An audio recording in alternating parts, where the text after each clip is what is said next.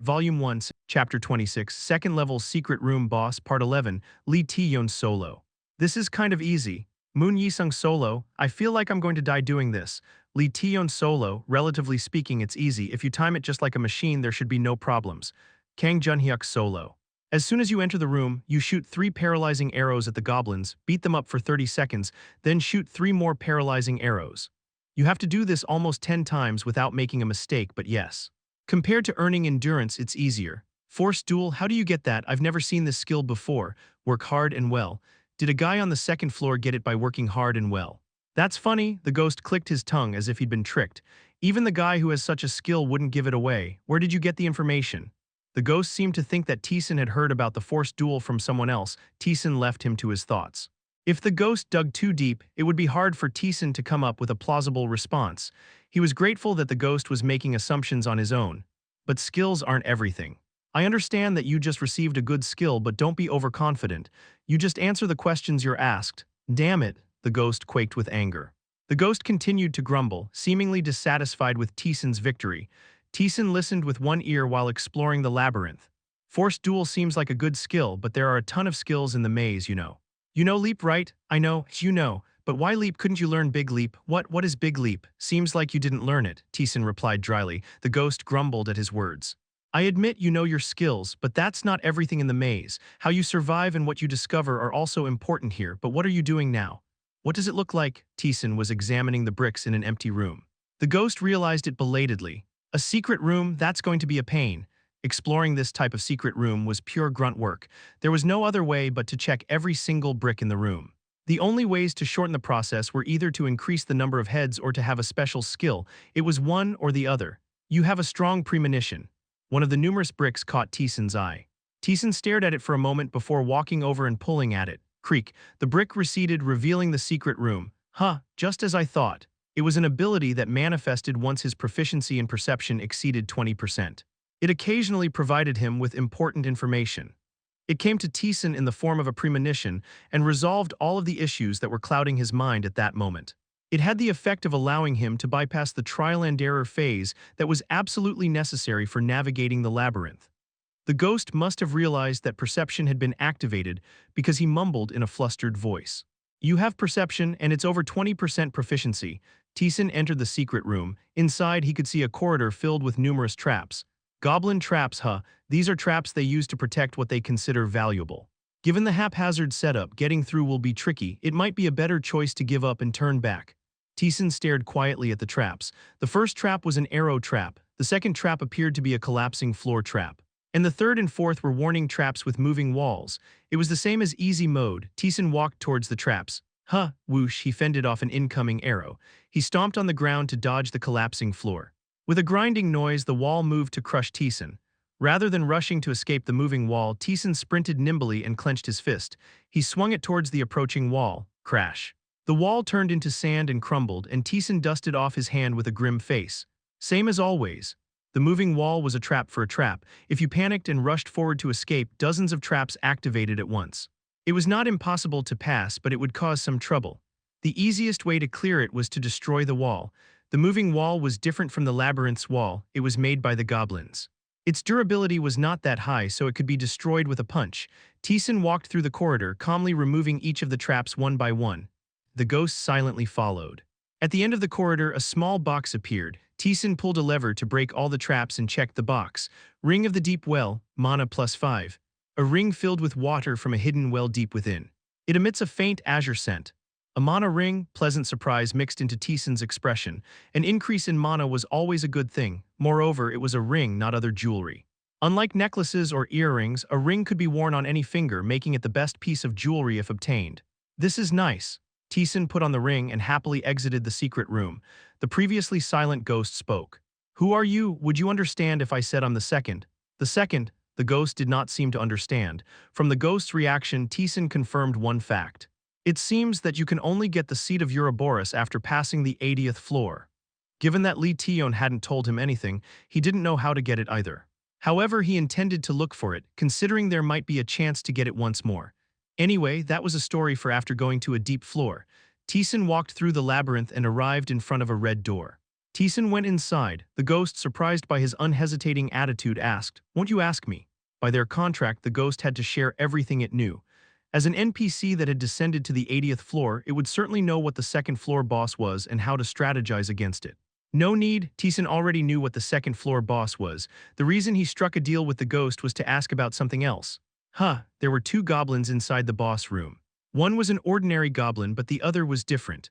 Unlike the goblins he had seen so far, it was dressed in cloth of superior quality. It wore a long hat and held an unwieldy wooden staff in its hand. A goblin with a staff has appeared. A goblin escort has appeared. Hiek, the goblin, swung its staff and the magic began to gather at its tip. A goblin that looked like a bodyguard protected him. The boss of the second floor was the goblin with a staff. What it used was magic. It was the first enemy that used magic in hard mode. In easy mode, such a monster wouldn't appear until after the 40th floor. Kiek, while the magic was being cast, the goblin escort rushed at Taesan. Taesan nonchalantly raised his sword, shwitting, Kug Kaak. The goblin was slammed into the ground and Taesan stabbed it in the back. After about 3 stabs, the escort goblin died and disappeared. You have defeated the goblin escort. In the meantime, the magic had been completed. Taesan calmly watched. This would usually be the wrong approach. Low-level players did not have a way to block magic. The correct answer was to ignore the escort or shoot a paralysis arrow and immediately deal with the magician. Lee Taeyeon didn't know that and had a hard time. However, Taesan deliberately left the magician alone. The ghost made a frustrated noise. Oh dear, this is not how it's supposed to be done. Seems like he knows about the skills but not the strategy. From his point of view, it would seem as if Taesan was using the wrong method. But for Taesan, this was correct. Cock, the staff shone brightly. The goblin with a staff has cast confusion, starting the judgment. Judging confusion, his mind wavered. Something external was trying to invade his neural pathways. All sorts of images appeared and disappeared in a cycle. The judgment for confusion magic was extremely strict. Even the slightest mistake or mental disturbance would lead to immediate failure. One would lose themselves and go berserk. Get lost. Taesan shook his head. The creeping chaos was repelled. Judgment successful. You have resisted with indomitable mental strength. All stats have increased. Kiek, the goblin, was using magic again. Taesan just waited quietly. The goblin with a staff has cast madness. Starting the judgment. Judging madness. I told you to get lost. Judgment successful. You have resisted with indomitable mental strength. Your action speed has increased. Well, by this point the ghost realized it too. You're just resisting, aren't you? The goblin with a staff has cast curse. Judgment unnecessary. You have shaken it off with your indomitable mental strength. Taesan looked at the grumbling goblin. He had never failed a judgment on his mind since he was in his previous world. The ghost muttered, seemingly astounded.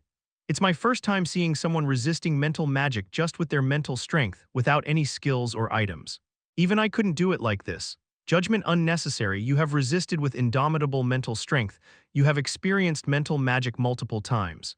You have acquired the special constant activation skill, mental resistance. A skill that aided in resisting all sorts of mental attacks, and to Taesan, it was a rather useless skill. Taesan confirmed his skill while shaking off the confusion. Special constant activation skill, mental resistance. Proficiency 100%. You will succeed with a very high probability in all judgments related to the mind. So this is something that carries over. The ghost chuckled dryly. This is truly ridiculous. Even after gaining mental resistance, Taesan didn't rush to defeat the goblin but remained still. The ghost also didn't urge him on, instead lying down on the ground as if the whole thing was troublesome. Darn it, I thought I could teach this ignorant guy this and that, make him move according to my will, but he's crazier than I imagined. I never thought it would be this boring. Cough, cough, the goblin hiccuped and cast magic. The ghost, who had been watching idly, opened his mouth. They can even use magic. These goblins are really interesting. Didn't they use it in your world? Magic users were rare, can you imagine? I don't know how the creator of the labyrinth did it, but overall, everything has become stronger. Even goblins have an average strength comparable to orcs, and orcs are stronger than lizardmen. As expected, the labyrinth's monsters were stronger than those from other places. What were the goblins in your world like? The ghost asked, seemingly curious. It seemed like he was trying to guess what kind of person Taesan was, or perhaps he was simply satiating his own curiosity. There weren't any, no goblins. Then what about orcs or ogres? Taesan laughed at the mention of these popular monster names. Why would they exist? Then what did exist? Nothing really. At best we were burdened with luggage. That sounds like a very comfortable world, the ghost muttered as if it was strange. Why is someone from such a world doing so well here? Once again, a judgment for confusion appeared. Upon succeeding this time, Taesan was able to acquire the skill he wanted. You've been exposed to magic multiple times. You have acquired the special constant activation skill Magic Resistance. Magic Resistance. A skill that provided damage reduction and resistance to all magic. It was also a skill that must be acquired to break through the labyrinth. Taesan endured a few more spells and increased his magic resistance. Only after reaching the limit did he swing his sword. The goblin, who was conjuring magic while whimpering, died on the spot. You have defeated the goblin with a staff. You have gained a large amount of experience. Your health has been restored by 10. You have acquired 453 gold. You have acquired a random Staff of Spirit. A staff, getting it immediately despite the low probability, was extremely fortunate. You have won against a formidable enemy single-handedly. Your intelligence permanently increases by 2. Your mana permanently increases by 2. He also received rewards for overcoming a formidable enemy. Magic wasn't supposed to appear in the lower levels, and Taesan won because he was essentially immune to mental judgments. Otherwise, he would have struggled through all sorts of curses and confusion. In fact, Lee Taeyeon almost died here. Your soul ascension has been activated. Your agility permanently increases by 1. Your intelligence permanently increases by 2. You have defeated the boss of the second floor. You've obtained the basic reward Beginner's Mana Increase Potion. You have figured out the hidden element of the second floor.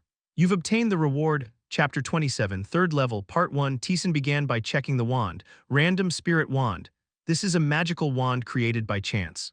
Even its creator does not know why it contains such magic. It can use the basic magic Random Spirit Attack. Basic magic Random Spirit Attack. Mana Consumption. 5. It uses randomly disadvantageous mental magic on the target. Attempts to induce a status abnormality on the target. It was a wand in the truest sense and casted adverse mental magic, such as confusion, curse, madness, and others on the target. The randomness was a concern, but it wasn't a major downside since the spells were only within the frame of disadvantageous effects. Then, the second floor's clear reward, a basic mana increase potion. Beginner's Mana Increase Potion. A liquid containing the power of mana. Drinking it will increase your mana. Taesan immediately drank it. Your mana permanently increases by 10. It was a satisfying increase. Now Taesan's mana was at 41. By simple calculation, he could use the flow skill nearly 8 times. Good. Now for the remaining reward. What is this? Since it was a reward for clearing a secret element of the level, it should be better than the clear reward. Taesan checked the reward with anticipation. You have obtained the Despicable Thief's Tool. A tool that looked like a lockpick appeared in Taesan's hand. He was momentarily confused as he had assumed the reward would be related to stats. What's this? Despicable Thief's Tool. It's a tool only possessed by despicable individuals. If lost, you'll likely be abandoned by your comrades. It attempts to disarm traps and unlock locks. Oh, Taesan was surprised. It was equipment that aided in disarming traps and unlocking locks. I didn't expect to get this. There were traps that needed to be triggered no matter what.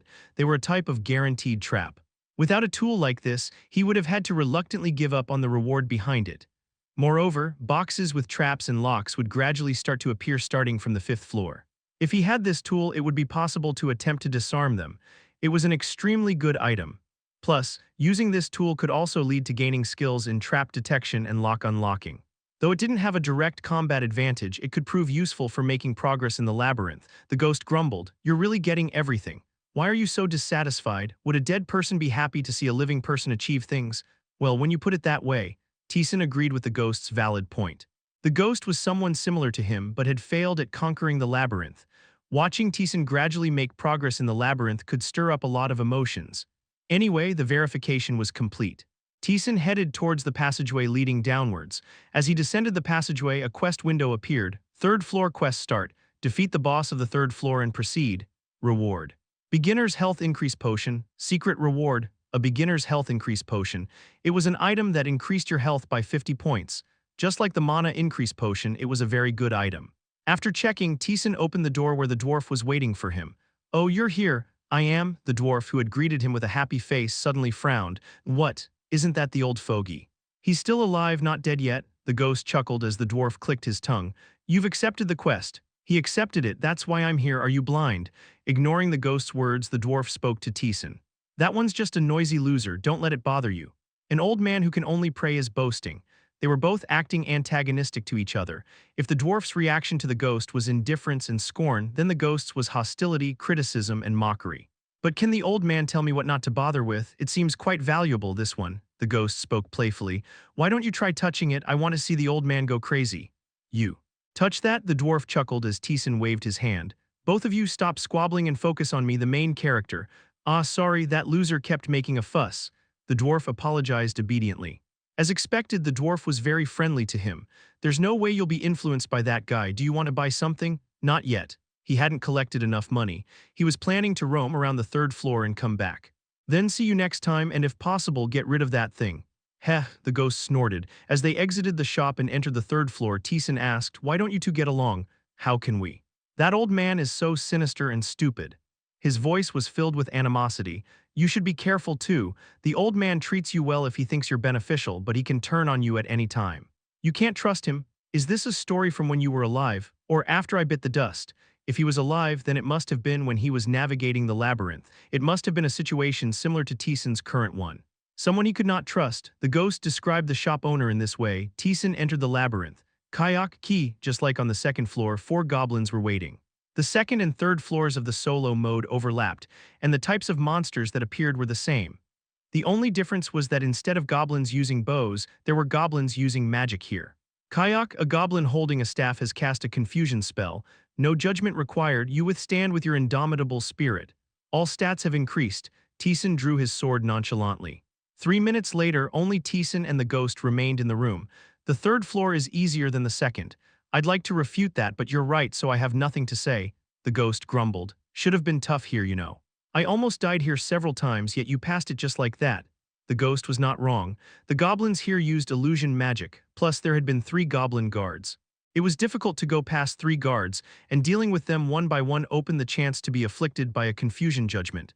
In a way, it was like a deadlock. However, Teeson was half immune to mental abnormalities.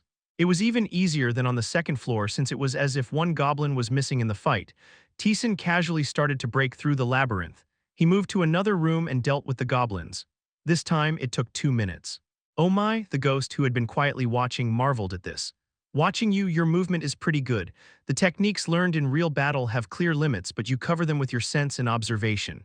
I think you can reach the middle floors without any problems. He didn't intend to be satisfied with just the middle floors. He planned to clear the whole thing. Teeson kept roaming the labyrinth while hunting goblins. The ghost, finding it strange, asked, why are you killing all of them? With your current level, they won't give you much experience. Isn't it better to just descend quickly? The ghost was not wrong. Though they only gave a small amount of experience, with Teeson's current stats, he could easily handle the 4th and 5th floors. Any experience boost was also limited due to the gap in levels, so the only things he could gain were money and equipment. Teeson answered flatly, because there's a quest. A quest? What more could you possibly have to take now? Labyrinths? The ghost paused. That guy gives out such quests. This is the first time I've heard of this. Did you also go through the trial? I did, and I cleared it without any issues, the ghost boasted. Now that he mentioned it, Teeson was curious. As he killed a goblin, he asked, what is Labyrinth's servant? That is quite literally his servant. It's when the lowly ones offer themselves to Labyrinths to become stronger. The price is eternal enslavement, but some are content with that. The ghost spoke as if he couldn't comprehend it. Still, they do become strong. If it's real and not fake, you need to get past at least the 5th floor to stand a chance against them. Maybe they think it's worth dedicating their pitiful lives. From the ghost's story, it didn't seem like the trial had suddenly become harder. Still, he seemed well informed about Labyrinths, given that he made it to the deeper levels. Teeson asked, do you know what an apostle's contract is? The ghost asked in surprise. How do you know about that? Labyrinths proposed it to me. He proposed it to you? The ghost closed his mouth, seemingly quite flustered. He seemed to ponder for a moment but soon opened his mouth again. You're strong enough to receive the proposal now, HMPH. I didn't get it, the ghost grumbled. Where should I start explaining? You're willing to explain? The dwarf was reluctant to discuss the contract. He expected a slight refusal even though they had a bet, but this was unexpected. I'm already a dead man. I am bound by rules, but there is no restriction on information. And if the old man doesn't tell you, it's also for your sake. It's a shoddy, half-hearted consideration. The ghost chuckled. Why should I care about you? We'll part ways on the 10th floor anyway. The ghost wasn't on his side, but that was better. Frankly, he didn't need the dwarf's consideration. What he needed was information. About this place, the NPC's goals, and who the gods were, the ghost began to answer his questions. Each god is in charge of their own realm. Some are in charge of victory, others are in charge of defeat, and so on. Among them, Labyrinths is the god of struggle and death, and he is also the strangest god. Strange, Despite being a god, he behaves very lightly. He breaches contracts as he pleases and tries to help those he likes by even draining his own power. He is like a child, I suppose, but he is incredibly strong and suppresses any rebellion. He's a difficult god to describe. As he listened to the explanation, he became curious.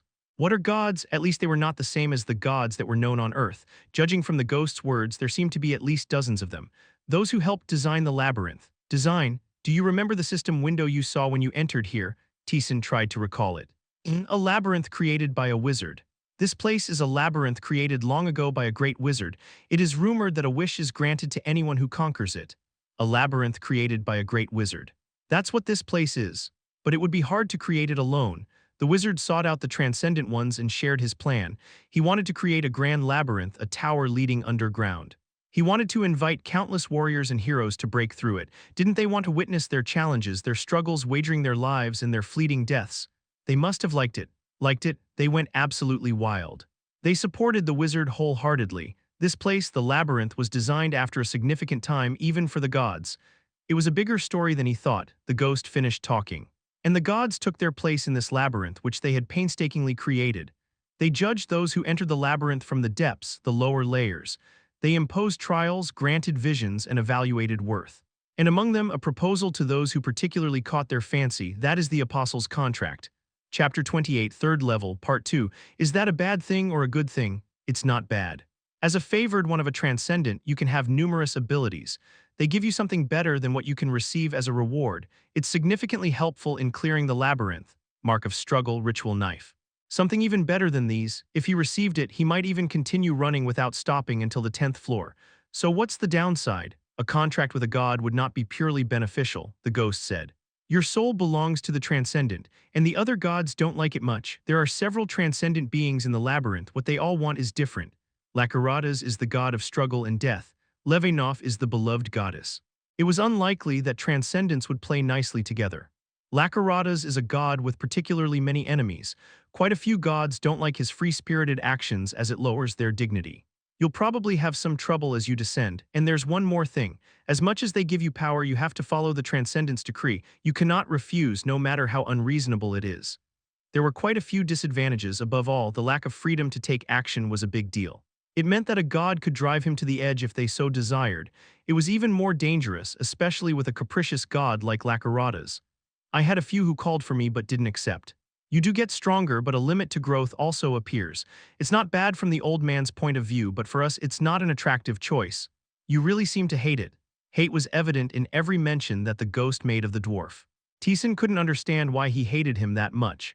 Just a submissive slave who is overly prideful. How can someone like that? You should also disregard his words. He's an enemy to people like you and me. Hero, one who died while descending the floors for the conquest of the labyrinth. He referred to the shopkeeper as an enemy. Well, that's that. I was now even less inclined to accept the Apostles' Contract. Unless it was a real emergency, I had no intention of accepting it. That led me to one question. A long time ago, a great magician created this labyrinth, and it's rumored that those who conquer it are granted a wish. That's what the system window said when I entered the labyrinth. At the time, I was too captivated to give it much thought, but upon reflection, it seemed strange. Conquest probably meant clearing, and Lee Taeyeon had cleared the labyrinth, yet I never heard that she had her wish granted. Was Ouroboros thrown her wish, the stone that turned back time? It seemed plausible that it could be the prize of a wish, but Taesan denied his own thought. If he knew Lee Taeyeon, she would not be satisfied with just turning back time. She would wish to eradicate the monsters or ask for a safe place. It was a mystery. Taesan continued to descend the labyrinth. He kicked a running goblin down with his foot. You dealt 7 damage to the goblin with a staff. You have 1 against the goblin with a staff. The ghost paused. You kicked it and damage was dealt. What the? Did you learn that from Anjar? You know him. When I was descending the labyrinth, that old man was around. His daily cries for a god were very noisy. It seemed like the ghost of the hero had been in the labyrinth for quite a while. And Anjar had been lingering longer than such a ghost. The ghost's disapproval of Anjar weighed heavily. That guy is really annoying. I passed the checkpoint too, but I told him I didn't really want to take care of him. Weren't you able to receive it? I didn't receive it, the ghost said with displeasure. Even if you have good skills and know some information, conquest is another problem. Don't get complacent now that you've entered the 3rd floor. I know I have no intention of ignoring you. The ghost was a player who had descended to the 80th floor. Unlike Lee Taeyeon, if he had gone by the book, he could be even stronger than she was when she cleared. The Taesan of the past also likely had a high probability of losing to the hero. The hero, seemingly embarrassed to admit it, spoke with some energy. Huff, that's right, activation skills are important, but I had swordsmanship. Swordsmanship? It's the swordsmanship of our empire. There were countless knights, but none of them could defeat me. I even received the title of the glorious swordmaster, swordsmanship. In his previous world, he had thought it was an unnecessary skill. But his thinking changed when he faced Lakarada's servant. In this place, not only activation skills, but also swordsmanship is important. Can you teach me? Huh, the ghost, who seemed to be inexplicably happy, let out a groan. I'm sorry, but I can't. Even if you ask as a stake in a bet, I can't do what I can't do. This is something I can only teach to those I acknowledge. Labyrinth's restrictions, if you want to get technical, yes. The ghost had no restrictions on providing information but seemed to have limitations when it came to teaching skills. In a way, it was only natural. If there were no such constraints, it would mean they could freely hand out the top-tier skills as they pleased. You're okay, you have decent abilities. I've been complaining because I'm too critical, but you are strong enough right now. The ghost spoke in a calm voice. His attitude seemed a bit more relaxed. The sharp posture he had been maintaining seemed to fade a little. But I don't acknowledge you yet. You have not yet proven your strength. The ghost had seen Taesan overwhelm his enemies with his dominant stats. However, he hadn't seen him confront a strong opponent. Taesan then asked, "If I prove it, then I might be able to teach you." "Then it's settled." 10th floor. There was plenty of time. Taesan continued to break through the labyrinth. He kept wandering around without any specific destination. It took him about an hour to grow weary of it. The 3rd floor was different from the 2nd floor, with no sight of a god's altar or an orange door. And finally, the time to return to the shop arrived. Your inventory is full. It's all filled up. The inventory had a total of 20 slots. Considering his arrows, roughly 15 other pieces of equipment could fit in. As a result of wandering around the labyrinth, he had been able to fill his entire inventory. "Are you going back now?" "Of course." Taesan returned to the shop and the dwarf looked at him and frowned. "Again, show me all the equipment." At Taesan's placid words, the dwarf sighed deeply. "AI, this isn't good. Why are you the one judging what's good or bad?" At the ghost's nagging, the dwarf's eyebrows twitched. However, instead of arguing, he opened the space. "Open the golden gate." Countless pieces of equipment fell down in a heap. "Go ahead, look around and decide." Taesan began to check each one. As he had reached the 3rd floor, better equipment was available. Necklace of the Strong. Attack power +2. A necklace was worn by the strong, their strength might linger. 1000 G, the price was higher, but it was worth it. Taesan opened his inventory. "How much will you give me for these?" "Heh." The dwarf let out a hollow laugh at the pile of equipment that was poured out. Soon, as if giving up, he began to check each one. "For all of these, it would be about 2000 gold. I'll sell." He'd obtained quite a few staves, but they were all staffs of confusion. Confusion was the lowest tier mental judgment. There's no need to use them as long as he had the random mental staff. Including the 25 gold he had, his assets amounted to a total of 55 gold. It was more than plentiful and was enough money to buy equipment for his entire body. Taesan began choosing his equipment. 30 minutes later, he had made his choices. Metal ring, attack power +1, your hand may hurt more. 600 G, he bought 2 metal rings. Rings could be worn on all fingers, so it was never harmful to buy more. Thorn ring, attack power +2. The ring has thorns, the reason for its creation is unknown. 1000 G, he wanted to buy more rings, but attack power accessories were very non-mainstream. He searched everywhere, but he could only find 3. Necklace of the Strong. Attack power +2. A necklace was worn by the strong, their strength might linger. 1000 G, he bought these accessories for a total of 32 gold. The increase in attack power was 5. Attack power +16. That was his current attack power. Now a goblin would be killed in 2 hits. It was not a value that one could normally reach on the 3rd floor. The observing ghost muttered, seemingly amazed. "Really, what kind of skills are there?" Even the ghost, who had descended to the depths and saw skills that were close to being miracles, was amazed by the Arak weapon technique. His remaining gold was 23 gold.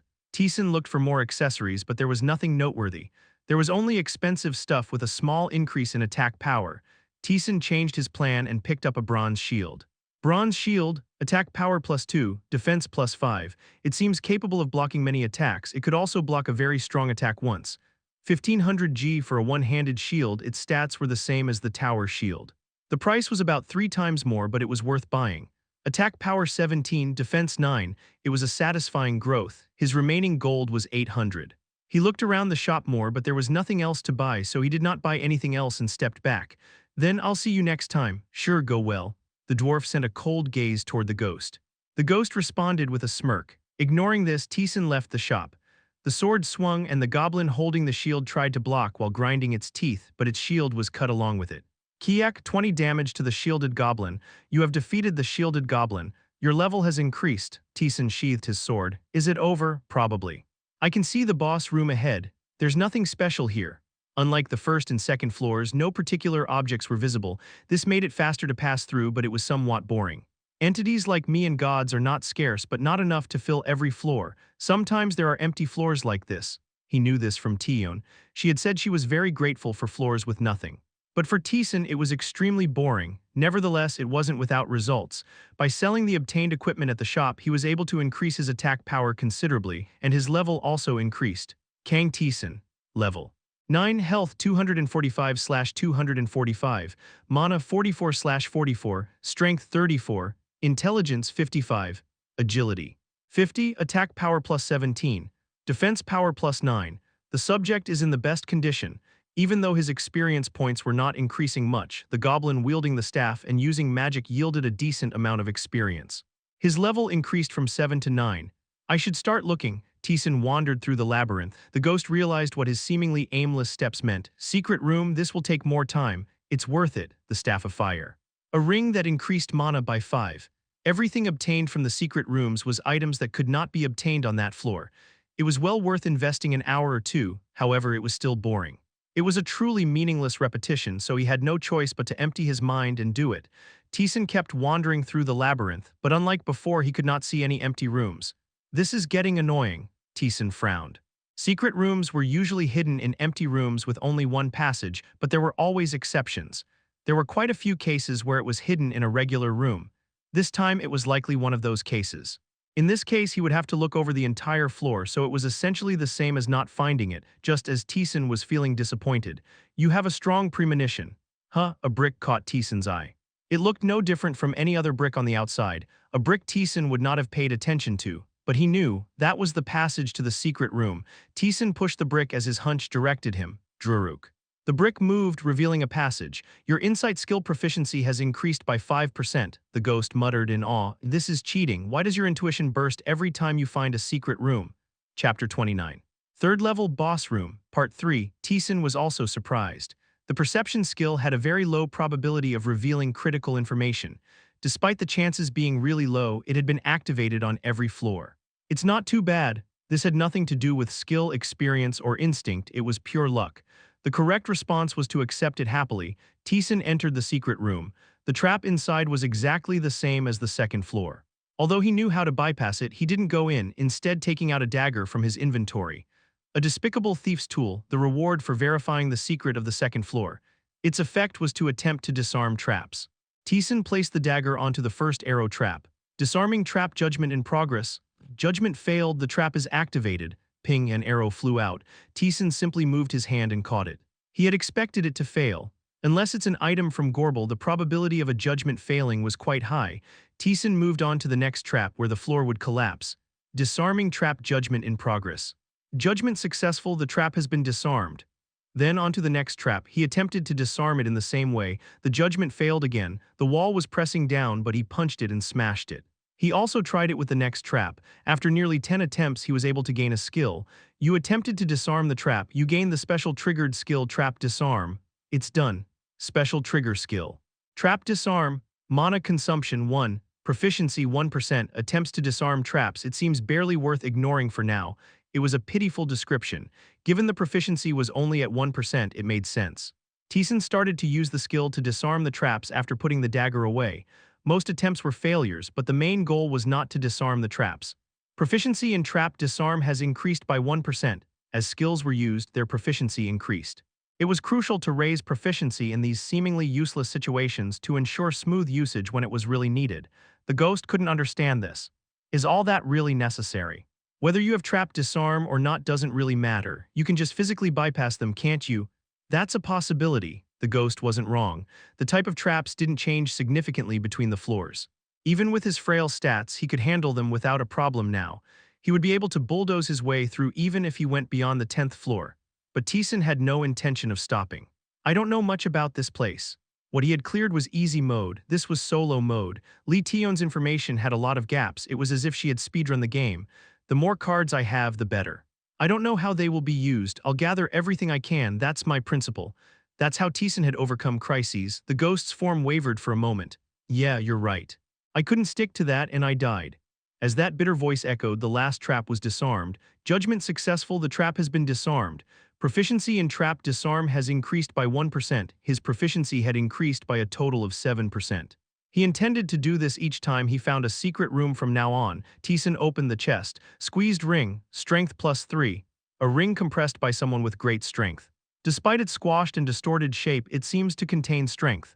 A ring that gave strength +3. Similarly, this wasn't an accessory that could be obtained on the second floor. Taesan had already received so many rewards that this one seemed a bit less significant, but it was still a good piece of equipment. Now, the secret room was also finished. Only the boss remained. Taesan stood up. He didn't wander around since he had already scouted the labyrinth beforehand. It didn't take long for Taesan to arrive at the red door. This is the goblin floor. You can guess what's going to show up, right? I know, Lee Taeyeon had also told him. Taesan opened the door, creak. Inside there was a single goblin. It was roughly the size of the bellies of other goblins. It was also adorned with grand ornaments as if it was a shaman from ancient times. A staff was in its hand. The goblin straightened its back and pointed its staff at Taesan. Caw, a goblin chieftain has appeared. A goblin that ruled over other goblins. It was a higher-level monster that only appeared deep into easy mode. Creak, the chieftain directed a gaze filled with rage at Taesan. It couldn't be known whether it was due to the killing of its kin or just the monster's instinct, but at least a profound rage was apparent. Caw, the staff wavered and Taesan charged. Unlike the other monsters, there was no reason to hold back against the chieftain. The goblin chieftain has invoked a curse. A curse. A kind of magic that slowed physical speed or decayed parts of the body. Unlike mental magic, it attacked the physical body itself and could not be repelled with mental resistance. Taesan exerted force on his foot and activated a skill. You have invoked flow. The next attack is manipulated. The curse veered slightly off target. Checking his status window, all his stats and health had decreased by 10%. They would have been reduced by 30% if it weren't for flow. Upon reaching close range, Taesan slashed his sword. Caw, the chieftain swung his staff to block it. A dull impact was felt through the sword. The chieftain's strength did not fall significantly short compared to Taesan's. The chieftain pushed Taesan back and raised his staff again. The goblin chieftain has invoked wave. Wave. A magic that created a shockwave to blow the opponent away. Seeing the system window, Taesan immediately drew out his staff of random mental spells. You have invoked confusion. Judgment in progress. Cough, caw, the chieftain was momentarily confused. With the collapse of his mental state, the magic power contained at the end of the staff also disappeared. The chieftain then shook his head violently. Judgment failed. Though the judgment for confusion failed, the execution of wave was cancelled. Taesan then stabbed his sword and cut off the chieftain's arm. Caw, 21 damage to the goblin chieftain. The chieftain's health as he remembered it was 200. He only had to attack 10 more times. Taesan pressed on and the damage window kept appearing. Caw, caw. The chieftain swung his staff wildly, trying to put distance between them, but Taesan clung to him by forcing his way with skills such as flow and counter. In the end, the chieftain, unable to hold on, began to use magic. The goblin chieftain has invoked explosion. The system window appeared. Taesan immediately grabbed the chieftain's arm and broke it. The magic that was being completed disappeared. The chieftain used magic through his staff, but magic wasn't instant. It required a certain amount of preparation. If that process were to be disturbed and destroyed, it would become practically impossible to use magic. Normally, it would have pushed a player using its superior stats and utilized magic. Once the distance was created, keeping up with the continuous curses and magic would be hard. Though quite tricky, it wasn't too hard for Taesan, who knew the strategy. Kao, the chieftain swung its staff with a lot of strength but was repelled with a shield. Taesan thrust his sword. 22 damage to the goblin chieftain. You have defeated the goblin chieftain. Kea, the chieftain disappeared. The ghost's response was, as expected, somewhat dreary. You wouldn't have had a problem with a chieftain now. Normally, it would have been a tough opponent. Taesan checked the system window that was blocking his view. Your level has increased. As a reward for leveling up, your health increases by 20. As a reward for leveling up, your agility permanently increases by 2. Your strength permanently increases by 3. Your mana permanently increases by 3. You have defeated a difficult opponent alone. Your intelligence permanently increases by 2. Your mana permanently increases by 4. Your soul ascension has been activated. Your agility permanently increases by 1. Your intelligence permanently increases by 3. Your mana permanently increases by 3. You have defeated the boss of the third floor. You have received the basic reward, a beginner's health increase potion. You have acquired an old hardwood staff. The system window was still long. More than anything, the increase in mana was noticeable. It increased by a full 10 points and now his mana exceeded 50. With this kind of increase, reaching his previous stats wasn't too far off. Taesan used the beginner's health increase potion and increased his health. Now his health was 295. He was just on the cusp of reaching 300. Taesan checked the staff. Old hardwood staff, magic +3. A faint magical power is contained within. If you're talented, you might be able to use it. What's this? The stat bonus was magic, not mana or intelligence. It was a value Taesan was seeing for the first time. He couldn't find any similar equipment in easy mode. The ghost expressed admiration. A magic staff, you're really lucky. How did you get that? Do you know about it? It's literally a staff that you can use magic with, like the staff of random mind spells you have but with more versatility. You can use it to enhance the power of the magic you've learned. Learn magic. Considering that there are monsters that can use magic, is that really surprising? The ghost replied in a dreary voice. For him, who had lived in a world with monsters and magic, it was not surprising at all. But Taesan was a modern human. Being able to use magic with his own power, not borrowed from a staff, was amazing. I didn't have this information. Another reason for his surprise was that the use of magic was a story he was hearing for the first time. In easy, normal, or hard mode, magic could only be used by borrowing the power of the staff. Lee Tion also had never used magic with her own power, so he believed that magic couldn't be learned under the concept of skills. But suddenly hearing that he could learn magic, he couldn't help but be momentarily confused. Taesan sorted out his complicated thoughts. How do I learn it then? Either you understand and realize the concept of magic yourself or learn it from someone, one of the two. The former was impossible, so the latter was it. An NPC, I guess. In the deep and profound labyrinth, there were certainly NPCs who used magic. Since he couldn't use it right away, he placed it in his inventory. Now it's the 4th floor. You're going down quickly. Before that, I have to visit Lakarada's. He had defeated all the monsters on the 2nd and 3rd floors. He had cleared his quest, so he had to go back to the 2nd floor. Taesan, who was about to leave the room, then paused. What's up? Wait a minute. Taesan pulled up the system window to check. Level up reward, boss reward, heroic action reward, 3rd floor clear reward. There was no reward for understanding the secrets. Is there more hidden here? He was missing the reward for understanding all the hidden elements of a floor. Generally, the secret room was the end, so he thought he had found everything on this floor, but it wasn't cleared yet. The ghost also seemed to realize it belatedly and shook its head. That's strange. Why isn't it there? Is there something more? How was it for you? I couldn't find the secret room, so I gave up. Could there be 2 secret rooms? Usually there was only 1 per floor, but this place was solo mode, so there was a possibility. Do I have to search everything again? This time it would truly be an impossible task.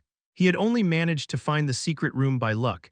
He would have to check the whole floor to find the other secret, but going down would allow him to become stronger much faster. Taesan was about to give up. The boss room had various decorations. Given that the boss's name was Goblin Chieftain, he thought it was obvious and ignored it. But now that he looked at it, the decorations seemed to form a pattern, as if it was a path. Taesan moved and went to the wall where all of the decorations were pointed to and touched it. Creak. What? The sound of a mechanism being activated echoed through the boss room as the wall slid smoothly to the side. It was a moving wall trap. It had been camouflaged as a normal wall. What? There was a place like this. Even the ghost seemed quite surprised, as if he was seeing this place for the first time. Of course, Lee Tion hadn't found it either. Taesan entered.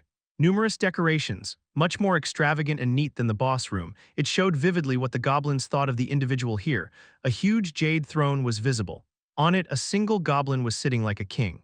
A lord, with a voice full of surprise, the goblin opened its eyes. It looked at Taesan in wonder, its mouth opened. Human, a small murmur, and then it extended its hand. Clang, a greatsword appeared in its hand. You've encountered the former Goblin Lord Hageha. Chapter 30, 3rd Level Goblin Lord, Part 4. The goblin grasped a greatsword as tall as a human in their hand. In the face of this surreal sight, Taesan took a step back. A lord, a monster with a name, a named monster, the Lord of Goblins. As the title befitting a ruler suggested, it was likely much stronger than an elite goblin. The ghost lets out a groan. This isn't good. Why is a lord here? Do you know anything about it? It's literally the king of the race. It is a single entity that exists and has broken free from the concept and limit of its species. It seems so. Its body was 3 times the size of other goblins. At that size, it was even bigger than Taesan. Its eyes were indifferent, and its muscles were perfectly sculpted. Its stance was also unwavering. It was so different that it was embarrassing to call it a goblin. Even its clothing was far from its kin's ragged, barebones attire, but instead was as neat as a human's. No matter how goblin-like it is, a lord is still a lord. It's not a monster that should appear on such low-level floors. Why is it here? The ghost kept muttering, clearly finding the situation out of his predictions. Taesan took in the information and readied his stance. The goblin lord silently observed Taesan. Is it signaling for me to approach? There was no reason to refuse, and Taesan put some strength in his ankle. Thud, his body accelerated and the wind harshly blew against his face. He reached the goblin lord in an instant and brought down his sword. Clang! The metallic sound of their clashing sword rang through the room, and Taesan frowned. The goblin lord, while seated, did not move at all and blocked his attack. The goblin lord, who had been staring blankly, opened his mouth. I don't blame you. The voice was not sharp like the goblins he had encountered before, it was incredibly smooth. You are just a plaything being manipulated by them as well, but I am assigned the role of a monster in this place. The lord's hand tightened on the grip of his greatsword and he calmly spoke. So I will kill you, his power exploded. Taesan felt as if a truck was charging at him, a several-ton truck fully loaded with cargo. You activated deflection. The next attack is parried. He used the skill almost like a reflex. The path of the sword twisted and it struck a wall, leaving behind a large scar. What? Clang. In the same seated position, the lord moved his hand and his sword moved like a storm. Taesan gritted his teeth and put strength in his arm. Clang. With a harsh sound, both swords clashed and were knocked away. A faint admiration flashed across the lord's face. You are strong. What the hell? Taesan was surprised. His strength stat was 37. It was a stat value that would have allowed him to go through the 50th floor of easy mode with no problems. But the lord's greatsword was clearly heavier than that. A foe that couldn't be handled even with a strength stat that was near 40. Was this a monster on the third floor? This balance is nuts. While Taesan spat out curses, the lord swung his greatsword calmly. The weapon, as big as a person, aimed to slice Taesan in half. Taesan made a quick decision. The shield was not needed. If it was the lord's strength, blocking wouldn't make a difference. He threw away his shield and gripped Lacaradas's sword with both hands. Clang! The swords clashed and Taesan's knees bent, but he didn't touch the ground. He could endure it even if he needed to use both hands. Taesan slashed away his sword and rushed towards the lord. Sparks flew. Clang! The current situation was favorable for Taesan. The lord's sword was in a downward strike position. While the lord needed to raise his arm to attack again, Taesan was pushing in from below. At the very least, attacking with the greatsword would be difficult. Taesan intended to take advantage of this timing to inflict significant damage. He assessed that he had an advantage in close combat, considering the opponent's weapon was a very large greatsword. However, the lord, expressionless, pulled his sword around. Instead of swinging down his sword, he aimed the hilt at Taesan's face. Faced with this certain countermeasure, Taesan clicked his tongue and activated a skill. You activated parry. The next attack is deflected. The trajectory of the hilt was twisted. It tried to graze and hit Taesan's shoulder with some force. Skills were absolute determinants in the labyrinth. The only way to overcome them was to counter with a higher-level skill. Goblin Lord activated Power Strike. The next attack inflicts significant damage. The calm system window blocked Taesan's view. The hilt, which was about to be forced to bend away, was now aimed squarely at Taesan's head.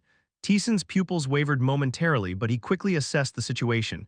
He lodged the sword into his body to block it. Crash. Damn, you have received a strong shock. All actions are slowed for 10 seconds. His body tingled with tremors and his movements became noticeably slower. The situation was the worst. Escaping the Goblin Lord's attack range was impossible in this physical state. There was only one answer. He must endure for 10 seconds. Taesan steadies his breathing. The Lord raises his sword. Clang, sword and sword collided. There was no area where Taesan had the upper hand, not strength nor agility. Even his movements were slowed, making it overwhelming just to block one attack. You have activated counter. It retaliates against the next opponent's attack. His body moved automatically. The skill controlled his body and tried to find the optimal path to counter his opponent's attack, but there were drawbacks. If for any reason it was impossible to retaliate against the opponent, the skill would end at the level of dodging the attack. Still, that was important since he dodged an attack that would have hit him otherwise. The greatsword grazed beside his head and his cut hair flew in the air. 5 seconds. The Lord pulled his sword to the side and swung it. The sound of the air being split sent chills down his spine. Taesan had to nearly lay down to dodge it. 3 seconds, his posture was broken. He couldn't avoid the following attack. You activated parry, the next attack is deflected. The opponent activated power strike. The next attack inflicts significant damage. You activated deflection, the next attack is parried. The trajectory of the attack twisted, returned to its original path and then twisted again. The greatsword bent towards Taesan's waist. You receive 46 damage, 0 seconds. His physical condition returned to normal. As he bounced back, Taesan stood up and put distance between them. Instead of pursuing, the Lord calmly corrected his posture. Oh well, a hollow laugh came out. What was that? The opponent still hadn't gotten up from the Jade Throne. The opponent is an invincible enemy. Even without the system telling him, he could tell. That creature was absolutely not something that should appear on the third floor. It was a level of monster that one could understand if it came from the seventh floor. You need to run away. The ghost's voice was serious, not as playful as usual. That isn't an enemy you can face right now. First, you have to run away, get stronger, and then come back. And what does that make me? What? Taesan calmly looked at the Lord, who was still sitting on his jade throne. The ghost tapped its chest in frustration. That's the Lord, you know. It's not something a third-floor adventurer should face. Anyway, it's not going anywhere. Then I get nothing. The rewards for each floor drastically decrease the moment you descend. The grumbling ghost paused. Do you know that? Of course. In the labyrinth, moving between floors was free, but that didn't mean the rewards remained the same. The moment you descended, the rewards for the previous floor dramatically decreased. The acquisition of experience points and gold drops to 1/5, and all special rewards disappear. That's why there were no people endlessly grinding on the lower floors. He needed to resolve this issue if he wanted to obtain everything from this floor. I have no intention of going down. He would defeat it here. At Taesan's determined stance, the ghost muttered as if it couldn't understand.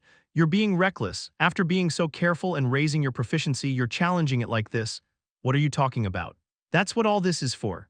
It wasn't about grinding for safety or to avoid danger. If he were a cautious person, he would have chosen hard mode. Just clearing hard mode would make him much stronger. However, he had chosen solo mode, not for survival. It was a risk that gambled his life. A move made to maximize the rewards, disarming traps, acquiring skills, raising proficiency, they were all to raise the chances of that, even if just a bit. No judgment needed. You haven't lost heart in the face of an enemy that seems impossible to defeat. No judgment needed. Your fighting spirit has increased against an enemy that seems impossible to defeat. No judgment needed. Your willpower has risen against an enemy that seems impossible to defeat.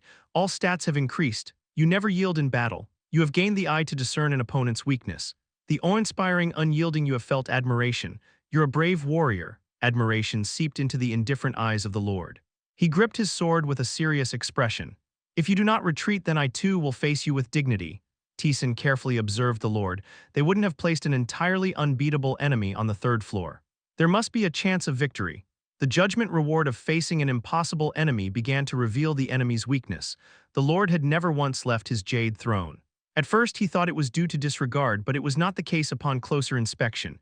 Leg, the ghost also noticed belatedly. His leg is mangled, isn't it? There was a large wound on Lord's leg. Intimidated by his presence, they hadn't noticed it before, but the scar that covered his entire thigh made it seem difficult for him to stand. Was he driven out in a territorial dispute? Does that happen? It does. Either another species invaded or someone challenged the Lord and won. For various reasons, monsters kill and are killed. Thinking about it, the Lord was a goblin before. That he wasn't a goblin Lord now meant something. Regardless, the opponent was limited in mobility. Taesan kept his distance. The Lord did not chase him but stayed in his place. Confirmed, the opponent couldn't move out of the throne. In that case, there was a chance of winning. Aren't you coming? The goblin asked with a bored face. Taesan had been standing still for almost half an hour. Just wait a moment. Taesan's mind was spinning rapidly. He was calculating tactics and how to finish this fight. And then the answer came. The Lord gave a slight smile. Come, brave one. Oh dear, this doesn't seem right. The ghost grumbled, but its previously pessimistic look was gone. But give it a try. I'll be watching in anticipation. Taesan approached the wall and caught his breath. You have activated infinite fury. He gathered his strength to the limit to the point of muscle rupture, and then he struck the wall roughly, kwang. The vibration spread along the wall. His strength wasn't enough to break the wall, but it was enough to knock off the things attached to it. There were countless decorations in the room. Animal bones, ornate wooden decorations, and so on. Heavy and large things were hanging from the ceiling. They all fell at once. Decorations started to collapse as if a hailstorm was falling. Is this how you're coming? The Lord laughed cheerfully and drew his sword. The falling decorations were quite large, and if hit directly, even he would take significant damage. He had no choice but to strike them away with his sword. Taesan quickly pulled out his staff. You have activated Fireball.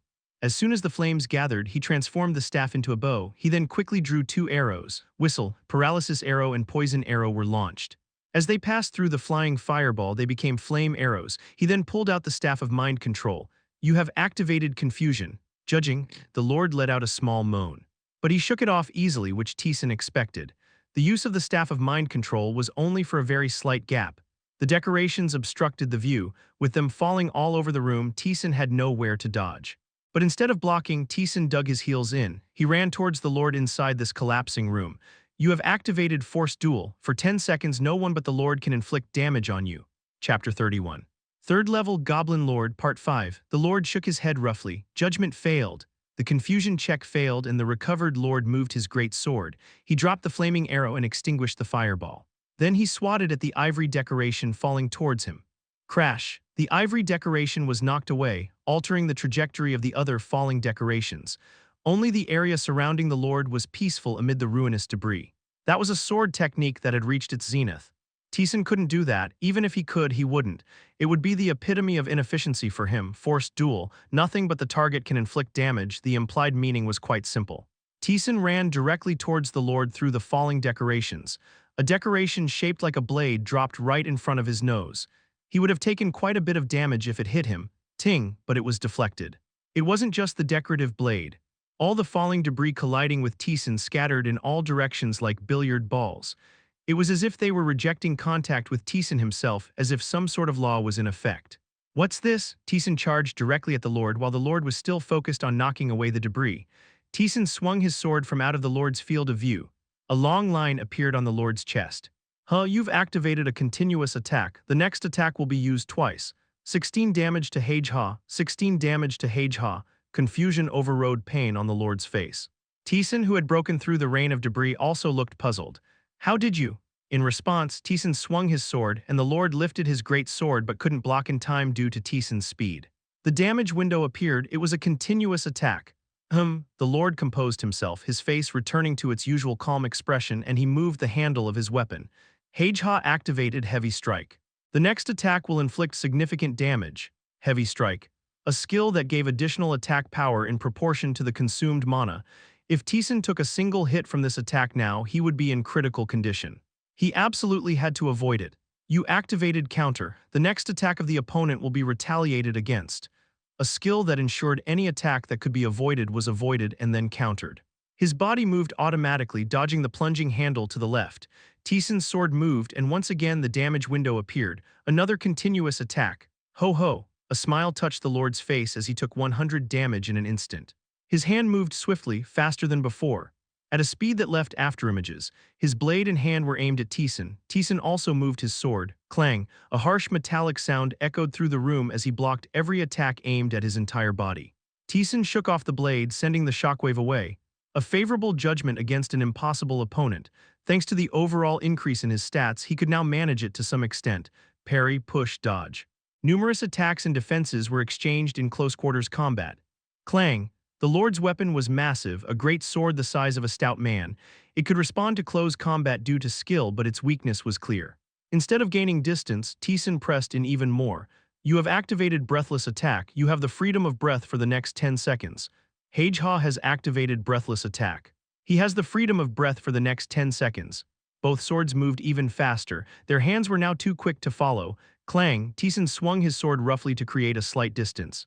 The Lord, who was about to thrust with his blade's handle, hesitated as the distance became unreachable. Taesan did not miss that brief gap.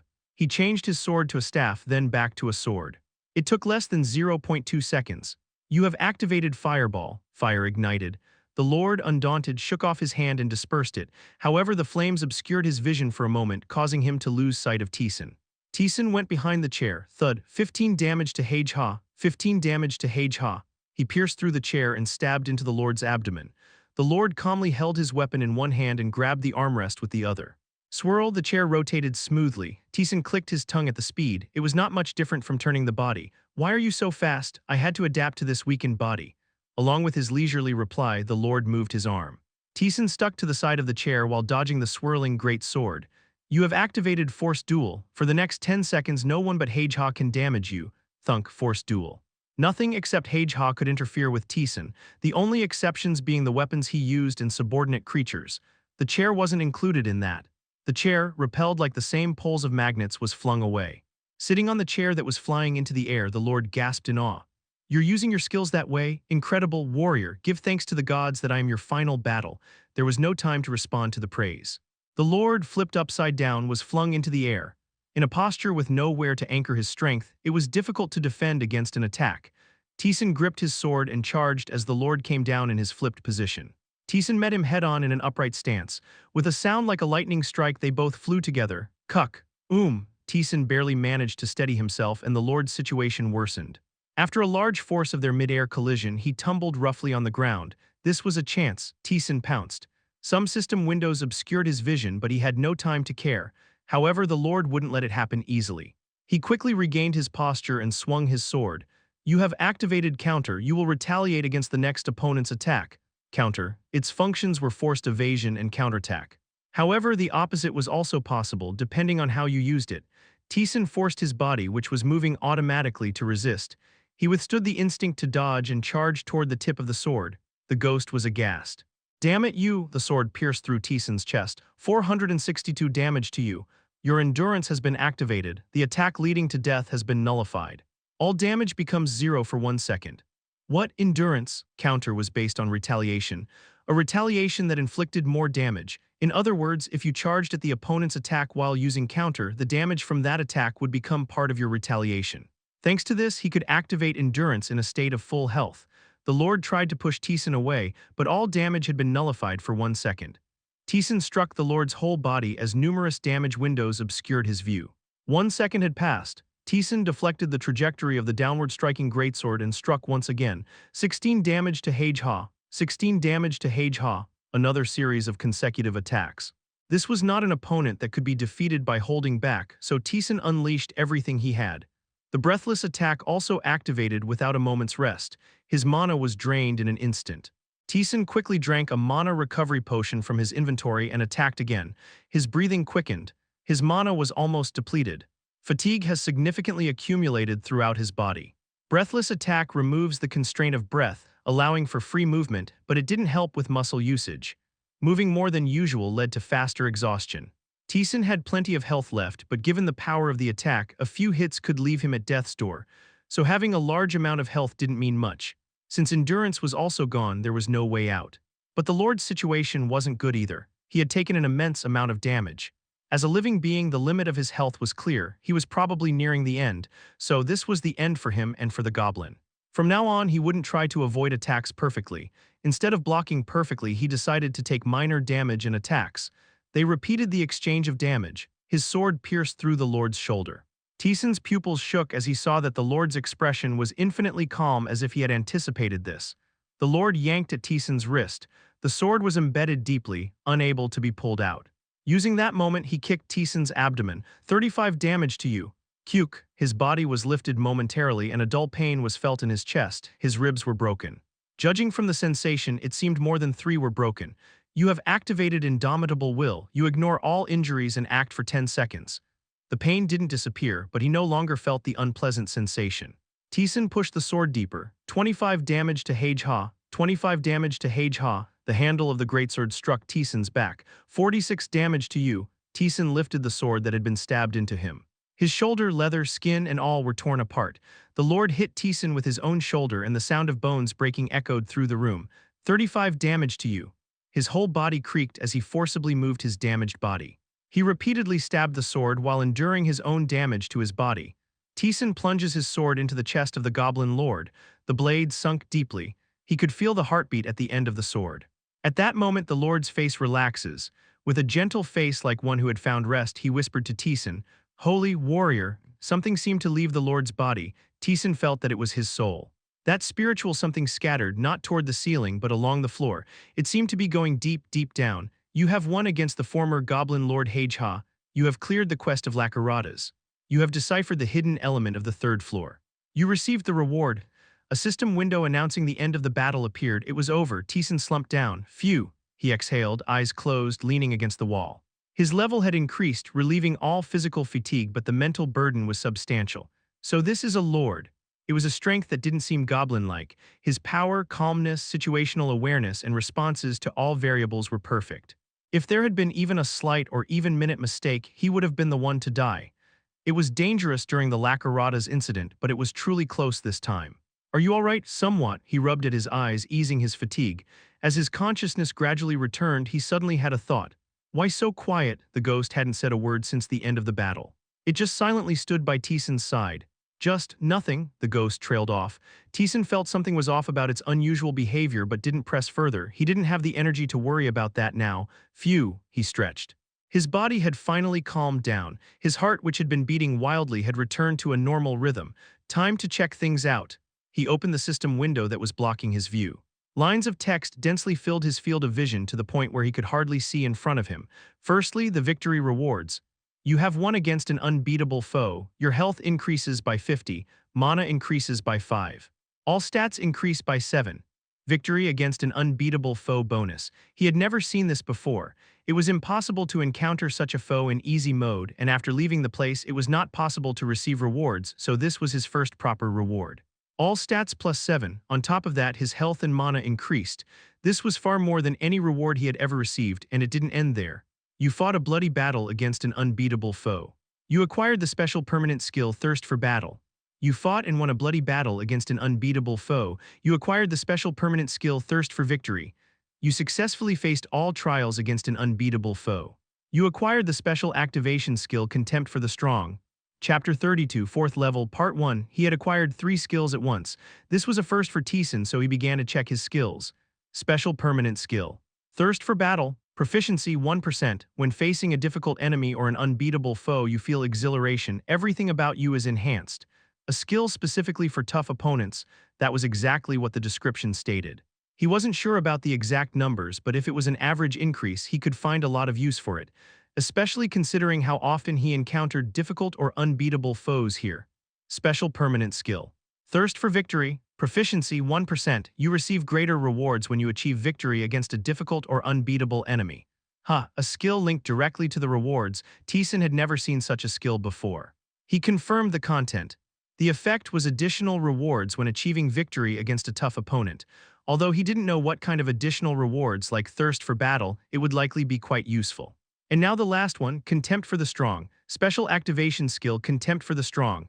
Mana consumption 1, proficiency 1%. When facing a difficult or unbeatable foe, you can receive a judgment bonus. Taesan pondered this, trying to understand the effect. Does it mean I get the judgment bonus twice? If that was the case, it was a great skill. The increase in judgment bonus was quite significant. The reason he was able to beat the Lord this time was that all his stats increased due to the judgment bonus. If he could receive it twice, it would be a great help when facing a tough opponent. The victory reward was fully satisfying. It was time to check the other rewards. Your level has increased. As a reward for leveling up, your health has increased by 25. As a reward for leveling up, your strength has permanently increased by 4. Your agility has permanently increased by 4. Your mana has permanently increased by 4. Your level has increased. You have reached your optimal state. As a reward for leveling up, your health has increased by 30. As a reward for leveling up, your strength has permanently increased by 5. Your agility has permanently increased by 6. Your mana has permanently increased by 5. He had leveled up twice. Usually, even against a tough opponent, it ended with just one level up. This change clearly showed what kind of level the Lord was. It was truly breathtaking, even when he thought about it again. He would have died if he had made the slightest mistake. If the Lord's leg had been intact, Taesan would not have thought of fighting and would have fled. He was trying to challenge the labyrinth, not to commit suicide. It was that level of strength. And then the Soul Ascension. Your Soul Ascension has been activated. Your strength has permanently increased by 7. Your health has permanently increased by 30. Your mana has permanently increased by 10. It was a simple but definite increase. And Soul Ascension was not just a skill that stole stats. Taesan checked the remaining system window. Your Soul Ascension has been activated. The proficiency of Breathless Attack increases by 6%. Your Soul Ascension has been activated. You have obtained the special activation skill Strong Blow. Taesan's pupils dilated. I got a skill too. What kind of skill is this? It was truly beyond imagination. He thought Soul Ascension was good, but he had to revise his thoughts if it also gave him skills. It's incomparable. A skill that could proudly be the best among all skills, that was Soul Ascension. At this point, it was more of a top-tier skill rather than a multiplier. Considering what kind of hardships one had to endure and what dangers one had to overcome to obtain a skill, this alone was a main skill level. Taesan whistled while checking Strong Blow. Special activation skill Strong Blow. Mana consumption, proficiency 1%. Your next attack hits harder. The mana consumption wasn't even listed. The description was brief, but Strong Blow was a good skill used till the end by even hard mode players. The effect was simple. Additional damage was added to the skill used in proportion to the mana used. As the proficiency increased, the amount of mana consumed and the more skills used, the damage exponentially increased. It was a skill that many players loved to use as it could hold a lot in one blow. However, Taesan, being an easy mode player, had low basic attack power and hence didn't use this discarded skill. It wasn't like Addition, which doubled the attack power itself, but a skill that judged the damage when attacking, so there was no way to use it. Moreover, since he had too many skills, using Strong Blow was quite a waste of mana. But it was different now. It could be very useful, and he also received a piece of equipment. It was a necklace adorned with beast teeth. Necklace for the Master. Attack power +3, defense power +3, strength +3, agility +3, intelligence +3. A necklace made by goblins praying for 3 days for their master. It is imbued with spiritual power. Taesan laughed with satisfaction. The stats attached to the necklace were unbelievable. While the stats were impressive, the necklace even had attack and defense power. The necklace had the highest defense power among all the equipment he was wearing now. Taesan swapped his necklace. While the necklace with 2 attack power wasn't bad, it couldn't compare to the Lord's necklace. It seemed like the increase in stats was over. Status window, Kang Taesan, level 12, health 430/430, mana 75/75, strength 63, intelligence 71, agility 58, attack power +18, defense power +12. The target is in its best condition. The overall increase in power was significantly high at a glance. With this rate, he should be able to reach the stats he had when he cleared easy mode by the 5th floor. But it didn't stop there. Taesan gained a skill that he hadn't even anticipated. You have charged towards your enemy at high speed countless times. You have obtained the special activation skill Acceleration. Special activation skill Acceleration. Mana consumption 5, proficiency 1% accelerates towards the target. I already got Acceleration, accelerates towards the target. It was a very simple description. In the labyrinth, shorter descriptions often denoted stronger skills. Acceleration was one of those skills. If the criterion of rushing towards the target was met, he would run at a speed double his usual. The criteria were relatively generous and could be used in most situations. Once the proficiency reached 100%, he could also get the hyper-acceleration that he frequently used. I thought it would be quite a struggle to get this. One of the methods to obtain a skill was to replicate its effect. To get acceleration, one had to create various potions, conditions, and situations and try them. Yet the chances of obtaining it were low. Perhaps he got it because he received a judgment of achieving an impossible victory. It was an unexpected harvest. Taesan finished his checks with a satisfied face. He became strong in an instant. The risk and return were definitely worth it. It was certainly worth investing in this. This is the answer, you. The ghost spoke softly, noticing a different tone than before. Taesan smirked. What's wrong? No, it's nothing. The ghost shook its head and then forced itself to speak with an enthusiastic voice. So are we going down now? We have to go to Lakarada's first. Though it seemed odd, Taesan didn't question it. He ascended to the 2nd floor and arrived at Lakarada's altar. A crimson mist congealed, and a transcendent something revealed itself beyond the altar. The ghost flinched for a moment and hid behind Taesan's back as if to conceal itself. Lakarada's, as if indifferent to the ghost, sent out a system message. You have passed Lakarada's trial. Rewards are given to you according to Lakarada's evaluation. Lakarada's was greatly satisfied with your struggle.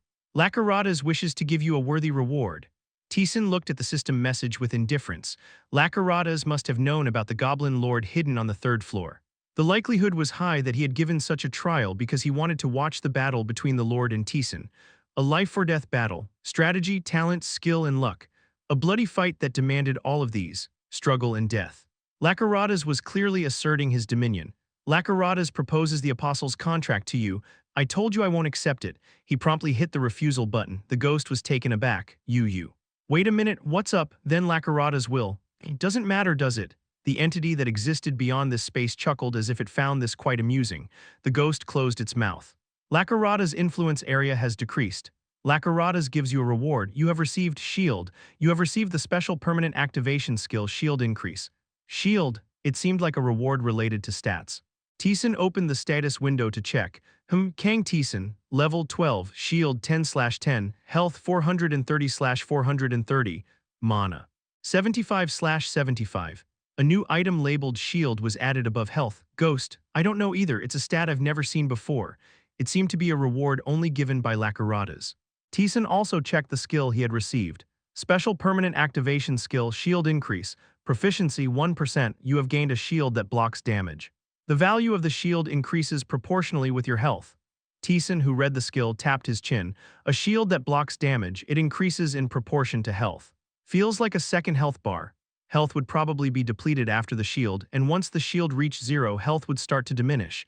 It seemed to work in that way. If Taesan's guess was right, it was a very good skill. He didn't know how much the proportional value would be, but it was the same as saying that his health would increase. No, it was even better. The shield was marked entirely differently. It wasn't a judgment of health. This means there was a moment when health was not depleted, even when damage was taken. Is it possible? A single possibility passed through his mind. Still in the realm of speculation, he tidied up his thoughts and looked at the altar. The red fog was disappearing as if everything was over. Labyrinth looks forward to your next meeting. The fog disappeared, only the altar to worship the deity remained. Hugh, the ghost exhaled belatedly. It had been on high alert since Labyrinth revealed its presence. Darn it, I didn't expect to be so nervous even when I was already dead. Why are you so scared? Doesn't seem like something worth fearing. Once you know what kind of entity it is, you'll think differently. We'll see. He had already seen similar things outside. Taesan indifferently descended the labyrinth. He passed the 3rd floor and arrived at the 4th. 4th floor quest begins. Defeat the boss of the 4th floor and pass. Reward Ashen Wrist Guard. Secret reward. The reward for the 4th floor was equipment. Ashen Wrist Guard. Considering the rewards given so far, it was likely to be pretty useful equipment. Taesan, who was checking the secret reward, realized something belatedly. I haven't used the reward yet. The secret reward, from the 3rd floor. He obtained the reward he hadn't been able to get by defeating the Lord. He had completely forgotten while dealing with so many rewards. Taesan belatedly started to check. You have obtained a proficiency increase potion. Taesan was taken aback by an unexpected potion. Proficiency increase potion. Increases the proficiency of one skill by 5%, really. Increases proficiency. He had never seen such a description. It was surprising since it was a well-known fact that proficiency could only be obtained through endless usage and mastery. But the reward in itself was splendid. A full 5%. Considering that you would have to grind for days to increase the proficiency of a top-tier skill by 5%, it was a very good reward. For now, he would set it aside. It would be more beneficial to find an appropriate skill to use the potion on rather than using it immediately. Taesan put the potion into his inventory and turned toward the room. Inside, the dwarf was waiting. You're here? Yes, I am. The dwarf, who had been examining Taesan for a moment, had a look of admiration on his face. A protective shield, Labyrinth gave that too. He's really dishing out the rewards. Can you see it? It's obvious when it's floating above your head. Whether NPCs in the labyrinth had such abilities or had a related skill, it appeared that Taesan's status was visible to the dwarf's eyes. Looks like you beat Hageha. Did he have a good time? He seemed quite satisfied. Oh, that's at least a good thing, the dwarf said with a poker face.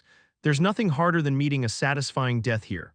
Just like the guy behind you. Chapter 33, 4th level, The God of Victory, Balthazar, Part 2, Kang Junhyuk solo, can I get it too? Kang Taesan solo. Lee Taeyeon would refuse even if it was offered, but you're proactive. It should be possible, but I don't really know. What I received might be something different. Shut up, the ghost spoke sharply. However, his voice lacked the force it had previously. It seemed as if something was missing. The dwarf, who noticed this, suppressed a snicker. You are a halted existence, don't forget that. Stop that already. Taesan waved his hand with an annoyed face. Why do you two have such bad chemistry? Do you expect us to hold hands and play house here? This place is inhabited by those driven to their limits from the beginning. It's hard to find anyone here with a good relationship. The dwarf shrugged with a look of annoyance. If you have nothing else to do, you should go down. I'm tired of looking at that guy. Understood. There was nothing to buy for now anyway. Taesan went down to the labyrinth. The ghost said nothing. The 4th floor, he knew about this place from Lee Taeyeon. She said it was the floor of the orcs. Rats were followed by goblins, goblins were followed by orcs. It was a rather conventional arrangement. Orcs, players called them a warrior race. Each one possessed a robust physique and strength and demonstrated excellent combat movement. That didn't mean that their intelligence was lacking. They were also quite agile. These all-around monsters, rare to see in the labyrinth, were seen as bosses from the middle floors in easy mode. Now they roamed the entire floor. The way Lee Taeyeon passed the 4th floor was simple. She favored using Molotov cocktails and oil. She used them on susceptible targets until she ventured quite deep. Taesan arrived at a room. In it was a single altar. You've discovered the altar of Balthazar. First discovery bonus. Your intelligence has permanently increased by 1. Your mana has permanently increased by 2, just as I heard. He confirmed it without being surprised since he had heard about it from Lee Taeyeon. A high and lofty spire reaching up to the ceiling was noticeable as Taesan placed his hand on the altar. Altar of Balthazar. An altar created by those who serve Balthazar. It is a passage connected to the god. Balthazar can exercise his influence through this place. The basic content was the same as the altar of Lacarada's, Balthazar. If Li Tion's words were correct, his domain was victory, god of victory. Balthazar, do you know about him? He's not a bad god, nor is he good either, just an average god. Power was gathering at the altar and I felt something from beyond the space. It was looking down at this place. It wasn't as dark and sticky as Lacarada's. It was a collection of violent power that didn't permit anything. Sub-quest start. Balthazar wants to test you who have come to his altar. If you accept, a trial will come to you. If you overcome it, there will be a reward. Reward Balthazar will determine based on your achievements. There was no information about the trial either, as Li Tion had avoided all altars. However, there was no reason to refuse. Taesan accepted the quest. Sub-quest start. Balthazar rejoices in your choice. Balthazar is reading your experiences. Taesan grimaced at the system window that followed. He's reading. As he's the god of victory, he reads your memories and experiences to evaluate your worth. If he deems you unworthy, he won't give you a quest or will dismiss it. But you won't have any problems. It was as the ghost said. A moment later, the power beyond vibrated violently. It was as if the happy shaking of an excited force had eventually stabilized. Then another window popped up for Taesan. Balthazar's area of influence decreases. Balthazar proposes an enhanced trial to you. Taesan paused. The ghost seemed to expect that. He reduces his area of influence and offers a trial. Well, there's no way Balthazar would dislike you. Taesan pondered as he looked at the system window. From his experience with Lacarada's, he realized that gods were fickle. It would be hard to readily accept an enhanced trial. The ghost resolved his dilemma. Are you worried about the enhanced trial? I've already had one with Lacarada's. So he offered that to you too, and you survived. An indiscernible emotion was contained in the ghost's voice. Then he began to speak calmly. It's okay to accept, you're more than capable of clearing it now. I nearly died during Lacarada's trial. That's because it's Lacarada's, that god is capricious. Even if you fought and died, it would be satisfactory for him and it wouldn't have mattered. Lacarada's governed over struggle and death. Even if Taesan fought and died, both elements were satisfied. The opposite was also true. That was one reason why Lacarada's could act freely. Did your trial suddenly get tougher while you were in the middle of it? How did you know? Well, that's because he's a capricious one. I expected it, but I didn't know he'd really do it, the ghost said with a touch of unease. Gods fundamentally hate to break agreements. Even for humans who are like ants to them, or perhaps especially because of that, they dislike breaching the contract. The moment they lie, they feel that their dignity diminishes. So the ghost's judgment was that there should be no problem. After a moment of contemplation, Taesan nodded his head. I accept the quest. The rewards of the gods were certain. Despite its difficulty, Lacarada's had provided ample rewards. If he accepted, he could become significantly stronger. If the ghost's words were true, the gods would try not to lie. If that's the case, there was no reason to refuse. Subquest initiated. Balthazar is greatly pleased. Balthazar's area of influence decreases. Balthazar gets the consent of the residents of the 4th and 5th floors. Approval 20, disapproval 1. The 4th floor changes. A system window popped up, and with it, a violent crashing sound reverberated through the floor. The ground shook for a moment. Taesan quickly bent his body to stabilize himself. Boom, boom, the intense sound kept resonating. The vibrations felt through the floor, and the walls suggested that something significant was happening. What's happening? A few seconds later, the vibrations disappeared. The system window appeared. Balthazar's trial, conquer the transformed 4th and 5th floors. Transformed. This is my first time seeing this too. Even the ghost seemed taken aback, as if he had never encountered this before. Taesan opened the door and moved into the next room. Only then did he realize what the vibrations were. Wow, this whole place was a labyrinth, passages connected to each other and rooms were organically linked. The 4th floor probably wouldn't be much different, but now changes have occurred here. A passage was visible at the far end. It transformed into a straight line. The 4th floor had transformed from a labyrinth into a series of connected rooms in a straight line. The labyrinth itself had transformed, not just one room but the whole floor. Is this even possible? Taesan knew how solid the walls of the labyrinth were.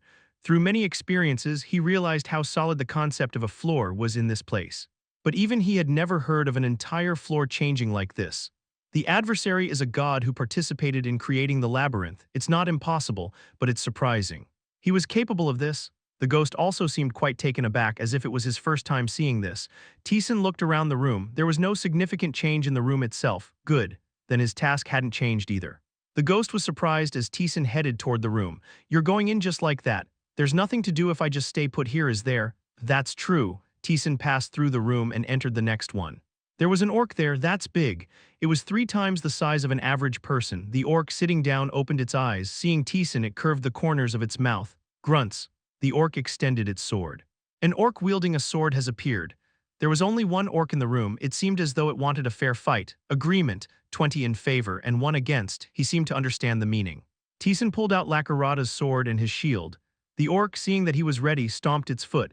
It seemed to say that nothing more was necessary as it swung down its sword. Clang, their swords clashed and Taesan pushed back immediately. The orc was pushed back, but it quickly regained its stance. It was definitely stronger than a goblin. Even in terms of strength, it didn't fall far behind Taesan. Grunts, the orc swung its sword. Taesan blocked it with his shield. You took 4 damage. With over 400 health points, that damage was largely insignificant. Taesan quickly opened the status window to check. Protective shield 6/10. His protective shield had been scraped off. Confirming that the shield took damage before health, Taesan moved his sword. The orc reacted by moving against him. Stronger than I thought. There were no openings. He had fought against orcs in the previous world, so he knew. They were definitely stronger now. A divine trial. It seems you have to fight one-on-one and win till the end. Of course, the enemies would also be equally strengthened. Clank. Taesan's arm was pushed down as the orc exerted great force. Taesan pulled his arm back momentarily and then pushed back immediately. Thunk. Grunts. The orc was thrown back and Taesan immediately closed the gap. You have activated a continuous attack. The next attack will be used twice. You have activated a powerful strike. The next attack will cause significant damage. You caused 34 damage to the orc wielding a sword. You caused 22 damage to the orc wielding a sword. The continuous attack only added a basic attack. Thanks to this, he could definitely confirm the difference in damage from a powerful strike. Taesan used 6 mana and the damage was 34. So 2 per 1 mana spent, not a bad ratio. The ratio would increase as his proficiency level rose. Grunts, the orc pushed Taesan back and swung its sword. He dodged lightly and thrust at its neck. After swinging his sword a few more times, the orc fell. Grunts. A satisfied expression was on its face. You have won against the orc wielding a sword. Your soul ascension has been activated. Your strength permanently increases by 1. Given that it was an orc, the strength increase was plausible. It's not that hard. If it's hard with your current stats, that would be a problem. It looks like it's a staircase style, so it'll get harder the further you go. It was a sort of stage. The first orc was the weakest enemy. As he passed through each room, increasingly stronger orcs would appear. Considering the number of approvals, there should be 10 rooms on each floor. Taesan moved further in. A sword was thrust at him. Despite its massive body, it was fast enough to leave afterimages. It charged towards Taesan. Taesan, with a calm expression, swung his sword, deflecting the orc's blade and piercing its chest. Grunts, you have won against the orc wielding a sword. Your level has increased. As a reward for leveling up, your health has increased by 20.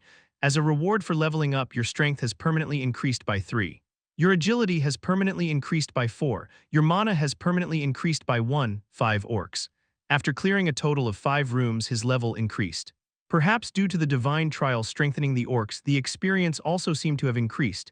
Not as much trouble as the noise suggested. I was unnecessarily startled.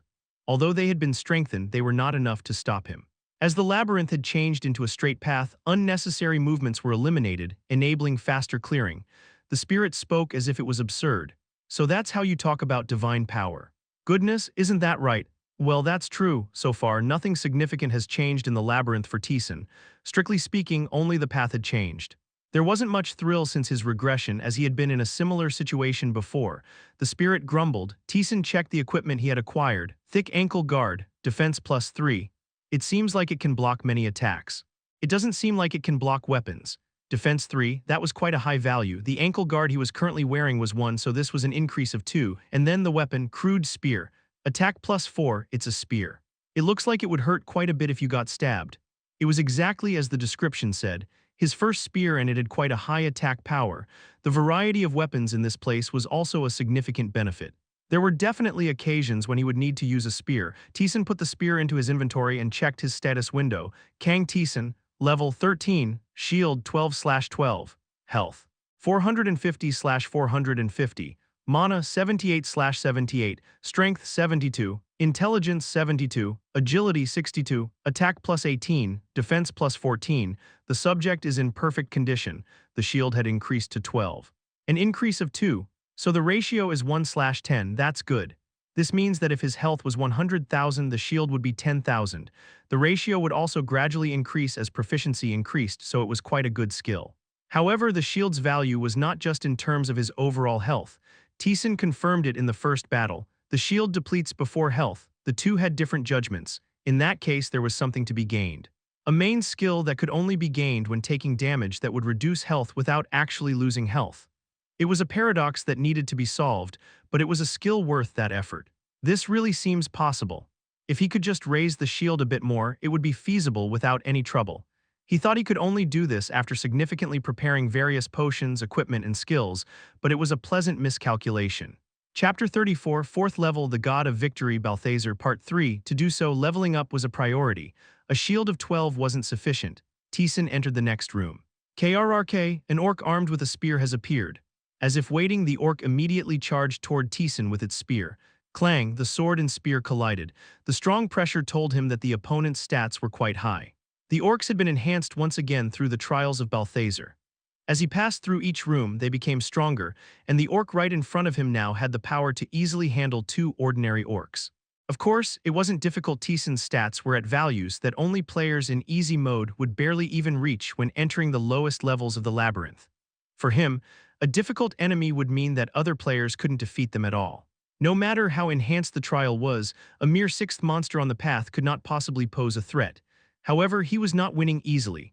The spear spun around as it tried to grab the tip of Taesan's sword and throw it away. The pinnacle of technique. If he tried to counter the technique with his own, there would be no chance of winning. You have activated counter. You retaliate against the next attack from your opponent. His body moved naturally as his sword pushed the spear away and struck the orc. KRRK, the orc fell. Counter, a forced retaliation skill. If there was a chance to counter a technique, even if the body didn't know how to respond, it would retaliate. The problem was that the process didn't leave any effects or memory on the body. No matter how much he used it, he couldn't apply it without activating the skill. This is tough. Even though his stats were overwhelming against the orcs, he couldn't win easily because of their spear technique and swordsmanship. He didn't know where they learned it from, but all the orcs had considerable skills. With swordsmanship learned through training and practice, not real combat, they easily deflected Taesan's sword. He seemed to slowly understand the importance of systematic skills. The weapon techniques combined with real combat weren't bad, but the limitations were evident. It would be even more pronounced here, where they were expressed in the form of skills. So far he had been responding with skills, but he couldn't continue to do so forever. I want to learn, but he couldn't grasp it. He had tried mimicking the actions of the orc, but seeing as it didn't manifest as a skill, it seemed that the skill only appeared after being taught by someone. The ghost didn't say anything. Taesan headed to the next room. This time an orc holding an axe was waiting for him. KRRK, Taesan drew his sword. As he passed through each room, the orcs became stronger and their skills improved, but they couldn't stop Taesan. His stats were still superior. Even if the opponent's techniques were superior, he could still cope. Taesan could reach the boss's room without much trouble. That was fast. The God of Victory had turned the maze into a straight path, so all he had to do was run. This brought up a question. How do I find the secret rooms? There was at least one secret room on each floor, but with the maze changed like this, he didn't know what happened to the secret rooms. The ghost seemed clueless as well. Ding, Kang Junhyuk Solo has invited Lee Taeyeon and Kang Taesan. A message came as Taesan was about to enter the boss's room. Kang Taesan Solo, what's up? Kang Junhyuk Solo, oh, you replied immediately. What were you doing? Kang Taesan Solo was about to go fight the boss. Kang Junhyuk Solo, so you're already heading to the 5th floor, you're really fast. Kang Taesan Solo, so what's the matter? Kang Junhyuk Solo. Well, Taeyeon Nuna and I just cleared the 1st floor, wanted to let you know. Clearing the 1st floor meant that they had finally defeated the giant rat. Taeyeon appeared just in time. Lee Taeyeon Solo. Ah, I thought we were done for. Kang Junhyuk Solo, Nuna is here too, how's the 2nd floor? Lee Taeyeon Solo, why are so many monsters popping out, is this really the 2nd floor? After grumbling for a bit, Taeyeon noticed Taesan and greeted him. Lee Taeyeon Solo, hello Mr. Taesan. Kang Taesan Solo, so how did you do it? Taesan asked about how they defeated the giant rat. Lee Taeyeon Solo, we just threw oil and Molotov cocktails. Upon closer inspection, it seemed like the boss couldn't leave the room. After holding out for a few minutes, it just died on its own. Kang Junhyuk Solo, I didn't like it either, but we didn't have any other way. So we had to work hard. Lee Taeyeon replicated the same approach she used in the past, throwing fire and then running away to wait. It was a safe method that ensured success without risking her life.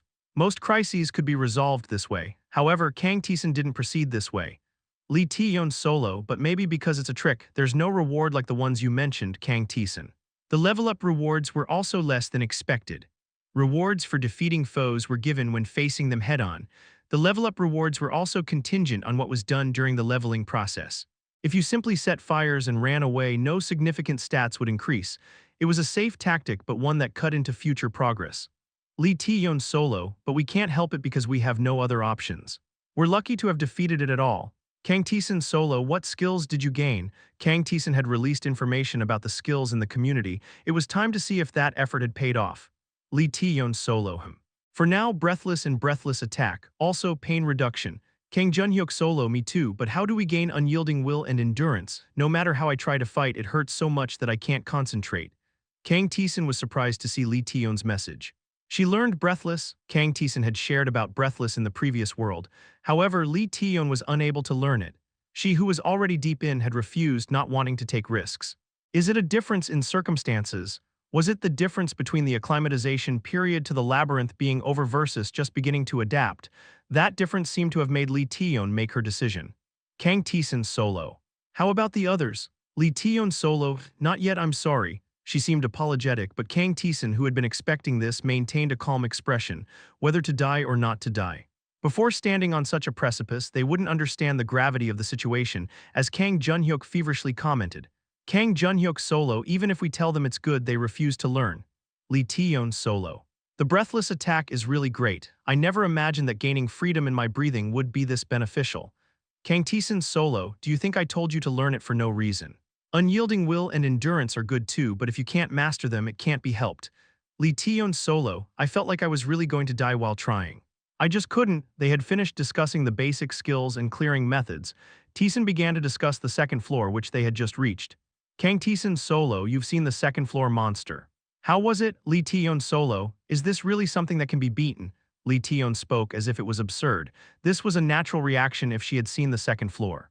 The big rat was difficult, but its damage was low and it usually moved alone. If one was resolved to counter it, it wasn't impossible. However, on the second floor, there were 4 goblins in one room. Each one had a similar strength to Lee Tae-yeon, making it incredibly hard to overcome. Kang Taesan solo, you'll have to figure out the method on your own. You should be able to think of something. Lee Tae-yeon solo. Aren't you trusting me too much? I barely managed to get through the first floor using tricks. Kang Taesan solo, it's a simple fact, you are more than capable. Lee Tae-yeon had cleared solo mode. Even if it was by trickery, her accomplishment was undeniable.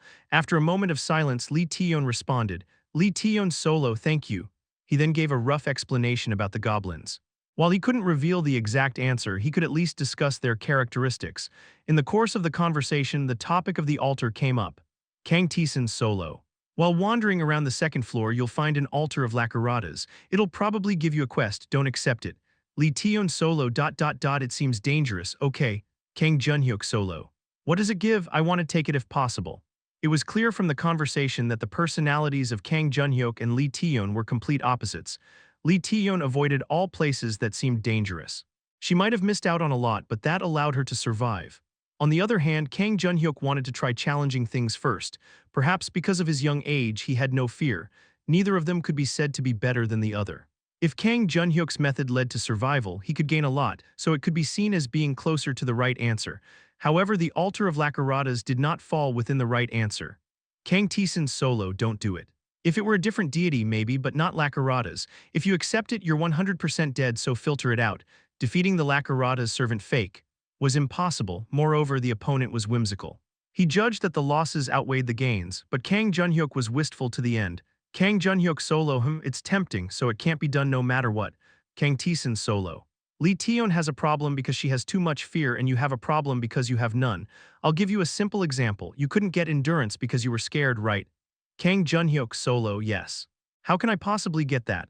Kang Taesan solo, you could get it if you accepted, right? Kang Junhyuk solo, what does that mean?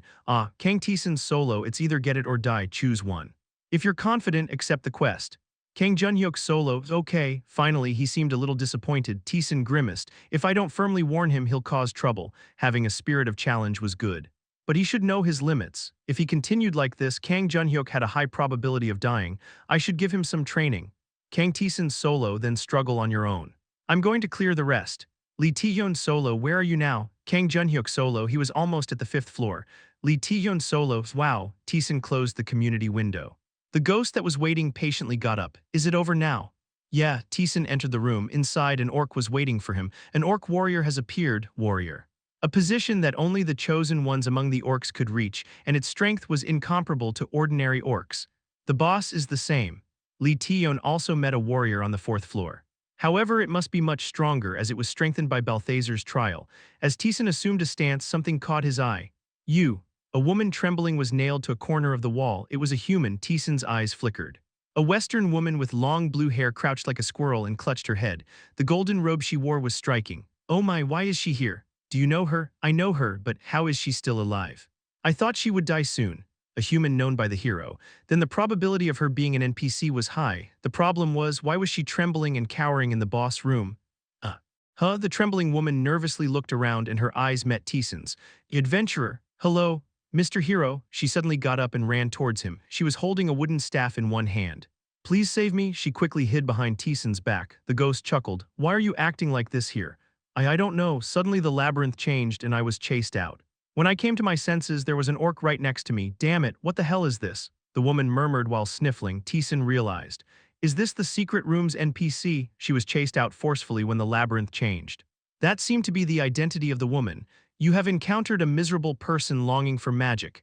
Chapter 35, 4th level, The God of Victory, Balthazar, Part 4.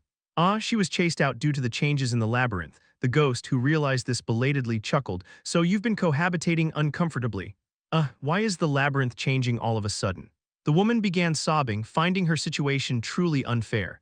Being driven out of her dwelling and suddenly ended up in a room with an orc warrior. It must have been quite startling. It's because of this guy. Pardon? Confusion welled up in the woman's eyes. She glanced at Taesan and trailed off as if it didn't make sense. He seems like a new adventurer who just entered the labyrinth. Well, anyway. Let's talk about this later. Let's deal with this first. The orc warrior drew his sword and Taesan met him head-on. The woman murmured, breaking the tense atmosphere. Wait a minute, an adventurer like you. It's okay, the ghost spoke with a voice filled with trust and faith. Just watch for now. Although there was some noise from behind, Taesan barely heard it. His gaze was entirely focused on the orc warrior. Hee, the warrior chuckled happily and swung his sword. The great sword befitting his massive physique was aimed at Taesan. Is your target me? If the woman had been here since the labyrinth changed, she could have been killed at any time. However, the warrior dismissed her as if she were a mere bug. He sprang into action only after Taesan arrived, thrusting his sword at him. They had consented to the trial of the gods. They were exclusively targeting Taesan. In that case, he was ready to respond. Taesan planted his feet. You activated acceleration. The wind batted against his face. Even without that sensation, his already high agility became faster due to acceleration. The warrior hurriedly raised his sword, but Taesan had already swept past him. 31 damage to the orc warrior. Hee. The warrior roughly swung his greatsword and Taesan faced him. The swords clashed with a loud noise that echoed throughout the labyrinth. As expected, the orc warrior was a boss. The power he felt was only slightly weaker than his own. Despite the power boost from leveling up and his enhancement from soul ascension after entering the 4th floor, it was not a pushover. And the warrior also possessed swordsmanship. The greatsword moved smoothly, targeting Taesan's weak points. Watching the trajectory aiming at his own arm, Taesan activated his skill. You activated counter. Retaliate against the next attack from the opponent. His body moved naturally as he fended off the warrior's sword and in return stabbed at his chest, but the warrior didn't just take the attack. He moved his arms and legs to minimize the damage. However, his stance had to break and Taesan didn't miss that opportunity. Kang, the sword struck down at the orc, causing its knee to buckle, but he didn't fall. No matter how much power Taesan exerted, it was just maintaining the status quo. You activated Mighty Strike. The next attack deals significant damage. Mighty Strike, a powerful attack. It was not just an increase in damage, but literally added weight and power. It was a hidden feature that even the other users didn't know of. Squeak. The additional strength pinned down the orc as if it was being crushed. He desperately resisted, trying to break free, but was blocked by Taesan's movement. Unable to withstand the weight, the orc's body slowly started to be sliced by his own sword. The warrior's face reddened. The orc warrior has entered a berserk state. Berserk was a skill that was activated by enemies of the warrior class. Its effect was a reduction in cognitive ability and a twofold increase in strength. The orc roughly pushed out his sword. The sudden change in power usually caught most players off guard, costing them their lives. However, Taesan was already aware of the conditions for activating Berserk. As soon as Berserk was activated, he created distance, leaving the warrior's sword to cut futilely through the air. The warrior, unable to control his aimless power, stumbled. You activated acceleration. Taesan's accelerated body and sword pierced the warrior's chest. Hee hee. With an admiring expression, the warrior disappeared. You have defeated the orc warrior. You have defeated the boss of the fourth floor. You have received the basic reward Ashen Wrist Guard. You have understood the hidden element of the fourth floor. You have received the reward. Your level has increased. You have acquired a heavy greatsword. Taesan collected the sword. Although it was a boss, the victory wasn't that difficult. He had easily defeated the goblin chieftain on the third floor as well. Only the goblin lord was irregular. For a regular boss, even with a 30% enhancement, they wouldn't stand a chance against Taesan. The difference was not in simple stats but in experience and information. Regrettably, he did not receive the formidable enemy victory reward. This implied that the warrior was no longer considered a difficult enemy. In fact, the difficulty was about right for Taesan's level. That being said, the rewards were not meager.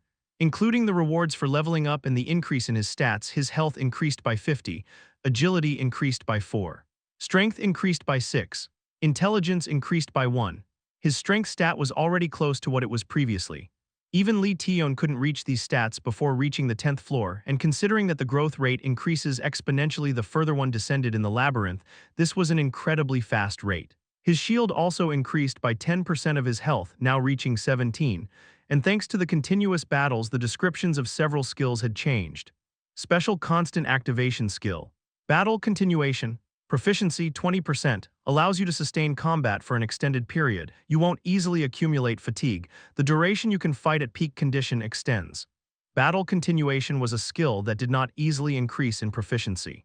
However, he could reach 20% proficiency on just the fourth floor thanks to fighting countless tough enemies. Now he wouldn't tire from just ordinary activities. Even if he continued to fight without rest, he could easily battle for over an hour. Reaching 20% proficiency implied this.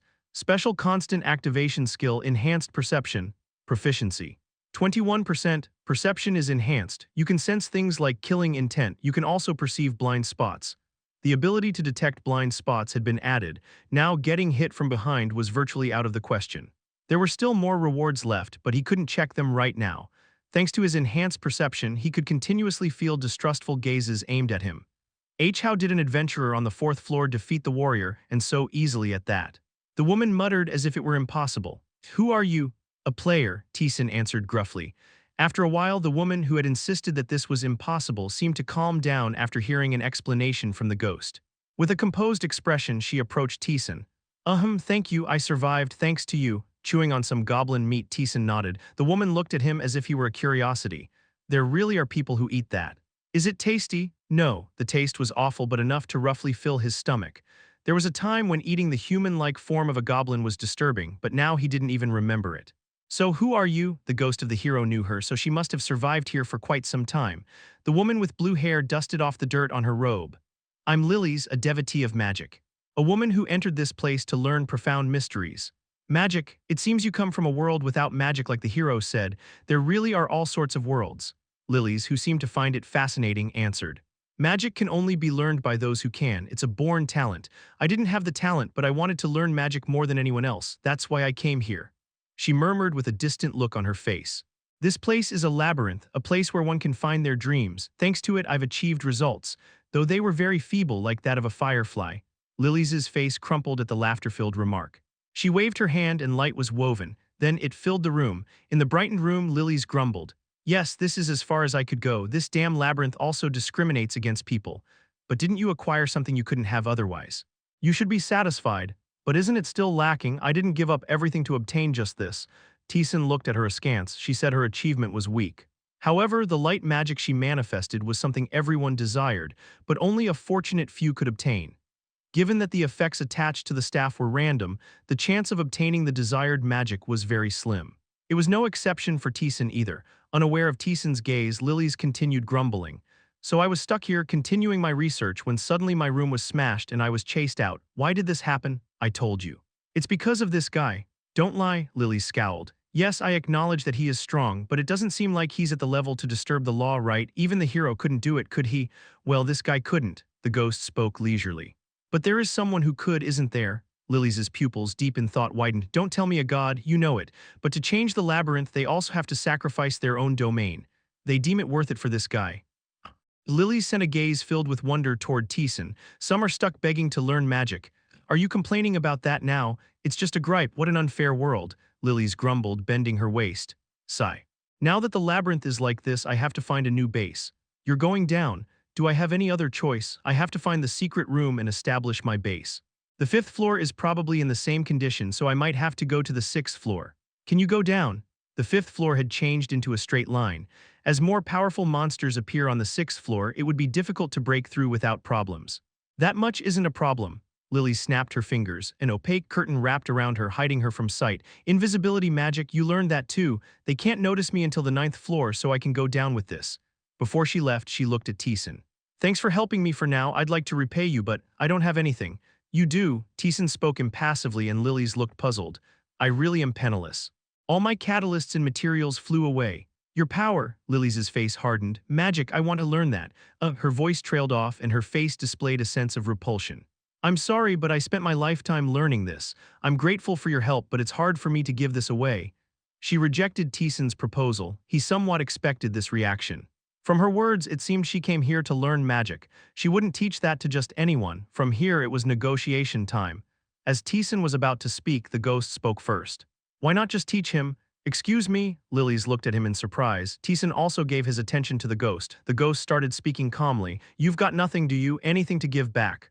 Well, all you have is magic. I understand you put a lot of value into it, but from an absolute standard, it's nothing. Isn't it a fair price for a life? Well, yes, but still, she looked reluctant. Value was relative, and to her, her magic was truly precious. And it's not a bad deal for you either. Pardon, how far did you go down? The ninth floor, she replied quietly as if embarrassed. The ghost responded as if he expected as much. Right, with your abilities you can't go any further, but he is an adventurer who explores the labyrinth. Moreover, he's been recognized by a god. Naturally, he'll go deeper. In other words, he'll be able to obtain things from those depths. Isn't it a chance for you to learn the magic you haven't learned yet? Ah, Lily's pupils widened. I think it's a win-win deal. What do you think? Come to think of it. Lily's face brightened. That sounds great, yes, I'll teach you, Taesan nodded with uncertainty. He threw a glance at the ghost, who remained silent. With a joyful face, Lily spread her arms. Wow, I just remembered you're an adventurer. This will make life more exciting. I have nothing to teach you now, but once I settle on the sixth floor, let's meet again. Sure. She clapped her hands, but there were no visible chains. Her body slowly faded until she became completely invisible. See you on the sixth floor, she disappeared. He had no choice but to assume so, as he felt absolutely nothing. If she didn't speak, he wouldn't even detect her presence. That's magic. It seemed worth the investment of time. Taesan looked at the ghost with a puzzled face. What's up? What? Why are you suddenly being so helpful? So what if I am? Do I need a reason to be? The ghost grumbled. Chapter 36, 5th Level, The God of Victory, Balthazar, Part 1. The ghost had always grumbled from the moment they met. He showed dislike for Taesan and constantly talked down to him while stating the kind of person he was. Whether that was the jealousy of the dead or not was unknown, but they were definitely not on good terms. However, the ghost's attitude had suddenly changed. Ever since I defeated the Goblin Lord. After that, he became quiet and answered Taesan's questions without hesitation. He no longer boasted about his own greatness. Why are you acting like this? I just saw the possibility, the ghost said in a bitter tone, and it's also an atonement for me. Atonement? Forget it. I'm going to help you with what you're going to do from now on. There's nothing wrong with that, right? He had a similar attitude to the dwarf. No matter how much he was asked, he wouldn't answer. Fine. The face Lily's showed when he asked for magic didn't seem like she would easily give it up.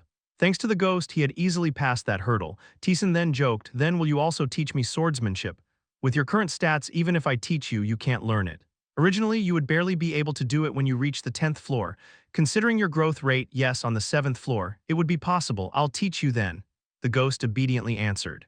Taesan, who thought the ghost would refuse as he was very protective of his own swordsmanship, was even more surprised. What? Although perplexed, it wasn't a bad thing for Taesan, as the ghost said. It was rather good. If he fully cooperated, it would make navigating through countless problems easier. Thinking that what was good, Taesan checked his rewards. He had the weapon that he acquired when he defeated the warrior. Heavy greatsword, attack +7. It's extremely heavy, it seems difficult for an ordinary person to even lift. If the attack power was 7, it was higher than Lakarata's sword, however he had no intention of changing it. The weight itself wasn't a problem. If a weapon was hard for Taesan to lift now, it wouldn't be because of its shape. The problem was that the greatsword was incredibly large. It was over twice the size of Taesan. There would be constraints depending on the situation or conditions. On average, Lakarata's sword was undeniably better. It was nonsensical for a long sword to only have an attack power of 5, but still, it was a good weapon. As the attack power was higher, there might come a day when he could use it, and the reward for clearing the 4th floor, Ashen Wrist Guard, defense plus 5, ash has been sprinkled on it. It doesn't seem to have any significant meaning. For a wrist guard the defense was 5. It was on par with the shield he was holding. It wasn't the expected performance for a simple floor clear reward. Taesan switched out the wrist guard that he had been wearing happily. The ghost, who had been watching him closely, opened his mouth. I recognized that one. The gatekeeper gave it to me. He had given Taesan the wrist guard. Taesan thought it was just basic wrist guard equipment and had been using it quite efficiently. Right, that stingy one did that, the ghost murmured softly. Taesan changed his equipment and checked and saw that his defense was now 19. It was slowly becoming higher than his attack power. Not bad. He didn't care much, but defense was also an important value, so it was good that it was increasing. And then there was. It seemed that he was rewarded for finding an NPC or a secret room. You obtained an engraving scroll. It was a satisfying reward as expected. I already got a scroll. Unlike the wand, there were types of magic in the form of buffs. They were named scrolls. Engraving scroll. It endows special power to equipment. Taesan used it immediately. It was hard to obtain on the lower floors, but it could be easily found on the middle floors. There was no need to save it. Of course, it wasn't that it had little value. In this early stage, the value of a single scroll was greater than equipment. The equipment he used it on was naturally Lakarada's sword. You activated the engraving scroll on Lakarada's ritual knife. Lakarada's ritual knife, attack plus 5, recovers 5 health when the target is killed, has a certain probability of knocking back the target. The effect of knocking the target with a certain probability was added. Taesan, after checking it, smiled in satisfaction. The engraving scroll had random effects. It could infuse the weapon with the attribute of lightning or refill health with every attack, among various other effects. Among them, there were effects close to being duds, effects that could even harm the user. The knockback effect he obtained was close to being a jackpot, providing a helpful variable during combat. Given the number of enemies in this place, it belonged to the higher tier effects. As expected, secret rewards are good. It was only possible to obtain these by finding all the secret rooms and hidden elements. Therefore, the things you could obtain there were only those that you couldn't find on any floor. Hence, Taesan was trying to obtain them even if it meant wasting time. Having finished his preparations, Taesan went down. The dwarf who had been waiting was surprised to see Taesan.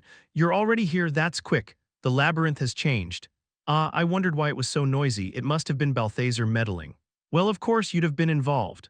Like the ghost, the dwarf seemed to take it in stride that Balthazar had exerted his power. The ghost didn't say anything. As if feeling it was needless to say anything, the dwarf also ignored it.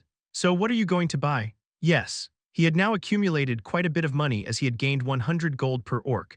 As they were an elite minority of monsters, the supply of gold from them was a little less than the goblins. Still, including the rewards from the boss fight, he had a total of 1,500 gold. He also planned to sell what he had. How much is this worth? About 1,000 gold. 1,000 gold.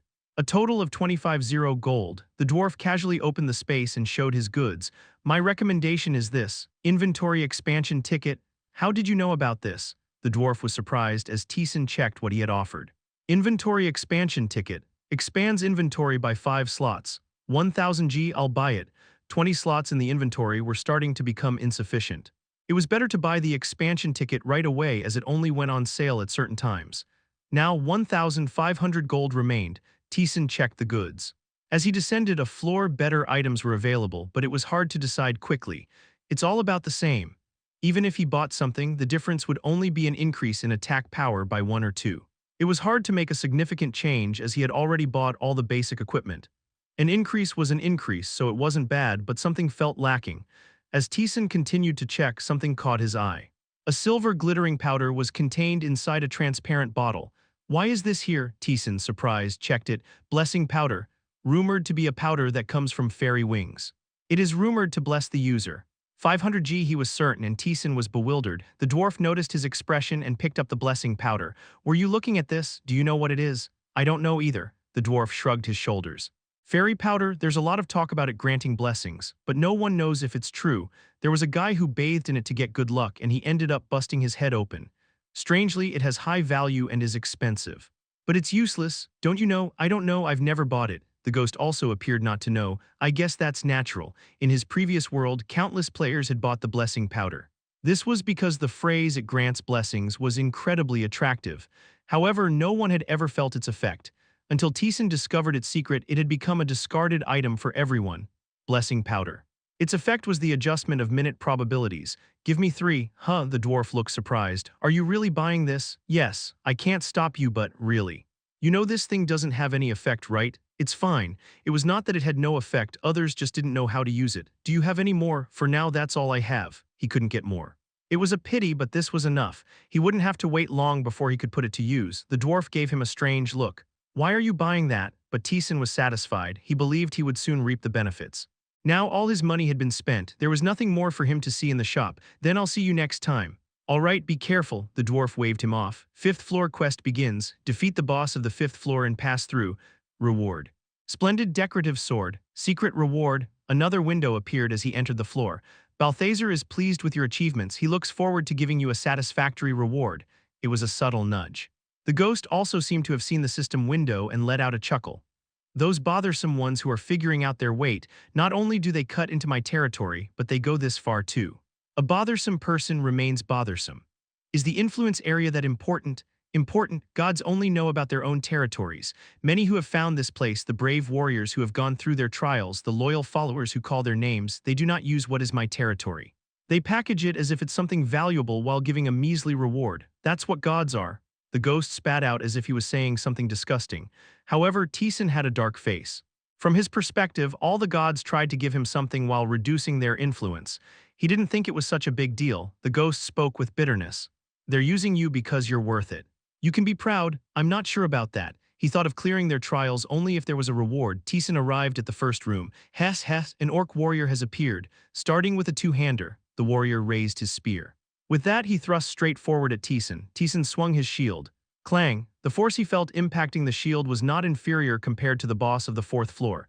Kang, instead of immediately pushing back, Taesan took some time. The sword, shield, and spear collided. Suddenly, the warrior's body was pushed back. Ha! The warrior let out a perplexed cry as his body moved involuntarily. Taesan immediately charged in and pierced his chest. The warrior pushed him away with a rough swing. Ha! Once again, their weapons clashed. After exchanging about 10 blows, the warrior was once again repelled. Taesan stabbed his chest. The warrior fell. A powerful strike and continuous attack. Because he used his abilities in succession, he could finish quickly. Definitely useful. The effect of the engraved spell scroll. It had a certain probability of pushing back the opponent. As sudden as the pushback was, it could create a big variable in battle. It seemed to occur once every 10 attacks. This would have taken quite some time if it weren't for the spell scroll. The warrior had that kind of strength. The difficulty level suddenly increased upon entering the 5th floor. If the first one was this tough, the 5th, 8th, and 10th ones would definitely be much stronger. Not bad. However, Taesan had a joyful face. So far, his descent had been rather boring. He had only managed to defeat one, hence there was a sense of regret somewhere. The stronger the opponent was, the more one gained. The most important thing was to secure a victory. Taesan began to pass through the rooms. Chapter 37, 5th level, the God of Victory, Balthazar, Part 2. Taesan kept moving through the rooms. Without a moment's rest, he was able to clear up to the 5th room at a fast pace. It's starting to get tough. Taesan rubbed his tingling wrist. The orcs were getting stronger as the rooms progressed, making it a bit risky. From now on, the strength of the enemies was such that it wouldn't be strange to obtain reward items after defeating them. Instead of immediately heading to the next room, Taesan sat on the floor. The God of Victory's trial was a series of 1-1 duels. As it repeated, he felt a little fatigue. I'm starting to feel a bit regretful. With the enforced 1-1 situations, the number of variables decreased and the gains also decreased. As the enemies were getting stronger, he lacked the leisure to create skills, and his stats were not yet at a level to do so. The god will give a fitting reward, there's no need to regret.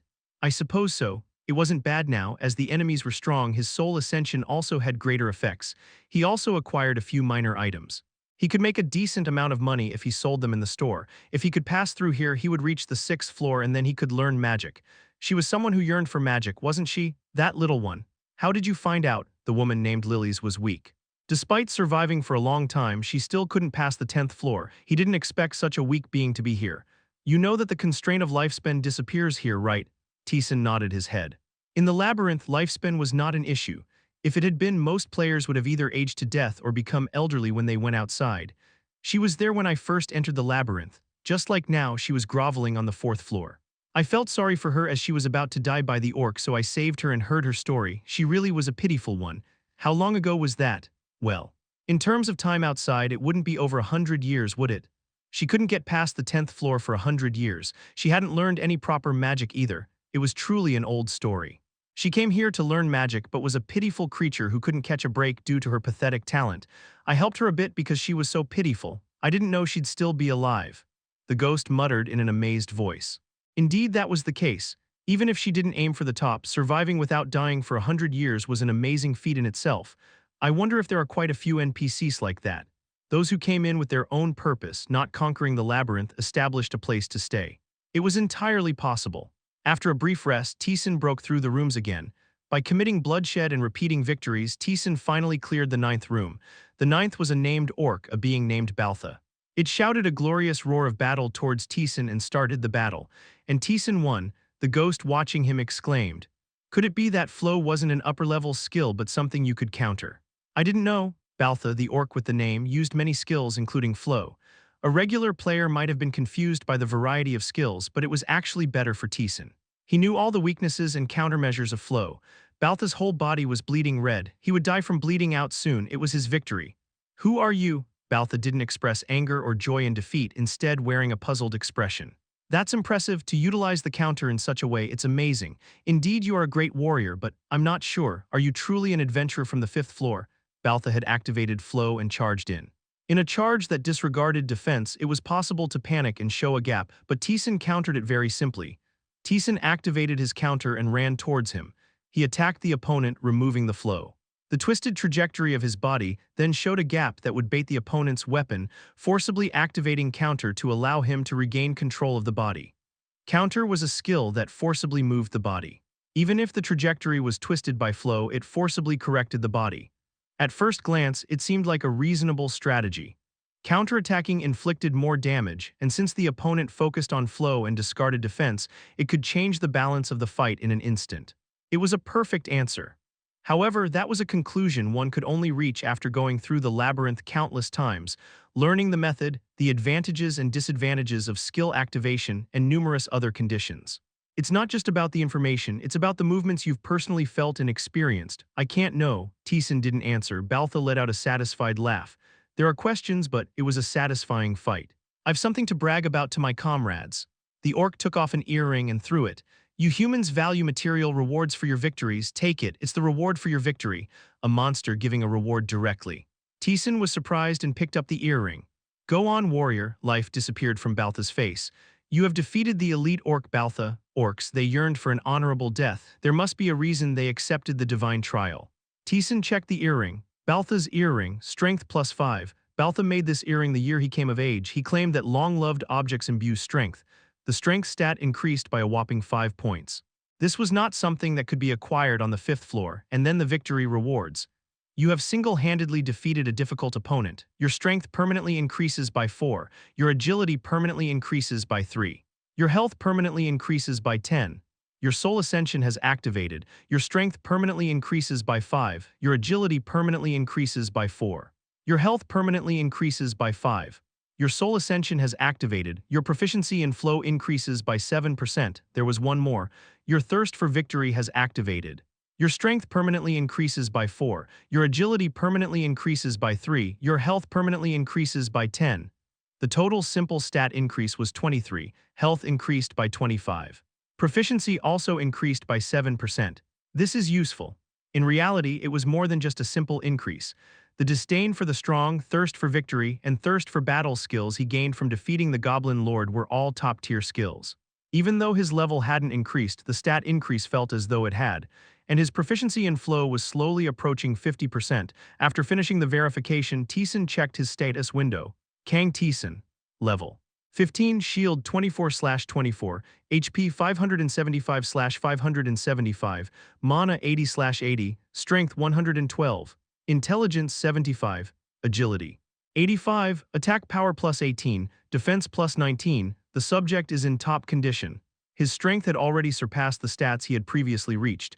Agility was also barely there. It was unbelievable to have his stats be on par with what they were when he had cleared 100 floors in easy mode, while he was only at solo mode's 5th floor. And he also acquired another skill. Permanent special activation skill, Fair Duel. Proficiency 1%. When facing a one-on-one situation, your stats increase. The increase is proportional. He hadn't used it yet, so he didn't know how much the increase would be, but it was a skill that was always activated. There was no mana consumption, so it was a skill that only had this point. It was obviously good to have. Now he had exactly 30 skills, and only one room remained. Before going, Taesan shared his experiences through the community. While Taesan was breaking through, Lee Taeyeon and Kang Junhyuk were also slowly clearing the second floor. Lee Taeyeon solo. If you slightly open the door and throw something like a stone, you can lure them in one by one and catch them. Kang Junhyuk solo.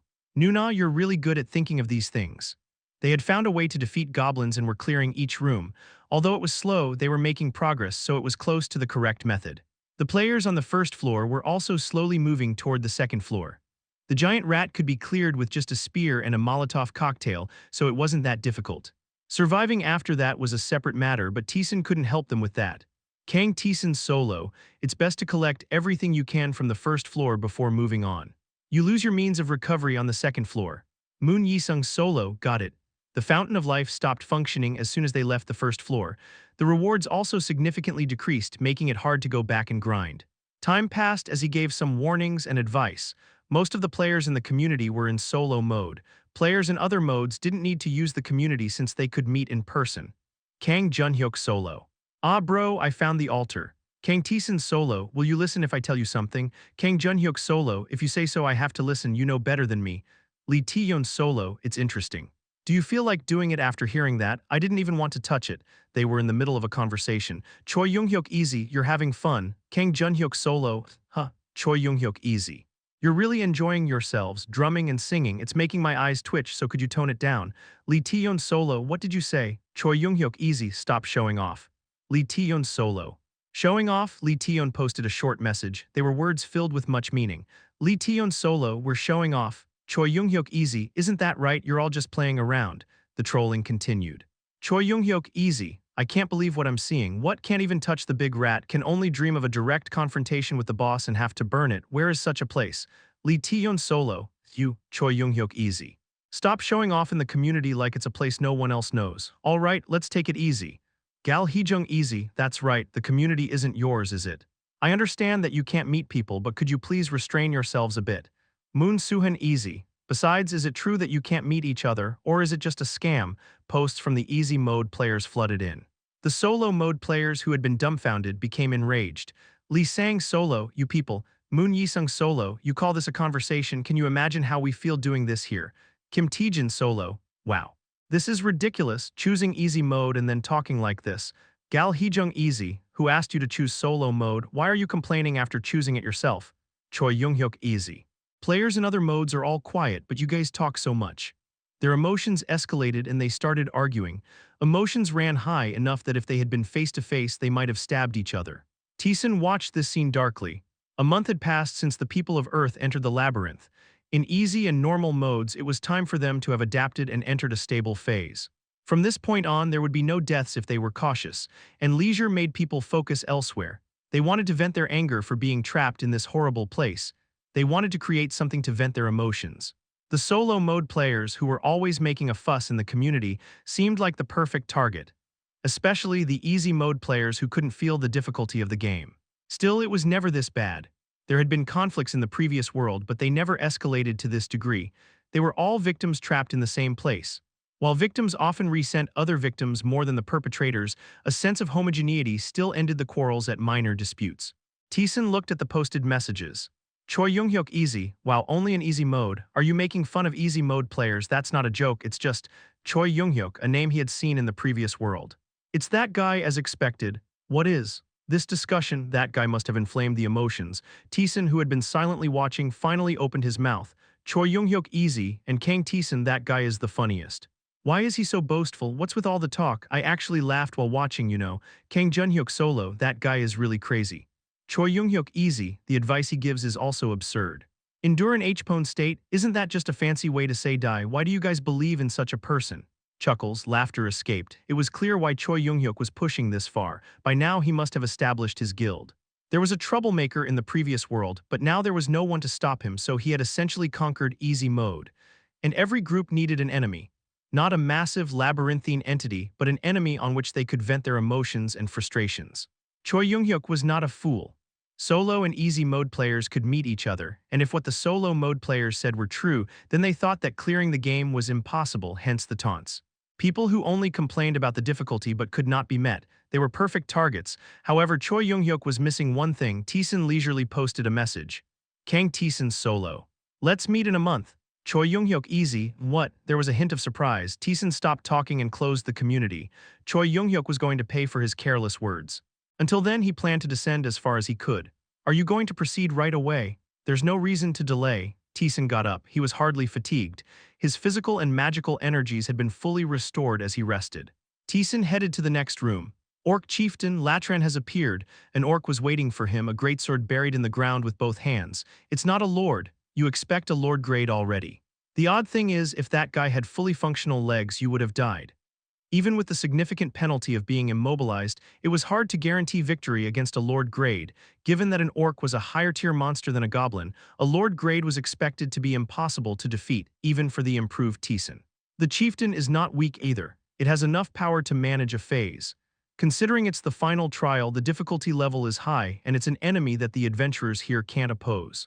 But well, you can probably handle it. Those calm words carried a definite trust. Latran, looking at him, began to speak. You've made it here, O great warrior. I thank you for your combative spirit. It will make for a pleasurable duel. Latran lifted his greatsword. Are your honorable comrades satisfied with their departure? Taesan nodded his head. Latran smirked. I guess that's enough. I thought the so-called gods were useless. But this time is different. I must express gratitude. You're more interested in the duel than in killing me. If you thought of their roles as defenders of the labyrinth, opposing the gods' trial would be the correct choice. Everyone mobilizing at once to pressure Taesan would give them a much higher chance of winning. But the orcs didn't do that. All 20 orcs approved of the trial. What use is killing you? Latran displayed a puzzled look. We are just slaves tied to this place. We can't even anticipate when our liberation will come, let alone have a glorious battle.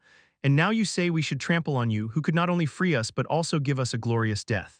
You expect us to do such a meaningless and valueless thing? Latran bared his teeth. We can't do that. There was madness in his face. We cannot. You must show us glory. The air became sharply cold. O warrior. Show me your power. You are facing a tough opponent. Your thirst for battle has been activated. You have activated disdain for the strong. You receive a bonus for facing a formidable enemy. You are in a 1-1 situation. Your fair duel has been activated. As the system message windows cascaded in front of Taesan, Latran bellowed, and grant me death. Latran has activated charge. Latran has activated rage. Chapter 38.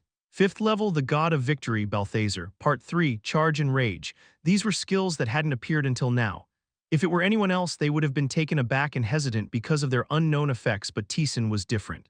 He had knowledge. Taesan immediately charged at Latran. At this, Latran was rather taken aback. Presumably he thought that Taesan would hesitate in front of an unknown skill. The orc's sword's point wavered. However, he immediately regained his composure and drew his sword. Clang! A strong force could be felt from across the sword, and his arm was pinned down instantly. Indeed, this is absurd. This much of a difference was unthinkable. It was monstrous strength. This was quite literally not a monster who belonged on the 5th floor. It was equivalent to saying that a normal player should not fight it. But Taesan was not a normal player. 3 skills were activated as soon as he started fighting Latran. Thirst for battle improved all action speed, attack power, and defense when dealing with formidable enemies, and despising the powerful also granted a stat bonus when dealing with formidable enemies. Because it was a 1-1 situation, Fair Duel was also activated, which increased his stats. The Goblin Lord had granted him many things. Taesan confirmed the increase in his stats. Due to the activation of the 3 skills, all of his stats had risen by about 20. This was almost a 30% increase. Taesan rushed towards Latran. Clang! This time he didn't back off. Their strength was perfectly equal. Latran swung his greatsword wildly. His movement was as if he was inviting an attack, and Taesan responded in kind. There was no reason to miss an opportunity to attack without any burden. The damage window began to scroll. In an instant, over 200 damage was inflicted. Latran's eyes shone. The greatsword moved quickly. Grasping it with both hands, he struck down in a straight line. Latran has activated Heavy Strike. Latran has activated Ignore Offset. It was the same strike as before. It even had a large gap. It was a clumsy attack that could cause significant damage if blocked and counterattacked. However, Taesan did not block it and immediately created some distance. The greatsword fruitlessly sliced the air, and Taesan took out his staff. You have activated Fireball. A flame shot towards Latran. Fireball was a good spell, but it was more of a story in the early stages. With Latran's stats, he could easily avoid it. However, Latran unnecessarily dodged the fireball. Taesan, as if he knew it would happen, had already drawn his bow. Beep beep beep, arrows were shot. With agility exceeding 100, dozens of arrows filled the space between them in an instant. In this rain of arrows where there was no room to dodge, Latran was forced to move his sword. Clang clang, with one movement of the greatsword all the arrows fell. Although his attack failed, Taesan remained composed. It was Latran who wore a bewildered expression. Do you know something? Maybe. Taesan put away his bow. Charge was a skill that allowed the use of specific skills, and Rage, which dealt more damage the more hits it landed. Heavy Strike was a skill that could be used to deal unimaginable damage at the moment of impact. Moreover, Ignore Offset. Normally, no damage was judged when weapons collided, but the Ignore Offset skill could bypass this. If Taesan had blocked it normally without knowing anything, he would have lost half his health. However, Taesan knew he must not block it. Even if he blocked a minor attack like an arrow, the heavy strike would be wasted. Latran nervously held his weapon. He would have gained a significant advantage normally, but due to Taesan's perfect response, he was the only one who suffered damage. This tactic won't work. From here on, it was the real deal. Latran moved his sword with a serious face and a near-perfect swordsmanship unfolded. Taesan counteracted, and after several rounds, Latran realized, "You don't have any sword skills." Latran grinned and moved his sword. A technique at its limit revealed itself. As he said, Taesan did not have proper skills. However, Taesan had faced beings with more than 9 skills. He had developed sufficient countermeasures. Taesan threw his body towards the trembling end of Latran's sword. "You have activated counter." His body moved automatically to respond to the opponent's skill. He took advantage of the gap and stabbed the opponent's thigh. Latran's face was colored with surprise. Oh, the duration of the counter ended. Instead of blocking the sword aimed at his head, he dodged. "You have activated flow." The attack twisted its trajectory and slammed into Taesan's shoulder. A wound appeared on Latran's chest. "You received 43 damage. 45 damage to Latran." Damage was exchanged. A smile appeared on Latran's lips as he roughly pulled back his greatsword. Latran has activated Heavy Strike. Heavy Strike was a skill that could not be ensnared by flow. Taesan created distance as the sword whizzed perilously close to his nose, and he immediately planted his foot down. "You have activated acceleration." With twice the speed, he plunged into Latran, who still hadn't recovered the momentum from his swing. He stabbed his sword into Latran's chest. 56 damage to Latran, Kagang. Admiration crept onto the face of Latran, who had pushed Taesan away. "You use skills as if they were sword techniques." Skill activations were perfectly timed, without an inch of gap, as if they were his own limbs. It was truly an ideal use. "I've been using them for half my life," Taesan answered and slashed down with his sword. Latran swung to deflect. "Latran has activated Heavy Strike." "You have activated Heavy Strike, Jiang." Both used Heavy Strike, and the one who used more mana and skills would prevail. Taesan pressed down on Latran and continued his health. There was no depletion of health. Mana was also plentiful. If he won here, he would level up and completely recover, then there was no need to save mana. Taesan, who made his decision, rushed in. He stabbed with his sword, struck with his shield, and pushed with his shoulder. Latran also responded. He thrust with the handle of his greatsword and pressured with his bulky body. Taesan's health dropped at a fast pace, but Latran's decreased at an even faster rate. Taesan deflected the weapon that Latran swung, Tiang. The effect of the engraved spell scroll. Latran's arm was raised high. Taesan plunged his sword directly into his chest. "You have activated acceleration." He charged from his current position, as acceleration was judged even in this entwined state. Latran was pushed back by Taesan's force and eventually hit the wall. "Kuyung, cough." Latran vomited blood and Taesan pulled out his sword and stepped back. The battle was over. Regret filled Latran's face. "I should have fought purely. I tried something cheap and only suffered a loss." It would have taken more time if Latran had not used Charge and Rage and only responded purely with swordsmanship and Heavy Strike. However, Taesan, knowing all the skills, could easily counter. That was why it was even simpler. But it was a fairly satisfying fight. "This is a death that's sufficiently honorable." Latran, with a cheerful laugh, threw a single orb. "Thank you. This is a reward for the victor." Life disappeared from Latran's face. "Go, warrior, seize the victory." Latran closed his mouth. His soul departed from his body. "You have slain the 5th floor boss. You have obtained the base reward, Spectacular Decorative Sword. You have understood the hidden elements of the 5th floor. You have obtained the reward. Your level has increased. You have obtained a rune of strength. Balthazar is greatly pleased. He had won. The 5th floor was now over. He had cleared Balthazar's trial. In response to this, numerous messages popped up in front of him, and Taesan began to sort them out carefully. Firstly, level up rewards. Health increased by 30, strength by 7, agility by 5, and mana by 4. Since he mainly dealt with orcs, the increase in strength and health was noticeable. Then, the reward for defeating enemies. Health increased by 20, strength by 5, and agility by 5. The bonus for soul ascension was health 10. Strength 6, agility 4, mana 3, and with the desire for victory, health increased by 20, strength 4, agility 4. The total was health 80, strength 22, agility 18, mana 7. It was an incredible increase for a single victory, and Latran was a named monster that used skills. The Soul Ascension bonus was activated again. Your Soul Ascension bonus has been activated. The proficiency of Heavy Strike increases by 5%. Your Soul Ascension bonus has been activated. You have obtained the Special Activation skill Charge. The proficiency of Heavy Strike increased, and he also obtained the Charge skill. Special Activation skill Charge. Mana consumption 4. Proficiency 1%. You can enhance the power of a specific skill. A brief description. It could be used in conjunction with other skills, and it was a skill that became useful from the mid-stages of the game. In the basic reward for the 5th floor, Spectacular Decorative Sword, attack power plus 5, decorative sword pointlessly sharp. Its attack power was 5, so it was on par with Lacaradas's sword. Moreover, it was small enough for one hand. That meant he could use swords on both hands. Not bad. Honestly, there was no big need for a shield right now. Rather, it was more beneficial to increase attack power by wielding 2 swords and killing enemies faster. Satisfied, Taesan checked the other rewards. He decided to put off the secret reward. It was common to check such rewards last. There was an entity that had been restless because it couldn't give out rewards.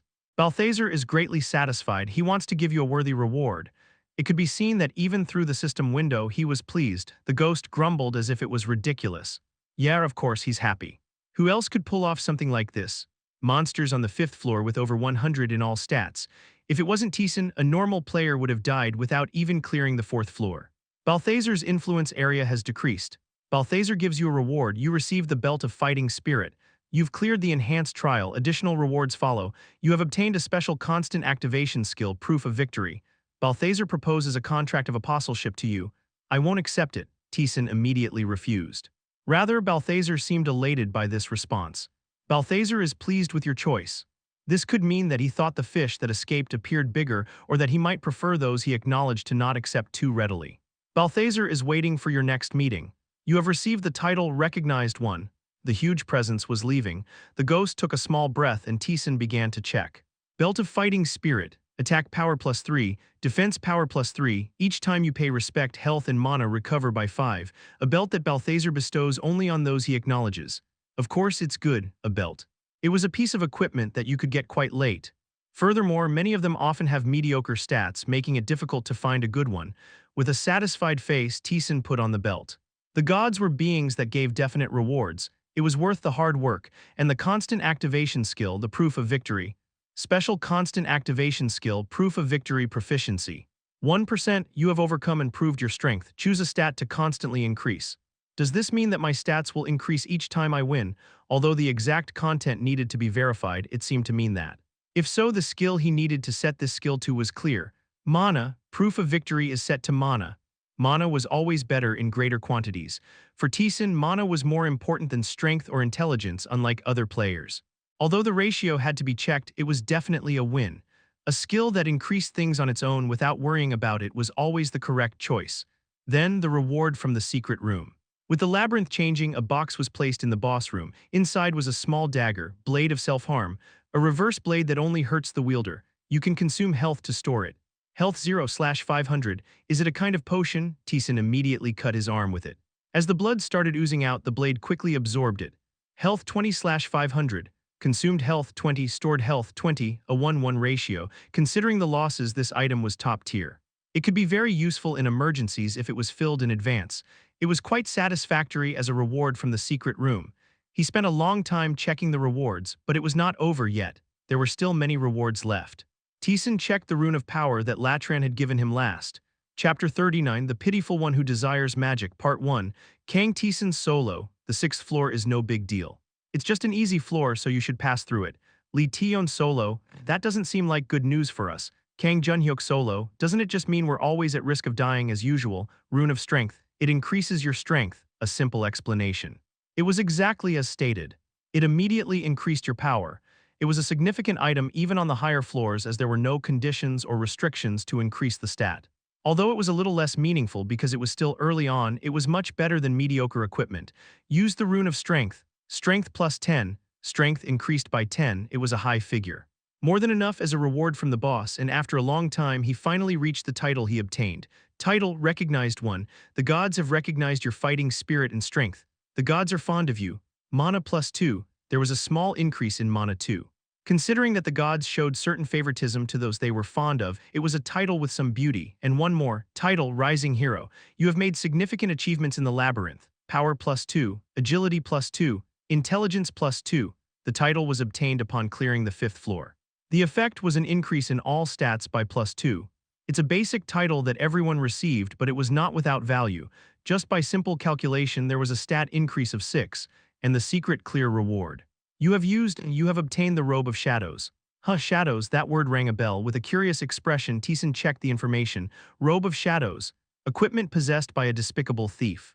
It can barely sustain his worthless life. Becomes invisible for 1 second, can only be used once per hour. A real stealth robe indeed, invisible for 1 second. One's location cannot be tracked unless detected by a skill or innate senses. Isn't it great? A 1 second limit. And there was a 1 hour cooldown, but its value didn't diminish. After all, a stealth robe was not something easily obtained even after passing the middle floors. Invisibility, the value of that word was immense. Whistling, Taesan put on the black robe. Are we about done? There were so many rewards that it was almost overwhelming. It seemed like everything that needed to be checked had been checked. And now it was time to switch weapons. He swapped the brilliant sword for his shield. Defense decreased by 5, but attack increased by 4. Although there may be some problems with defense without a shield, there was no need for an additional 5 defense points with his current stats. His choice was to rather increase attack power to finish off enemies quickly. The ghost seemed to welcome this decision. Dual swords, that's good, my swordsmanship is also in that direction. Then why don't you teach me quickly? You can't do it now. With your stats, you'll probably die using it. Is that even swordsmanship? Even though his strength was nearing 150, he couldn't understand how using swordsmanship could lead to death. The ghost chuckled. It's a swordsmanship that the Empire created and I modified. It's going to be among the top even in the labyrinth, so don't worry about it. He spoke with such confidence that it seemed there wouldn't be a problem in that area. Taesan opened his status window. Kang Taesan, level 16, shield 32/32, health 655/655, mana 87/87, strength 146, intelligence 77, agility 105, attack plus 25, defense plus 17. The target is in the best condition. Good, Taesan nodded his head. He was definitely stronger than before. As many skills were contributing to his rapid growth, catching up to Taeyeon wouldn't be a far-fetched idea. Taesan descended to the 6th floor. Starting the 6th floor quest, defeat the boss of the 6th floor and pass. Reward engraving scroll, secret reward, so the basic reward on the 6th floor is the engraving scroll. Muttering to himself, he opened the door. A waiting dwarf greeted him. You came quickly. There was nothing much. The linearity had changed and the enemies had gotten stronger, that was it. There was nothing to discover or analyze. Hearing Taesan's response, the dwarf chuckled. The fact that you say there was nothing much is unique to you. Clearing the 5th floor, you are slowly adapting. It's time to congratulate you, but it seems like there's no need to say that to you. Keep going diligently. Taesan blankly stared at the dwarf. The dwarf then spoke. Do you also give out quests? What do you think? The dwarf flashed a mischievous smile. Is an answer even necessary? The dwarf spoke as if it was not goodwill but an investment. Seeing Taesan's expression, the dwarf clicked his tongue. You already know the answer. You seem smart and there's still a long way to go. The dwarf pointed at the quietly standing ghost. What becomes of you going deeper than that guy? That's the question. Don't bother yourself until then. The ghost had gone down to the 80th floor. The dwarf was saying that for his investment to show results, Taesan had to go further than that. Anything you want to buy? Not really. Taesan looked around at the items, but there was nothing that caught his eye. He had already prepared most of the basic equipment. Even if he bought more here, it would only make a difference of about 1 attack power or 2 strength. It would be equipment he'd naturally acquire as he progresses through the labyrinth, so he didn't particularly want to buy it with his money. Don't you have any of the powder of blessing? I'm currently out. I thought it was useless, so I just bought it wholesale. Then there was really nothing to buy. Taesan, who had been stroking his chin, asked. When does good equipment start to appear? What the dwarf was showing now was already quite good. According to Yoongjun's words, in hard mode, you needed to pass the 10th floor before they sold anything similar in the shop. However, the gear that Lee Tae-yeon mentioned was on a different level. There was no equipment that could reduce the received damage by half. The dwarf pointed down towards the labyrinth with his finger. You need to surpass the 10th floor at least. Then I'll be back then. Such equipment would be quite expensive. Since there was no particular place to spend money, he just planned to save it. The dwarf, who seemed to understand Taesan's thoughts, waved his hand. You are indeed smart, farewell. Taesan had arrived at the real start of the labyrinth's floors. There was a sticky swamp beneath his feet. Just like the stories, the 6th floor, this was the floor where lizardmen appeared. Their individual strength wasn't much different from orcs. However, small swamps were spread throughout the entire floor, hindering movement. Lizardmen unaffected by the swamps were considerably difficult to handle, according to Lee Tae-yeon. Of course, that was irrelevant to Taesan. He took out his staff. You have activated Fireball. The flame collided with the swamp. Ki, the swamp howled. It moved roughly as if it was alive and then gradually quieted down. You have defeated the swamp. The proficiency of your detection has increased by 4%. In this way, the swamp covering the floor of the labyrinth was classified as a life form. It was immune to physical damage but took heavy damage from fire. With one fire staff, he could easily eliminate it. You really know everything. How did you even know this? The ghost mumbled in an incredulous voice. Taesan moved to another room. It wasn't long before he found a lizardman. Cock, if you were to turn a lizard into a human, it would look exactly like this. The green monster thrust its trident. Lizardman, a monster on par with orcs. In easy mode, it was a monster you could barely deal with if you went down to the lower levels. Taesan stretched out his hand indifferently. With a thud, the quickly thrown spear was lightly caught. The lizardman's pupils dilated. Cock, it tried to pull the spear away, grunting, but it wouldn't budge as if stuck in a wall. Taesan kicked at the lizardman from this position. You dealt 20 damage to the lizardman. Kahak, the lizardman fell with a scream. He trod on it lightly. After a few stomps, the lizardman disappeared. Kah, you have defeated the lizardman. It's as easy as expected. There's no need to struggle against a regular monster that has nothing. He had gone through numerous trials of gods and secret rooms. His current stats could let him run non-stop until the 10th floor. It didn't make sense to struggle against just a single lizardman. Your soul ascension has been activated. Your agility permanently increases by 1 soul ascension. Always a welcome boost, and there was one more thing to check. Taesan checked his mana increase. Mana 88/88, evidence of victory. Each time you killed an enemy, a designated stat increased. His mana had increased by 1. Is it 1 per kill? Not bad. Usually there were about 10 to 20 monsters per floor. It meant that each time he cleared a floor, his mana would naturally increase by 20. The ghost spoke uneasily. You casually say it's not bad. In my opinion, it's a really crazy skill. Each time he passed a floor, a designated stat would increase by 10, 20. It was a skill no one else could have. However, Taesan had quite a few similar skills. Soul ascension, desire for victory, evidence of struggle, and so on. Their value had to decrease relatively. Taesan continued running through the labyrinth. Your level has increased. His level increased as he got about to the halfway point through the labyrinth. He was also able to gain a new skill. Special constant activation skill, forced action, proficiency. 1%, you can somewhat ignore situations that impair your actions and movement. In fact, it didn't matter to Taesan whether he erased the swamp or not, so he didn't erase it and acted to gain an additional skill. Forced action, if the proficiency reached 100%, it would be a good skill that allowed him to move without any restrictions, even underwater. The increase in stats was quite high, along with the soul ascension. The ghost spoke as if it was sleepy. It's boring. It sure is easy. There was not a single crisis. There were situations where 3 lizardmen appeared at the same time, but he easily wiped them out.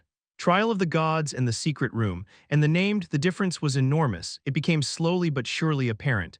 What would have happened if I hadn't received the Gods' trials? You would have been much weaker. You wouldn't have been able to pass this easily, right? That was exactly it. In solo mode, there were gods. They bestowed trials and gave suitable rewards to those who passed. These significant rewards created a large difference between those who cleared the trials and those who did not. The same went for the ghost, an NPC and a named monster.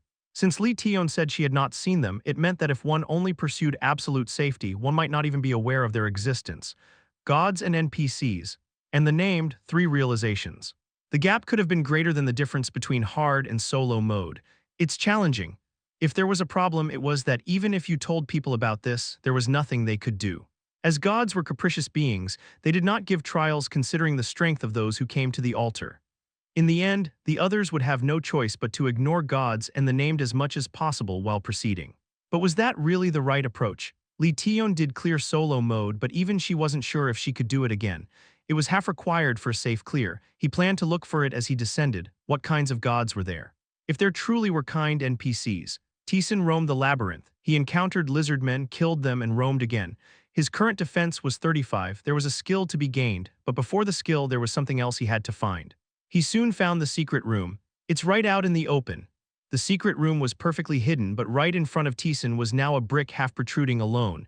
When Taesan pressed the brick, a passage appeared with a clunking sound. The monsters can't find it like that. You know that well because you've lived for a long time. Taesan entered the passage. Inside there was a small room. A table and numerous magical tools were scattered on the floor. Oh. You're here already? Tousled blue hair was visible. Lily smiled broadly and waved her hand. Yahoo! Hi, Chapter 40, The Pitiful One Who Desires Magic, Part 2. You finally made it. I'm an expert in finding the secret rooms, aren't I? Got here in one shot. Lily said this boastfully as the ghost chuckled softly. Then you must have met the old man too. What did he say? A hint of unease crossed Lily's face. Well, he hasn't changed a bit since I last saw him. It's a wonder. I don't know why he chooses to live such a life. Lily's muttered. It seemed like the dwarf looked down upon her too. She looked at Taesan with glittering eyes. Wow. Looks like you really did defeat it. It seemed pretty formidable from afar.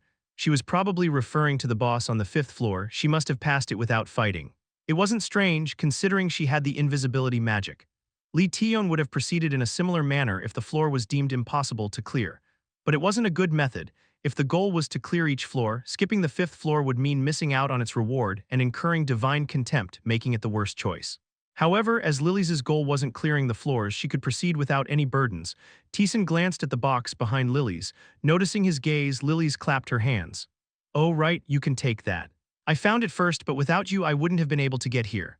Well then, thank you, the reward for the secret room. Missing it would have been quite regretful, but things turned out well. All right then. She dusted off the chair and plunked down, crossing her legs and propping up her chin. She looked down at Taesan as if she were a grand archmage. However, she seemed quite laughable as she lacked the power to match the image. The ghost too seemed to find it amusing as it asked, along with a chuckle, "What are you doing?" "I'm getting in the mood. Shall we start now?" Taesan nodded.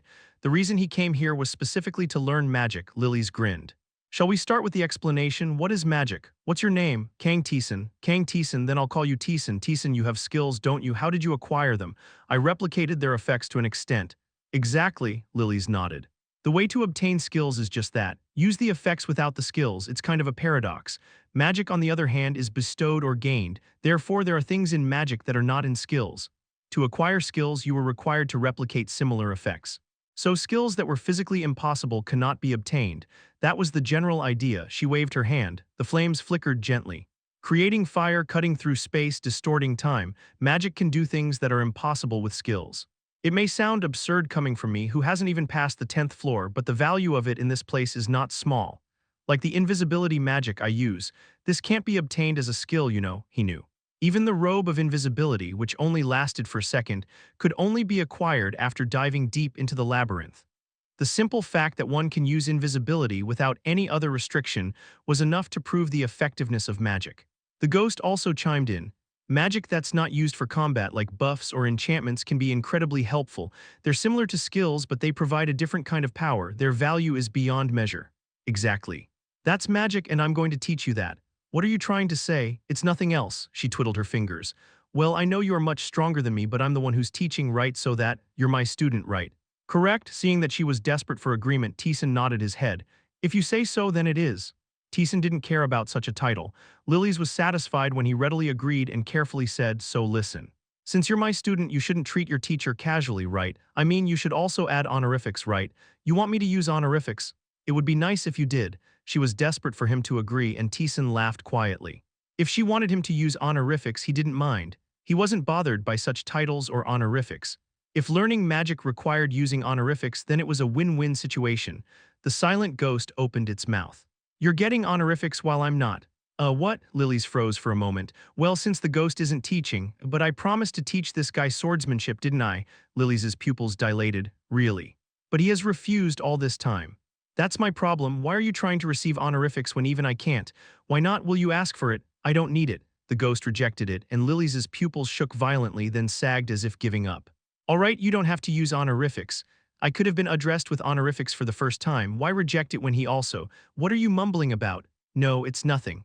The previously grumbling woman quickly pulled herself together and resumed the explanation. Let's start with the basics. What do you think magic is? A gift from gods and skills. At Taesan's answer, Lily's nodded as if it were the correct response. Right, it's literally a mystery, but here it exists as the concept of skills. That's why even someone like me can learn it. Look, she spread her hand and flames burst out. What do you see here? Taesan, who had been observing for a moment, shook his head. To him, it was just a ball of fire. There's nothing there. That's what magic looks like to those without talent. It just looks like a natural phenomenon. Do I also lack talent? That might be a bit different. Lily snuffed out the flame. You came from a place without magic, right? Those who came from there didn't know. It's natural for those who don't have it not to know, right? I see. It wasn't a particularly interesting story to him. Lily's brought up the main point. Now when it comes to learning magic, the method is simple. You just have to make a contract with the god of magic. A contract? Yes. After struggling here for a few months since I arrived, the god of magic suddenly appeared. And they bestowed magic upon me. Since then, I've been able to use magic. So I also need to make a contract to learn. It was an uncomfortable proposition for Taesan, who had refused all the contracts of apostleship. Fortunately, Lily's negated Taesan's assumption. No, you don't have to, I'm here, she proudly stated. Those who possess magic can teach it to those who don't. That's the advantage of the labyrinth. After all, how often do gods teach directly? The hero was quite surprised to see me right. They only show interest in the strong or the mad. Because your interest in magic is madness, even the god of magic would be interested. Hee hee. That wasn't a compliment, you know. Lily's gently put her hand on Taesan's shoulder, wearing a soft expression. I'll teach you right away, power flowed into Taesan. You have received magic from a pitiful person who desires magic. You have acquired magic. You have acquired magic enchantment. You have acquired magic extraction. Check if you've learned it properly. Taesan opened his skill window. Magic, proficiency 1%, you can use magic. For now you seem to be only able to create a spark. Magic enchantment, proficiency 1%, you can enchant magic. Magic extraction, proficiency 1%, you can extract magic. It was a simple description. Lily's waved her hand again and created a flame. How is it? It's different. He could see something within the flame. A sensation that he had never felt in his previous life that felt new. This was magic. He had tried various things, but what he ended up not learning was magic, and now he learned it so easily. Actually, it's not very important here. You'll learn it anyway through skills. Now I should explain how to learn magic. Merely possessing magic didn't cut it. One needed to possess magic that suited them. There are several ways, but the easiest is learning from objects with magical power. Magic wands or magical tools. Extracting from those is the easiest, right? This one, Taesan pulled out the Staff of Flames.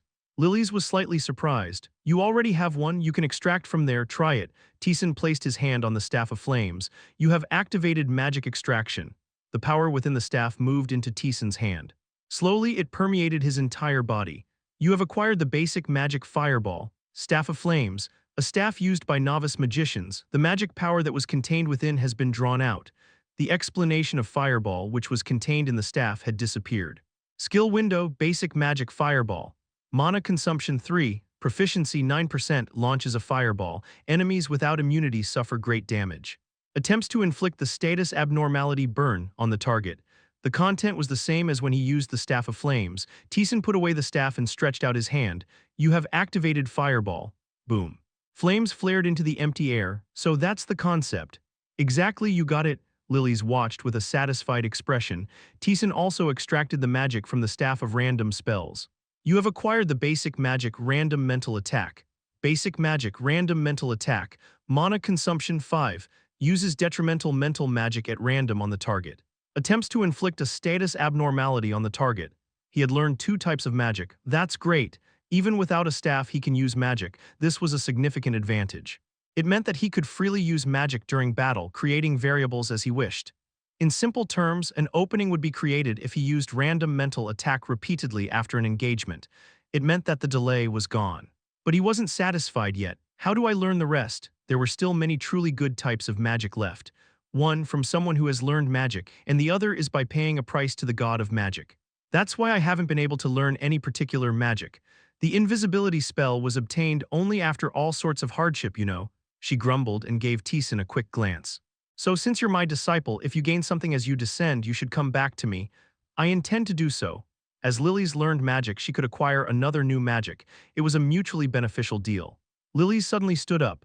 Great, finally I can learn new magic. This tiresome 10th floor limit is coming to an end. She spun around as if dancing, her cheeks flushed with excitement. Watching her nearly mad with joy, Taesan asked, So, are there any spells you can learn right now? You have spells I want to learn. She had used the invisibility spell, and it was not just that one. He could learn quite a few useful spells from her, but Lily's made a vague face. This is a bit different. I told you, right? A price is needed. It's not the price for you to learn magic. It's a bit different. The only thing I can teach without a price is the skill known as magic. However, teaching the basics or types of specific magic becomes a different story. Lily's twisted her hair. If you had a contract with a god, that would be correct. You can just learn, but it's not like that when you have to learn from me. I can teach you magic itself, but I can't just freely teach the specific magic since I also received them. Do you need a price for that? Yes. I have to get permission to teach you after offering a sacrifice. Only then can you learn the magic. Taesan summed it up. So to learn the magic you don't know, we need double sacrifices. One from me to the god and one from you for learning, Lily's answered a bit nervously. I guess that's how it works. You're a big eater, still magic was worth that much. What can be a sacrifice? Materials too. No, not materials, a special weapon, a unique, valuable weapon, that's what can be a sacrifice. Weapons or equipment, you can say that the more valuable it is, the better magic you can get. Then it wasn't bad news. In terms of simple value, materials were more expensive. Equipment couldn't fetch its full price when sold in shops. There was no blacksmith and there was no room in the inventory, so he had been just selling them. Disposing of them at a low price was a waste, but now there was a solution. Chapter 41, The Pitiful One Who Desires Magic, Part 3, To learn magic one must offer a sacrifice. Taesan rummaged through his inventory. How about these? Taesan brought out the items he obtained from killing lizard men. They were ambiguous things that made no big difference from his current equipment. Lily's, who examined the equipment, tapped her chin. Well, it works. But you can't learn even a single magic spell with these. Isn't it quite a lot? This is magic. It's not just about the quantity. It has to be something valuable, unique. So it's not easy to go for it. Indeed, if magic could be learned with these things, everyone would have learned it. But even Taeyeon could not do it. Taesan turned his eyes to the equipment he was wearing. How about this? Taesan showed Baltha's earrings. Lily still had a doubtful face. It's okay, but this alone is not enough. You need to have 2 pieces of equipment of the same grade. Then how about this? This time he showed the necklace for a master he received from killing the Goblin Lord. Surprise appeared on Lily's face. Huh. That doesn't look like equipment that can be obtained here. So what? If that's the case, it's valuable, maybe enough for one basic magic spell. That's cheap, really. I thought it was a lot.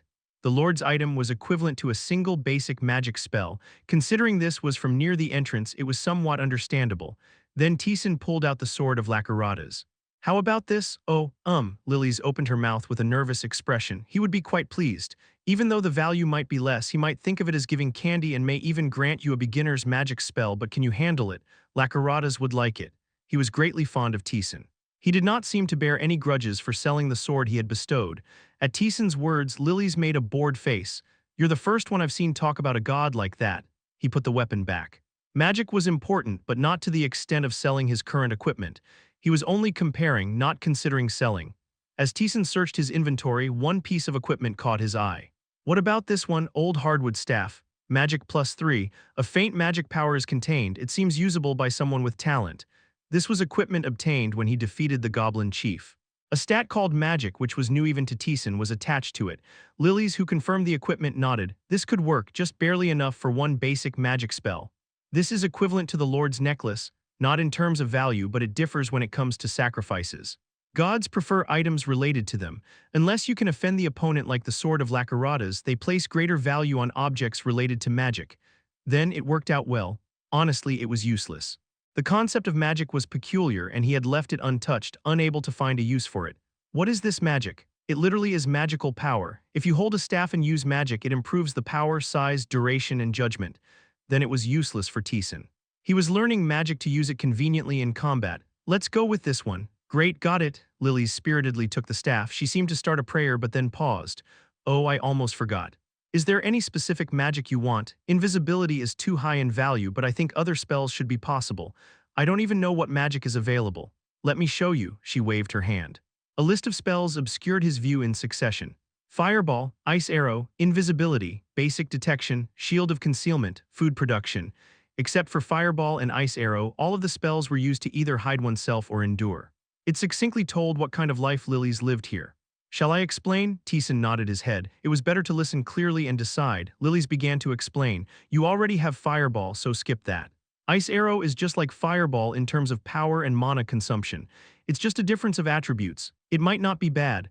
The ice status effect significantly slowed movements, a pretty useful status effect. It could be effectively used as an arrow substitute since it took a physical form. Since you can't learn invisibility, we skip that too. Now detection. This reveals the number and location of monsters in the next room. With this, you can clearly know where the danger lies. She hummed as she spoke, but to Taesan it was an unnecessary spell. He was planning to clear all the rooms. And the shield of concealment, it blurs your presence. It allows safe passage from creatures with detection skills.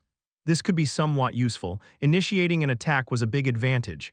Lastly, food production is just as it sounds. It literally produces tasteless water and porridge. I want to sprinkle at least some salt, but everything here is too precious. She grumbled deeply as if she had a lot of complaints. Taesan quietly checked the spells, and then he made his decision. Food production. This one. I thought you'd take Ice Arrow. I can get that later. Ice Arrow was the spell that most frequently appeared from magic staves. The same applied to basic detection. Most of the magic listed existed on staff item drops. Invisibility was extremely rare but occasionally seen. However, he had never heard of food production. Most players satisfied their meals with makeshift farming, monster meat, or purchasing emergency food. If food production existed, that annoyance and gold consumption could be solved with minor mana consumption, a skill that existed only in magic and could not be found anywhere else. Of course, it was the correct answer to learn it first. Okay, just wait for a moment. She held up the staff and closed her eyes. She opened her mouth and began to mutter. An indecipherable language flowed out like a song. The fact that Taesan could have a conversation with Lilies, a resident of the other world, and the ghost without any problem meant that there was automatic translation. Yet, not understanding meant one of two things. It was never a language to begin with, or a language for those who are not subjected to translation. You feel a great gaze. The god who answered the call showed its presence from the other side. The balance of divine power filled the space. Its gaze was directed at Taesan. Chuckling, the god laughed. That was what Taesan felt. You have gained food production. With that laughter, the presence disappeared. Lilies opened her eyes with a disconcerted look. The staff that had been in her hand was gone. Why, what's wrong? No, not that. The permission was given quite easily. I thought there would be some difficulty. Difficulty? Because gods are very particular unless they have given their permission. Actually, even the hero had a hard time when learning magic. Isn't it different with me? The gods who dislike this guy can be counted on one hand. There was also a title for being favored by the gods. Considering the reactions so far and the ghost's words, it seemed rare for any god to be hostile toward Taesan. Taesan checked the magic he had acquired. Basic magic, food production, mana consumption. 5. It summons a small amount of consumable liquid and consumable solid. It seems tasteless. Now there was no need to bother eating monster meat. In all honesty, there was no need to further raise the proficiency of disease resistance. Is there any more magic I can learn? There is, but there's nothing left of the payment now. Come back later. He intended to learn all that he could. The more options, the better. So I have to come back here. No. When you conquer a floor, I'll go down too. A kind of safety zone is created in the floors that have recently been cleared. There's such a thing? Taesan was surprised. It was news to him. Normally, there was no reason to revisit a cleared floor. If one did, they would just stay in the shop. It's basically a hidden place, so there's no need to come down here inconveniently. That's a relief. It would have been quite bothersome to have to return to the 6th floor after descending to the deeper levels. Lily smiled faintly and waved her hand. Then see you later. I'll be waiting for you to bring back good stuff. But before that, one thing, there was something he had to ask. Does magic used here get a skill check? Though they're different types, I suppose it does if you're asking which side it falls on. Then, like skills, can one not receive it and create it themselves? Lily's hesitated. She trailed off with a vague expression. In theory, it's possible since it's a skill check, but I don't think I've heard of it. That's enough for me. It wasn't that it couldn't be done, but that it was unknown. That was sufficient. Why did you ask that at the end? Because I have an experiment to conduct. Magic was also something he was obtaining for the first time. Unlike skills, it was an unexplored territory. There were numerous things worth trying. First, he checked the reward from the secret room that Lilies gave him. Ashen boots, defense +4, movement speed +5%, comfortable footwear for movement. It looks quite good. These were nice shoes with an additional movement speed boost. Although it reduced his attack power by 1, it was still worth the trade-off. From now on, the process was simple. As he descended the floors, he would collect valuable items, sell them at the shop, or bring them to Lilies to learn magic. That was the plan. Therefore, he intended to learn everything he could before that. Karguk, Taesan blocked the lizardman's attack while contemplating. How much was the damage again? He rummaged through his past memories. He recalled the defense he had at the time and the damage he took. Then the answer surfaced. Basic attack power boss room without any armor, that would be the expected damage. Taesan checked his protective shield. Protective shield 35/35, it was possible. Taesan put force into his sword and the lizardman was knocked back, crashing into the wall. Kirk Karguk, while it struggled to get up, Taesan just watched. The ghost seemed to guess what he was thinking and let out a dry chuckle. Here he goes again, about to do something strange. Karguk, the lizardman barely standing, held its spear with resolved eyes. Despite knowing it couldn't win, it didn't retreat. The lizardman, prepared to face death honorably, was taken aback. Karguk, Taesan started to remove his gear one by one: necklace, armor, shoes, wrist guards, and so forth. He put all equipment with a defense boost back into his inventory. What's he doing now? Wearing the same clothes as when he first arrived in this world, like the ones from Earth, Taesan stood in front of the lizardman.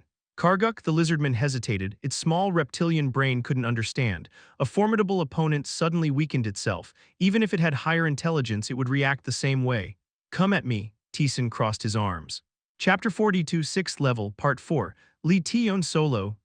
So you're saying if you take off all your armor and take the hit, that damage shouldn't occur? Kang Taesan solo.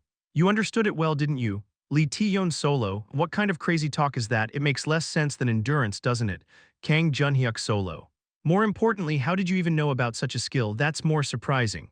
Karguk, Taesan with his arms crossed, waited quietly. The lizardman was utterly puzzled. It's annoying. Without a taunt skill, he had to wait for it to attack. Taesan just stood there quietly. The ghost muttered in a confused tone. Are you doing this to acquire a skill? I did something similar before, didn't I? Taesan had previously shown the way to acquire the forced duel skill. But the ghost's tone still expressed its lack of understanding. No, but I really don't understand this. Is there a reason to take off your armor, and why do you have to take a hit in this state? Even the ghost, who had made it to the depths, had never heard of such a thing before. Is there a skill that you can get by doing all this? I've never heard of it. I mean, it makes sense for forced duel, but what is this? Just watch quietly since there is. Taesan gazed at the lizardman intently. The lizardman, with a resolved face, firmly held its spear. Kicking off the ground, it lunged towards Taesan. Taesan looked at the tip of the spear. The speed was fast, but he could see it all. Taesan spread his arms and tensed all the muscles in his body. He tensed the muscles throughout his body. He couldn't use any skills. He had to respond with the pure movements of his body alone. The spear touched Taesan's arm. It started to dig into the skin. Feeling the pain, Taesan withdrew his arm. The lizardman unceasingly thrust its spear even further. It bore down, aiming to cut through Taesan's arm. He strained his body to the limit. He moved his body in the direction of the force. He managed to evade all the attacks being released at a breath's distance. He would have been skewered if there was even a minor mistake, but there was only a small scratch on Taesan's body. No severe damage was done. Eventually, the damage window popped up. You have taken 20 damage. The strike that would normally inflict 50 damage in an unarmored state only inflicted 20 damage. The evasion skill wasn't a skill that forcefully reduced damage. It was about whether you dodged or took a hit squarely. There was a clear difference in damage. At the same time, a system window popped up. You have received only half of the damage. You have acquired the special activation skill Robust. Along with Robust, the skill Taesan was hoping for also appeared. Your health did not decrease from the first attack. You have acquired the special constant activation skill First Attack Absolute Nullification. Kak. As the ghost exclaimed in surprise, the lizardman thrust its spear. Taesan looked at it impassively. This time he didn't make any movements to evade. The moment the spear touched Taesan, your First Attack Absolute Nullification has been activated. The attack was nullified. The force carried by the spear vanished.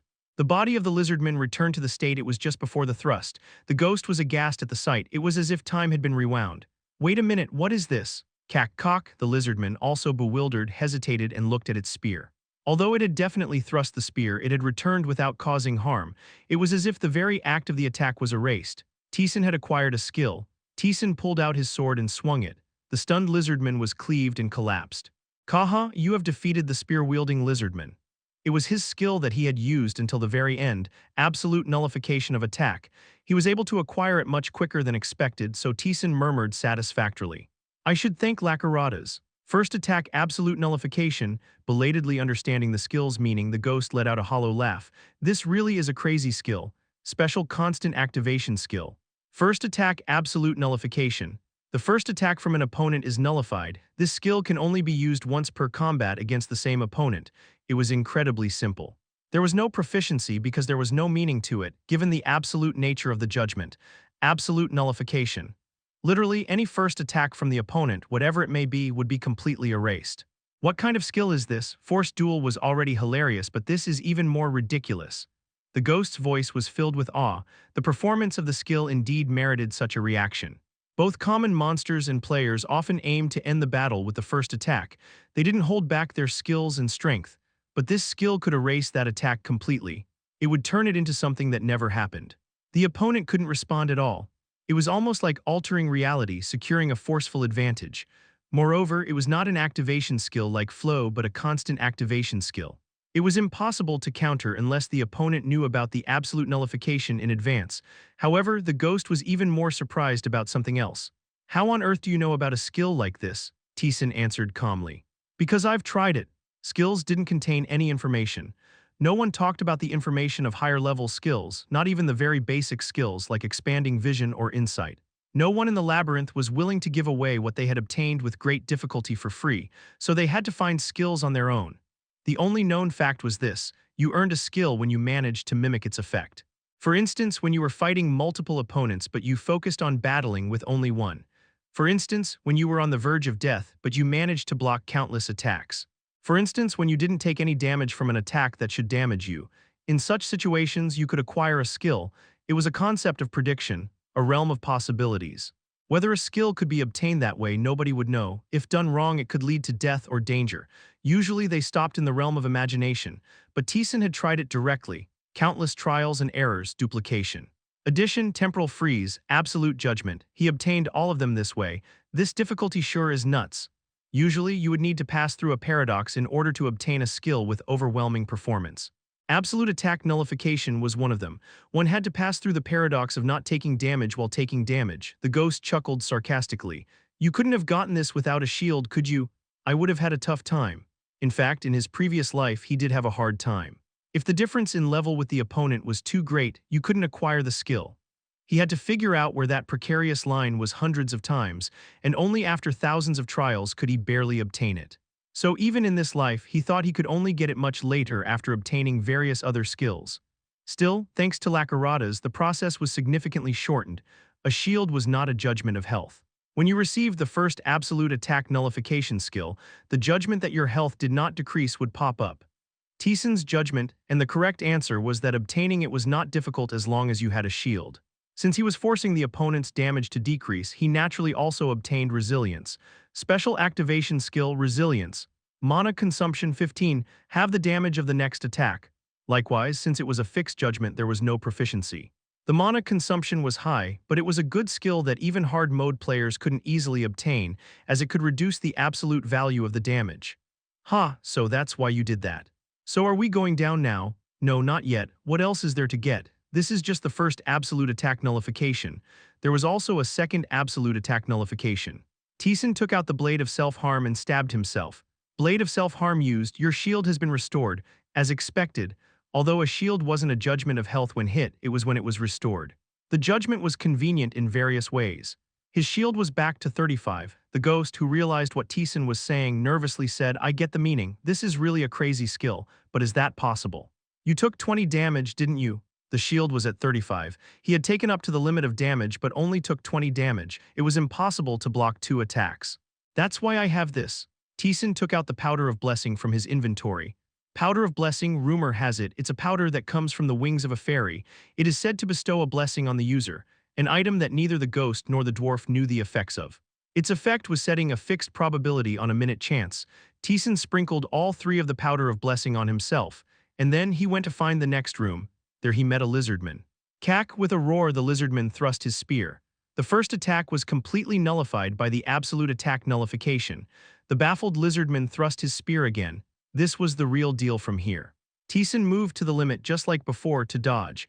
As a dotted line was drawn on Taesan's body, a damage window popped up. "You took 17 damage. The ghost was surprised by the noticeably reduced damage. Could it be the powder of blessing? There were several judgments in an attack: hit judgment, dodge judgment, defense judgment. There were several others, but these 3 were the basics. Among them was a random judgment. When damage was taken, 10% of it was completely randomly applied.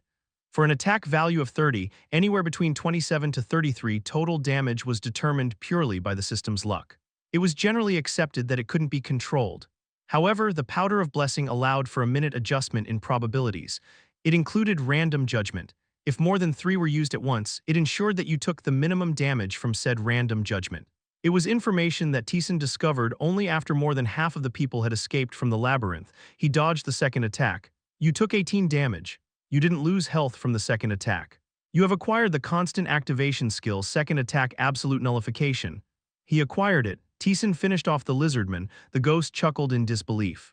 Really, how do you manage to obtain it in such a strange way? Constant activation skill, second attack absolute nullification. It nullifies the opponent's second attack. This skill can only be used once per combat against the same opponent. Complete immunity up to the second attack. With this skill, he could win against any opponent of the same level. Absolute nullification, like endurance in forced combat, was a main skill. The skill itself is remarkable, but the way you obtained it is also fascinating. How did you figure out that the Powder of Blessing had the effect of reducing damage? Countless trials and experiments. Ah, yes, the ghost chuckled dryly. Yeah, you said it was your second time, that's understandable. Taking it into account, it's still amusing. He seemed to be getting an idea. If he had come this far, he should understand. If Taesan were that stupid, he couldn't have made it this deep. Since he had expected it, Taesan grinned inwardly. I've already acquired up to the second one, and he was only on the 6th floor. He hadn't used any tricks except for the shield. In his previous world, Taesan had acquired up to second attack absolute nullification. It was obtained after countless tricks and innumerable challenges, and even that was quite lucky. Even if asked to do it again, he wouldn't be able to acquire up to the second one. But now Taesan had a shield. Chapter 43, 6th level, Part 5. The judgment didn't apply to his health but to his shield. As time passed, not only could he get attack nullification for the third attack but also the fourth and the fifth. Not to mention, he could acquire other skills. There were quite a few skills that were dependent on health depletion. It's becoming interesting. New possibilities always excited him. Taesan made his move. Karak, the lizardman, swung his spear. It was quick, but Taesan casually blocked it and pierced the creature's chest. His sword went through its heart. Kang, you have defeated the spear-wielding lizardman. You accurately attacked the opponent's vital point. You have acquired the constant activation skill vital point attack. Finally got it. It took more time than expected. He had to grind because it was a skill acquired through repetition, but he didn't have much leeway until now due to the divine trials and hidden bosses. Constant activation skill, vital point attack. Proficiency.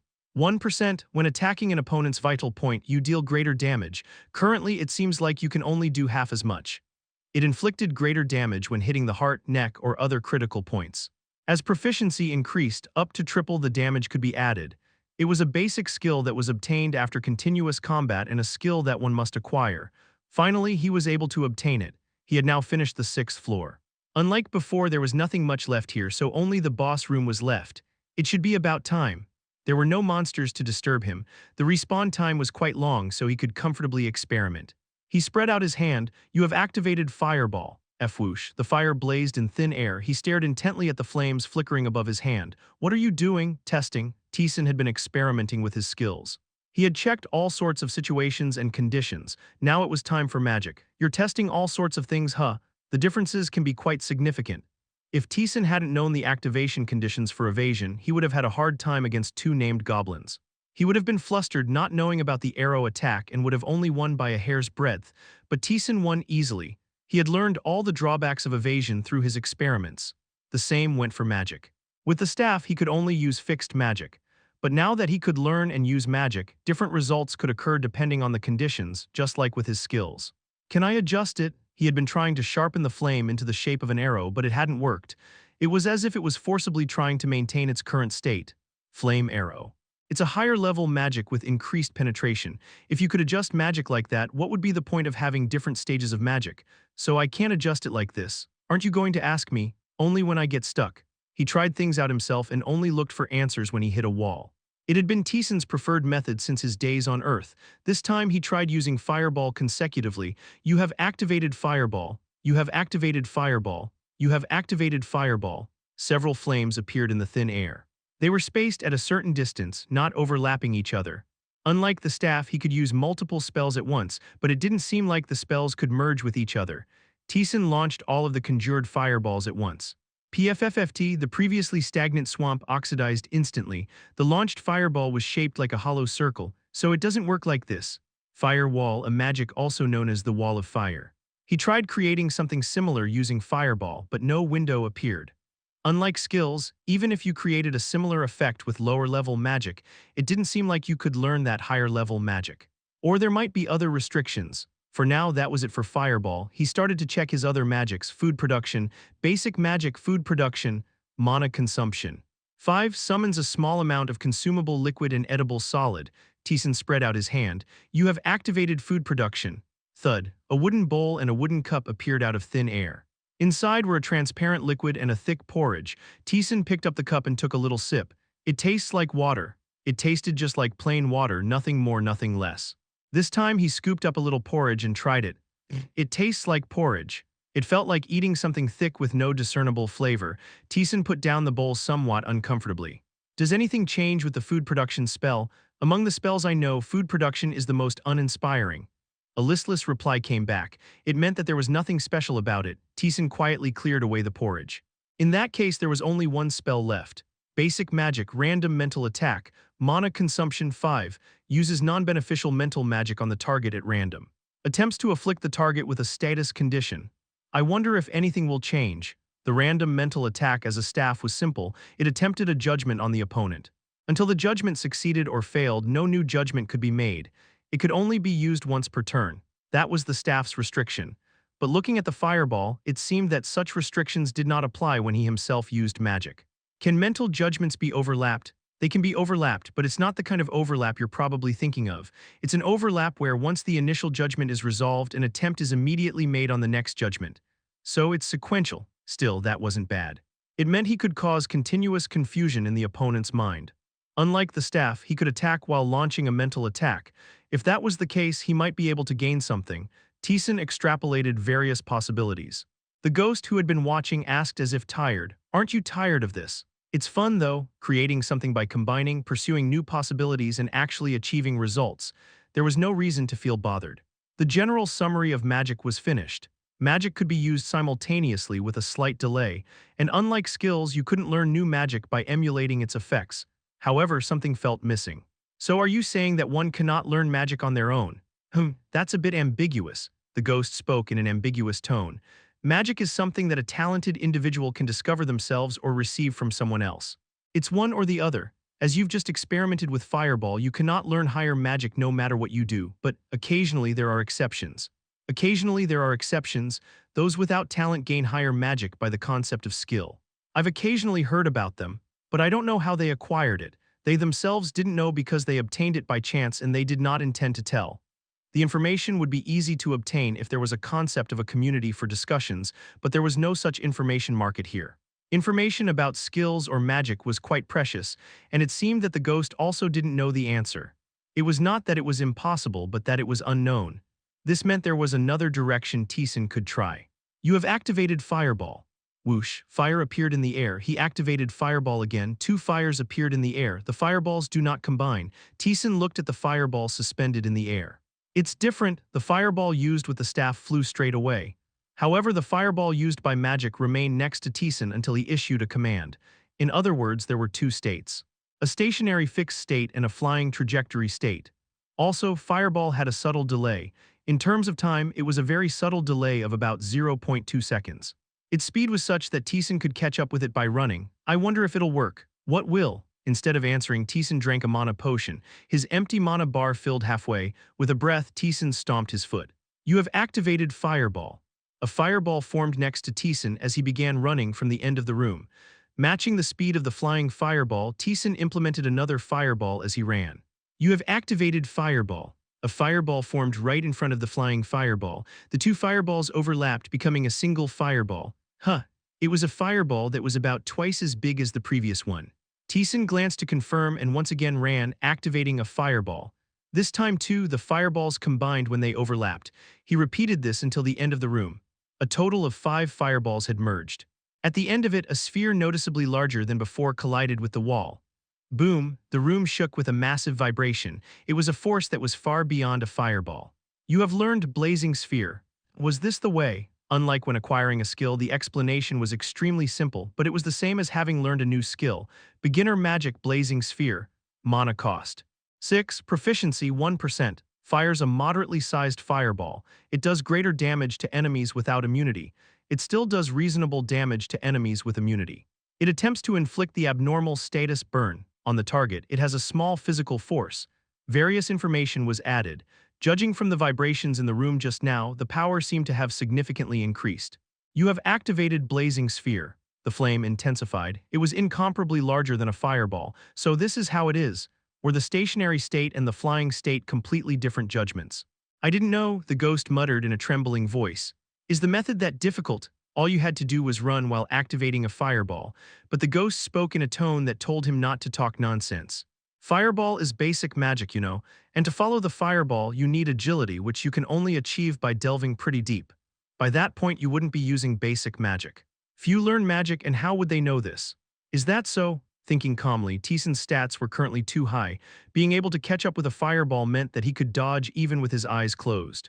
By that point the enemy would have similar stats, so it would be reasonable to discard it. And how many people do you think experiment deliberately and learn like you? Even if they do, they probably just got lucky. Most of them don't even know how they learned it.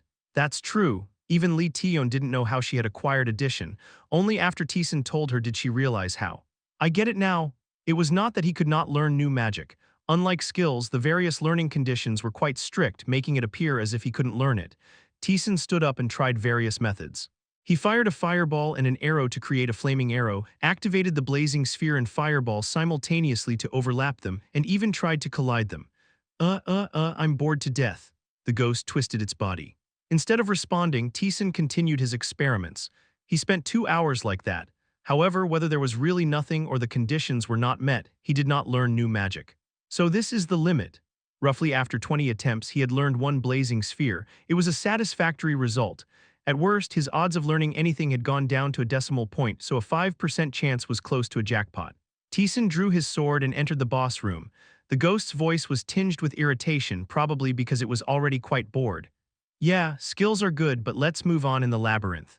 If we go down we can get better things, right? They say they teach swordsmanship on the 7th floor, right? Kraya, a lizardman appeared in the boss room. A lizardman warrior has appeared.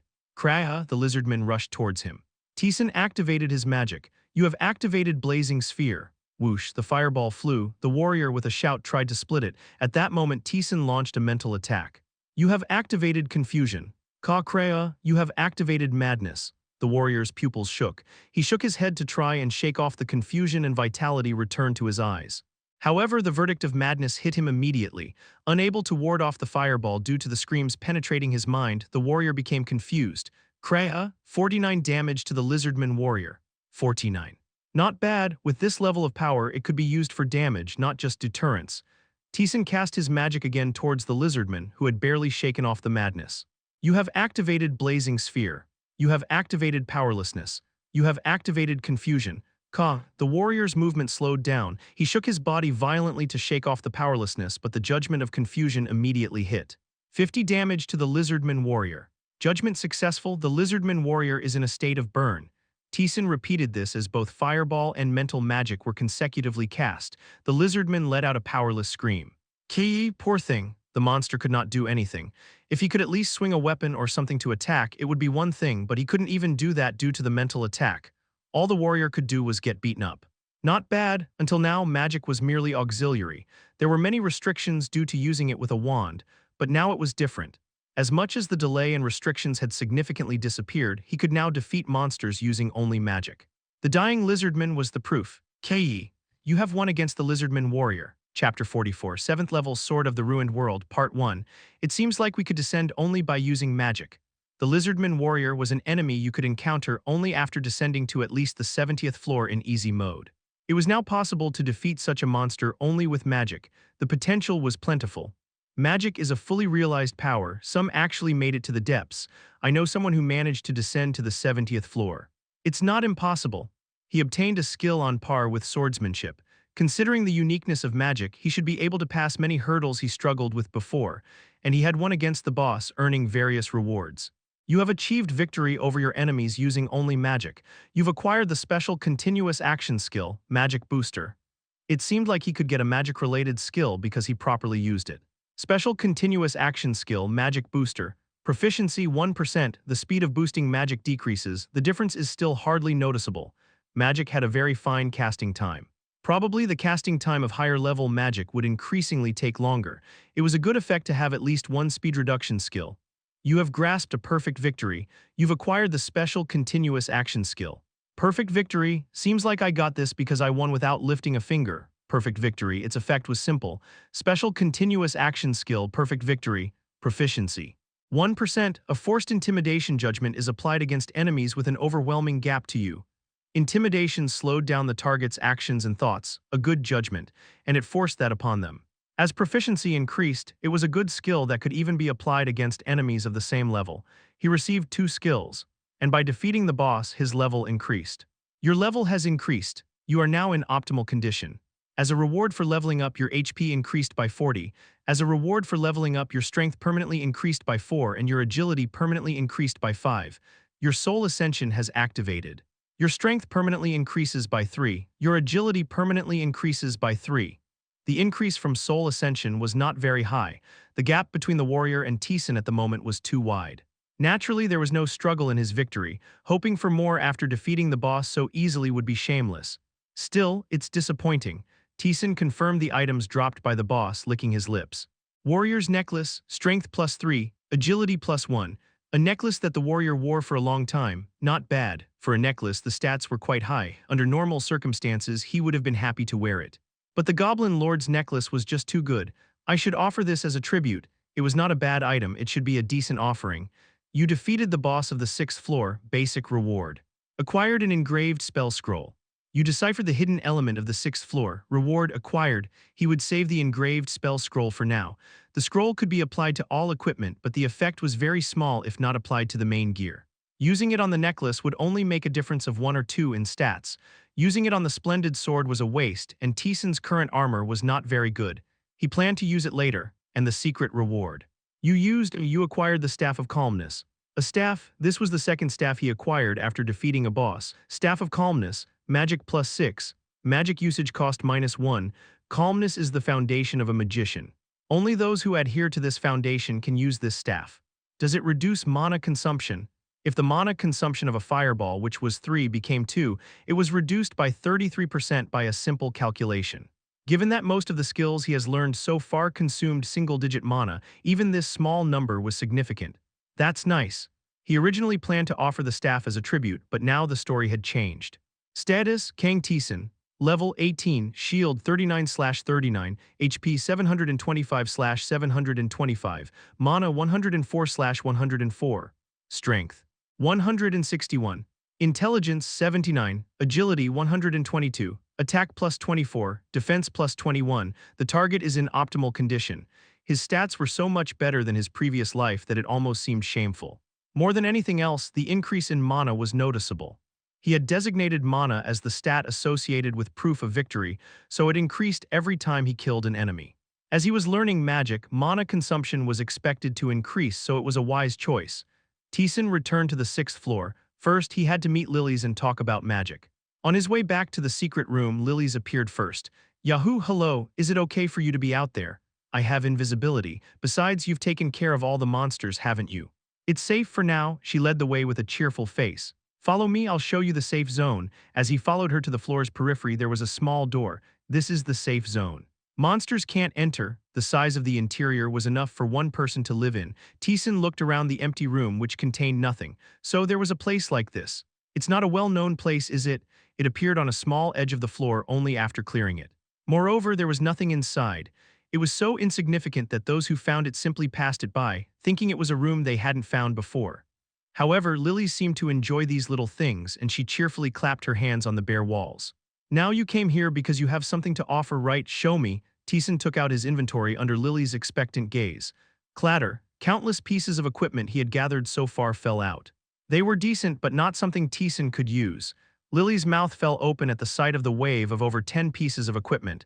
With this much, you should be able to learn something. With a gloomy face, Lily's turned each piece of equipment into an offering. After about 10 minutes, once the last piece of equipment had been offered, Taesan chose his magic. Ice Arrow. You have gained Ice Arrow. Basic magic. Ice Arrow. Mana consumption 3. Proficiency 1%. Fires an arrow of frost. Targets without immunity suffer significant damage. Attempts to inflict the status abnormality freezing on the target. The basic explanation was similar to Fireball. The difference was that Ice Arrow had definite physical force. It could be useful when he was unable to use a bow. I wonder if this would work. Huh, what? Lily's tilted her head, catching Taesan's murmur. The ghost chuckled when it grasped what he was implying. I guess your thoughts went right there. In terms of judgment, it should be possible. Huh, judgment, what do you mean? To Lily's continued inquiries, the ghost replied teasingly. How much beginner's magic have you learned?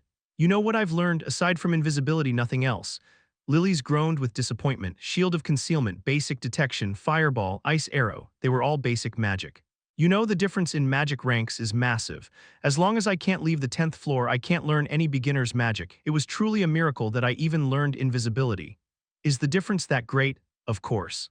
Basic magic is just imitating magic. It can be easily contained in a staff, but beginner's magic is magic itself, something that can't be contained in anything, she passionately explained. It may be lacking compared to intermediate or advanced, but it's still sufficiently magic. I came in here for that, but all I'm doing is struggling. If I couldn't learn invisibility, I really would have gone crazy. She groaned like a weary old woman. The ghost held back laughter and spoke. You know blazing orb, right? The upgraded version of Fireball. Of course I know, it's a fire attribute but also has physical power, making it hard to counter, right? That.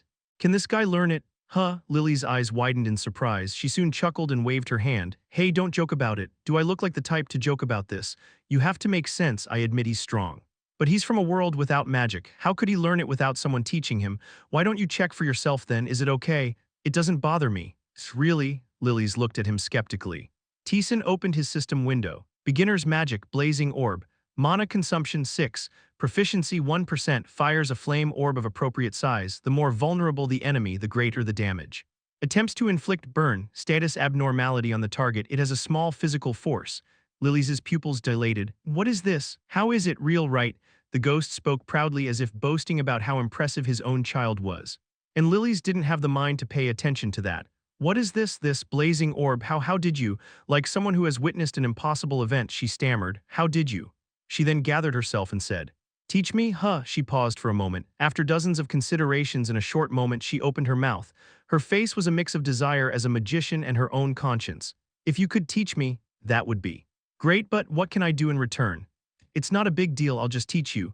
There was a high chance of having a long-term relationship with Lily's. There was no harm in gaining favor. Awe spread across Lily's face. Are you an angel or a messenger of God? You're going to teach me this. You should become my master. But even knowing this won't be much help. Not helpful, it's a method. Well, who knows, it would really be of no use to her. Taesan started explaining. As his explanation progressed, Lily's face twisted grotesquely. After the explanation, she chuckled hollowly. What was that? Yes, that reaction is normal. Can it be learned? Do you think a mage would train physical strength? If you're fast enough to follow a fireball, why use a fireball? Just use other magic. Lily's grunted in frustration. Still, it's not entirely a bust. There's a difference in that kind of judgment. I didn't know. I can try various things, thanks. She looked at Taesan with admiring eyes. How did you find such differences? Is it because you're a favored adventurer by the gods? I tried various things and I have a question. What exactly is the difference in numbers when it comes to magic? Why are you asking all of a sudden? What did you get? Taesan showed her the Staff of Serenity. Upon confirming its stats, Lily's expressed admiration. Magic +6 and mana consumption reduction. This is equipment you can't even get on the 10th floor. What's the difference in magic amount? It's simple, consider magic plus as a percentage. So if it's 6, it means 6%, right? Here the percentage applies to everything about magic. Duration, judgment bonuses, power, etc. excluding mana consumption. Everything gets stronger. Then it's okay. It's not just okay. It's good. If it was a bonus for everything, not just power, then it was not simply a 6% increase. Depending on the situation, it could have been used as a substitute for a weapon. He received all the information he wanted. Taesan turned around and Lily's waved her hand energetically. See you on the 7th floor. Taesan headed towards the staircase heading down. Finally, the 7th floor. He was not far from the 10th floor. 7th floor quest start. Defeat the boss of the 7th floor and pass. Reward, Earring of the Forsaken One. Secret reward. Upon arrival at the entrance, as always, the dwarf was waiting. Did you arrive? Do you have any dust of blessing? Don't you have any more? If Taesan had 2 or 3 more, then he could get something, but it appeared that he couldn't buy any right now. It seemed like it wouldn't be easy to get. Then I'll sell this. Taesan pulled out things like the skin and teeth of the lizardman and big rat. If he thought about the blacksmith, he needed the skins, but he didn't need so many. That's a lot. This should be about 2,000 gold. What do you want to buy? No, thank you. Are you just leaving again this time? How much money are you trying to save? An ample amount. He had collected almost 5,000 gold, but it was still not enough. He would be able to use it properly after passing the 10th floor. See you next time. That's boring. Leaving behind a dwarf filled with boredom, Taesan walked on. You've reached the 7th floor. As soon as he left the shop, the ghost spoke. Taesan chuckled at the clearly visible change in attitude. Do you dislike him that much? I told you, he only moves for his own benefit, but you don't have to worry. The reason I dislike that old man is because of my personal experience. It has nothing to do with you. Unlike when he spoke about the dwarf before, his emotion was more restrained this time. The ghost dismissed his lingering gloom. Anyway, this is the 7th floor. You remember our promise. You said you would teach me swordsmanship when we reach here. At first, the ghost refused to teach him, but after Taesan got a hold of the path, it said it would teach him when they reached the 7th floor. That was if there were no problems with his stats. Now that time has come. What I'm going to teach you is the swordsmanship of our empire. The ghost said it was the prince of an empire, that he had come here to save a dying world. The Calvert Empire was a country that worshipped strength. The weak had no value, and if you had strength, most things were allowed. It was very common for the strong to oppress the weak, and it was even considered right. Even as royalty, it was no different. I had 6 brothers. Those who had the bloodline of the royal family fought each other for succession rights. In the case of the Calvert Empire, it wasn't a political struggle. I won against my brothers. I thrust a knife into their throats and seized the right of succession. That's a cruel world. Everyone says that. Little Lily said so too. How could one live in such a place, she asked. It's a barbaric world, she said. But it's my one and only world. The ghost spoke in a melancholic tone. I want to go back, but I can't. I even failed the chance to save it. At the very least, leaving evidence of my world is my minimum atonement. After briefly recomposing himself, the ghost spoke calmly. As it's the swordsmanship of such a world, its characteristics are also intense. First, there is no defense. Are you 18 plus? Yes, no. Chapter 45, 7th level Sword of the Ruined World, Part 2, no defense.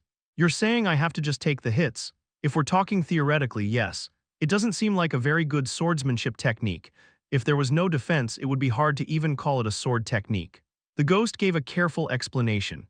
I said there's no defense, but that doesn't mean you don't block attacks altogether. You know the saying, the best defense is a good offense. It's like that. You preemptively stop the opponent's movements. You attack where the opponent is going to move their sword, blocking from our side. If you had to put it into words, it would be an aggressive defense. Having used a sword extensively himself, Taesan understood what that meant. But there are certain attacks that can't be blocked. The opponent's movements were anticipated and their attacks were stopped. It sounded good. However, in the end, this was based on the movement of an attack. Perfect blocking would be impossible. You just take the hit, but in return you attack even more. There are complete strategies for that as well. It's not a very stable sword technique. It is risky, but its power is certain. I couldn't learn magic very extensively since the gods were annoyingly picky. My innate talent was also lacking, so I was stuck with beginner magic. However, the ghost had descended deep into the dungeon. Trusting only his sword technique, he broke through this place. If it was a weak sword technique, it would be impossible. What will you do? There's no what, I'm obviously learning it. Taesan was already fond of the chicken game, where both participants risked their health and rushed in. He had endurance and could also nullify attacks, so it was just the right sword technique for him. Good, the ghost said, seemingly relieved. Then let's start the lessons. Do I need to show respect? As I said before, there's no need for that. This is a kind of trade. But how are you going to teach me? The ghost didn't have a body. It was a being that, being dead, could not interfere with the living. Don't worry about that. I have permission up to this point. The ghost placed a hand on Taesan's shoulder. He felt a weight that he hadn't felt until now. A raging storm, a scar like a fingernail mark. The subdued voice resonated. Storm Scar Sword. The only remnant left of my world. You learned the Storm Scar Sword from the owner of the Storm Scar Sword. You learned the advanced skill Storm Scar Sword. An advanced skill. This was a level of skill he had not seen before. You have learned the Arak martial arts, but my swordsmanship follows a different track. It won't be integrated. Yug. He didn't feel anything. When he learned the Arak martial arts, some kind of concept and theory came into his mind, but this time there was nothing when he learned the skill. Advanced skill Storm Scar Sword. Proficiency 0%, a sword technique passed down from a ruined world. Now only one person has mastered it. The proficiency was 0%. Considering that all the skills he had gained started at 1%, it was definitely different from the norm. I am a swordmaster, owner of a title that is given only to those who have mastered the sword. In the maze of skills, my proficiency is 100%, but I'm a dead man. I wasn't allowed to go that far, so I need to learn it by myself. Even though that's the case, communicating verbally is possible, so I'll do what I can. The ghost began to explain. The ghost explained kindly. From 1 to 10, all the postures to take and how to respond in various situations. His kindness was such that even a master would not instruct to this extent. So it's not about blocking attacks. It's about responding to them. You have to keep your line. If the line is crossed, just abandon it and pierce your opponent. What do you mean? But Taesan could not understand. The ghost was eagerly explaining, but it was too abstract or too concrete, making it hard to comprehend. He could understand a sentence or two, but they weren't particularly meaningful. Taesan knew many of these types. Groan, the ghost groaned. Explaining swordsmanship verbally is indeed an impossible task. Swordsmanship was ultimately a physical skill. Learning by moving and practicing directly rather than hearing hundreds of words was much faster. However, the ghost was a deceased entity and couldn't intervene. All it could do was verbalize, and Taesan was struggling to understand. When attacking an opponent's chest, do you mean to bend your arm, move to the left, and use the momentum of your whole body? Yes. Do you get the feeling? I don't think so. He tried to move his body, but it resulted in strange movements. The ghost clicked his tongue in frustration as time passed without progress. As I expected, we're stuck here. How should we do this? Taesan closed his mouth without a word. The ghost spoke anxiously. This is not because you lack talent or anything like that, it just doesn't make sense. Swordsmanship is about moving the body. Even the written doctrines are written based on the experiences of those who have moved their bodies. So, until you actually move, you can't understand what it means. The ghost seemed to worry that Taesan might give up or become pessimistic at a very fast pace. Contrary to the ghost's concern, Taesan had not given up. Can proficiency also be considered experience? Since it can be built up only through direct usage and acquisition, isn't it indeed experience? The ghost answered in surprise at the sudden question. Taesan sorted out his thoughts. Proficiency could be gained by accumulating experience. So conversely, if you raised your proficiency, did you gain experience? It was worth trying. Taesan took out a potion from his inventory. Proficiency Boost Potion. Raises the proficiency of one skill by 5%. Oh, the ghost noticed it too, albeit belatedly. Is that possible? Taesan drank the potion. You have used the Proficiency Boost Potion. The proficiency of Storm Scar's sword has increased. Whoa, all sorts of information flooded into his mind instantly. The way to wield a sword, the way to block an attack. The way to use strength, all of that steadily fell into place. Taesan stood up. When attacking an opponent's chest, bend your arm and move to the left, then use the elasticity of your whole body. It was a statement he couldn't understand just moments ago. Taesan gripped the sword and moved his body. Thrusting the sword, bending his arm, and turning his body to the left, he swung his arm as if bouncing off with the help of the recoil. His body naturally turned a full circle. Whoosh, the sound of his sword splitting the air rang loudly. The clean movement he couldn't do earlier was now possible. It works. So this kind of workaround is possible. Kang Taesan has invited Kang Junhyuk. Kang Taesan solo, is it still the same? Kang Junhyuk solo, yes, it's driving me crazy. Whenever I try to have a conversation, they keep interrupting and picking fights. Why do these crazy guys do this? Taesan could feel the anger through the text. There was a reason why Kang Junhyuk was this angry. Kang Junhyuk solo. Why on earth are they calling us the enemy in easy mode? I just don't understand. Kang Taesan solo, because the labyrinth is too big of an enemy. You need an enemy that's easier to understand. Kang Junhyuk solo. So why are they doing that in the first place? Kang Taesan solo, I don't know their thoughts either. They may think it's beneficial.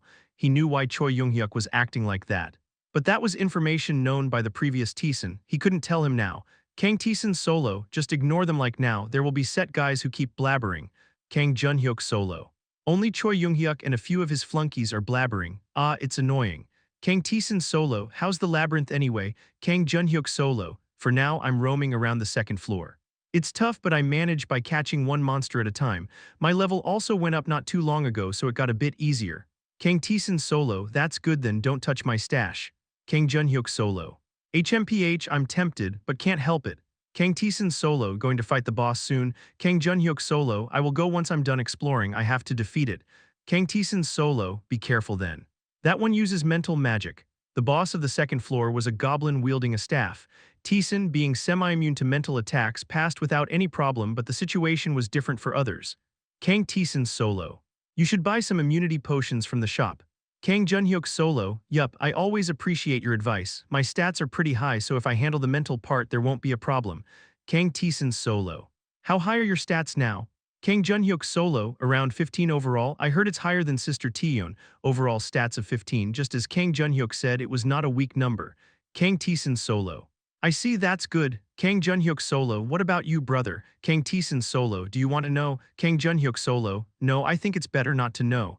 Kang Taesan solo. We'll see later, Kang Junhyuk solo. You said the same thing last time, but can we really see each other later? I feel like I might die before then. Kang Taesan solo. We can see each other. Kang Junhyuk would definitely see him as long as he didn't do anything crazy. Taesan closed the community. Is it over? All right. Taesan stood up, gripping his sword. Not the sword he always used, nor Lakarada's sword, but two rusty swords, each with an attack power of 1. He had returned to the store and bought them. The dwarf gave him a look of confusion as to why he would buy them, but to Taesan they were necessary weapons. He also took off all his equipment that had attack power attached to it. His attack power now was 2. He moved on to the next room. GRR. A lizardman warrior has appeared. A warrior. A monster 1 rank lower than a gladiator. The weapon it used was either a sword or a spear. Perfect. Recalling the memories in his head, Taesan dashed forward. The lizardman swung his sword. Clang. The sword blade jangled violently, creating a deadlock. Taesan didn't avoid the attack targeting his whole body but rather pushed further into it. It was his first practical application of swordsmanship. Therefore, he decided to fight in a conventional way first. Clang, clank. He launched an attack and circled around the lizardman. The lizardman gritted his teeth and moved his hand. Taesan attacked towards the trajectory where the sword was about to move. Clash. The lizardman's movement, which was about to attack, shifted to defense as the swords clashed. Seizing the gap, Taesan plunged his sword into the lizardman's chest. 5 damage to Lizardman Warrior. 6 damage to Lizardman Warrior. Gah, the lizardman held onto its sword. Taesan couldn't properly respond to the attack where the handle was swung down at him in previous fights. But now he knew how to respond. All of that information was in his head. Just like that, Taesan pulled up the hilt of his sword. The two hilts collided. Clang, eek, he cut straight through. The damage window ostentatiously obscured his view. Arg, however, having removed equipment with additional attack power, the damage was minimal. The lizardman was still vigorously swinging his weapon. Taesan also squared off with him. He organized the numerous pieces of information resounding noisily in his head and showed it through his body. Finally, after a battle lasting over an hour, he was able to win. Ah, you have triumphed over the lizardman warrior. The proficiency of the Storm Scar Sword has increased by 1%. His proficiency increased. The ghost pointed out Taesan's movements. It's important to strike, but it's also crucial to pull back. Use that pulling back motion as the movement for the attack. He grasped the theory, but his practical application was still immature. Taesan finished his confirmation. It's a good skill. If it wasn't for Storm Scar, it would have taken 2 hours. In terms of quickly delivering damage and continuing the attack, it was an exceptional skill. Even though he was still unskilled now, as he increased his proficiency, the value would continually rise. He made his decision. He would break through the 7th floor just like this. He would keep going until he could maximize his proficiency. The value was more than enough. Taesan gripped his rusty sword and moved to the next room. Are you 18 plus? Yes, no. Chapter 46. 7th level Sword of the Ruined World. Part 3. From then on, it was half-grueling labor. Since he switched all his weapons to rusty swords, which had a combined attack power of only 2, battles took a long time. It took an hour just to barely defeat a single creature. Is this the right way to do it here? That's correct, but it would be better if you twist a bit more. Try moving your left wrist about 3 cm to the right. Listening to the feedback on his movements, he headed toward the monster again. And the battles began. He tried out the movements based on the feedback he received from the ghost. It was awkward at first, but the longer the battles continued, the smoother his movements became. You have triumphed over the Lizardman Warrior. The proficiency of the Storm Scar Sword has increased by 1%, and once again he listened to feedback on his movements. Not bad, but when you turn your body to the left, try moving your left foot a little further forward. With your current movements, it'll be hard to approach if the opponent just keeps a little distance, right? The ghost pointed out his movements in detail, and Taesan followed his advice. He faced the next monster and, keeping in mind the ghost's words, moved his left foot forward. Krah! Indeed, he was able to get a little closer more comfortably. As Taesan wielded his sword, he continued to adjust his movements. The proficiency of the Storm Scar Sword has increased by 1%. Time passed. A day went by. He spent 12 hours battling, 6 hours sleeping, and 6 hours replenishing his strength while refining his movements. He ate on the move between rooms to not waste a single moment. The ghost let out a hollow laugh. You're doing the right things to get stronger, but it's strange no matter how I think about it. Are you okay? Aren't you tired? It seems incredibly boring. Why would it be boring? I'm only enjoying it. Taesan couldn't understand the comment. Each time he went through a battle, he could physically feel the increase in proficiency. The danger was low, and he didn't have to impose any constraints on himself. The rewards for his actions were also definite. Considering the thousands of repetitions that he did without any known answer, without knowing when the results would show, Taesan couldn't understand how something this comfortable could be considered boring. The ghost chuckled softly, crazy bastard, and so time passed. He adjusted his movements with each battle and started the next one. Just like building a castle, he gradually eliminated unnecessary movements. And so 2 days passed. Taesan moved his hand holding the sword for a moment, the blade distorted strangely and the wind ripped roughly. It had become significantly smoother and faster than before. It was a movement that he would never have been able to see before. Is this swordsmanship? It's definitely different. Until now, he hadn't been able to properly respond to his opponent's movements. Because their movements seemed meaningless to him, he had no way of knowing how to move to counter the opponent. He had finally found the answer to such a problem where he once couldn't find the right answer. The reasons and countermeasures for the opponent's movements were drawn in his mind. He felt a bit disappointed. If the current Taesan were to fight against himself, who hadn't learned swordsmanship, he would win 99 out of 100 times. He had definitely become stronger, but it wasn't a drastic difference as the ghost had said. It was the difference between knowing and not knowing. He hadn't learned anything particularly novel. It's obvious since there wouldn't be much difference just because it's swordsmanship. It was amusing to think there would be something special in moving his body. With this thought, he encountered a monster. Kaya, the lizardman thrust its spear. Just as Taesan began to parry and move, the ghost spoke. Move your foot forward. Taesan hesitated for a moment. Until now, the ghost had only advised him after he had defeated the enemy. It had never spoken during battle. However, Taesan promptly followed the ghost's words and moved his foot forward. The distance to the enemy narrowed. The lizardman held the spear short and swung it around. Kaya, empty your head and follow the way of the sword. Words he didn't understand. Although it was advice that seemed to make him grasp at straws, an image was already being drawn in his mind. The words burrowed into his head, and before his consciousness could react to it, his body moved first. The sword moved. His wrist shook smoothly. The lizardman's left wrist, elbow, arm, and fingers were cut off. The speed was incomparable to before. Kaya, move your foot forward. He moved forward. The lizardman shook his spear with a rage-filled face. He read the trajectory and blocked it. Counteract with prediction, rely on your senses, use your whole body, move your foot forward, your hands on your chest, and advance with a posture like a beast. He lunged at the lizardman. He parried the spear, and his two hands holding the sword moved so fast that afterimages were formed. You dealt 6 damage to Lizardman Warrior. You dealt 5 damage to Lizardman Warrior. You dealt 5 damage to Lizardman Warrior. You dealt 6 damage to Lizardman Warrior. You dealt 6 damage to Lizardman Warrior. An unprecedented damage window appeared, showing an incomparable amount of damage. The speed was much faster than combining continuous and breathless attacks. The Lizardman fell with a scream. You have defeated the Lizardman Warrior. The proficiency of Storm Scar Sword has increased by 3%. The movement is different. It was not a fast attack simply driven by stats.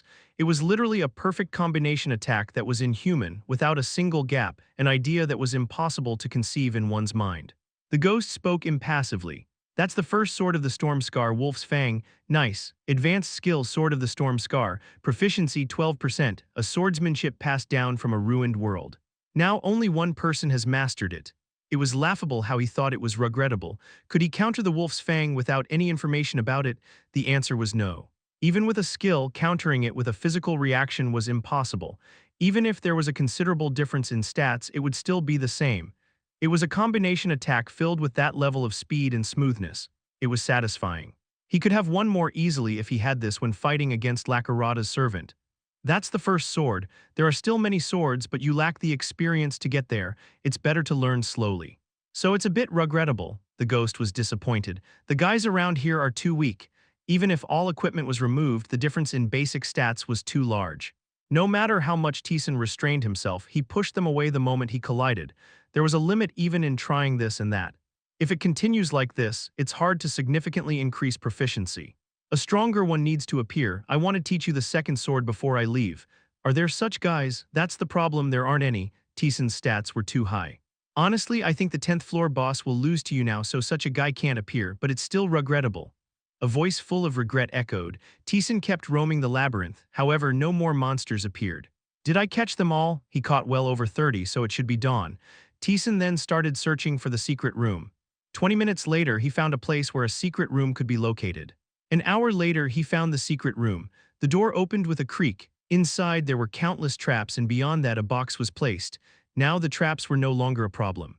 He was agile enough to grab the arrow, react to the opening floor, and escape. Taesan started to use the trap disarm skill. Judgment success, the trap is disarmed. The proficiency of trap disarming has increased by 1%. He disarmed every visible trap one by one.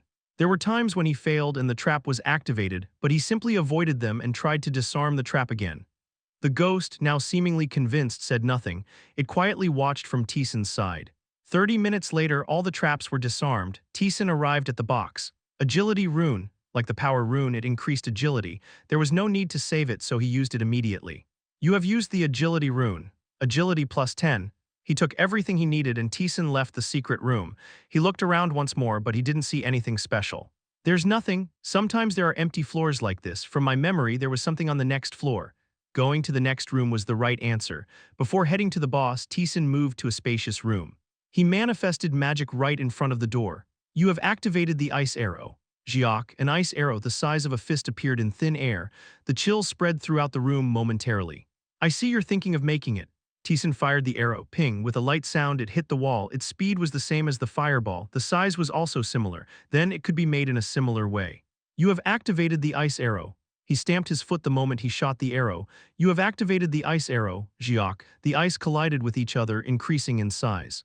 It changed into the form of a sphere rather than an arrow, and it directly collided with the wall. Jiang, the cold spreads along the wall. Frost sticks to the wall. You have learned the frost arrow. Beginner magic frost arrow.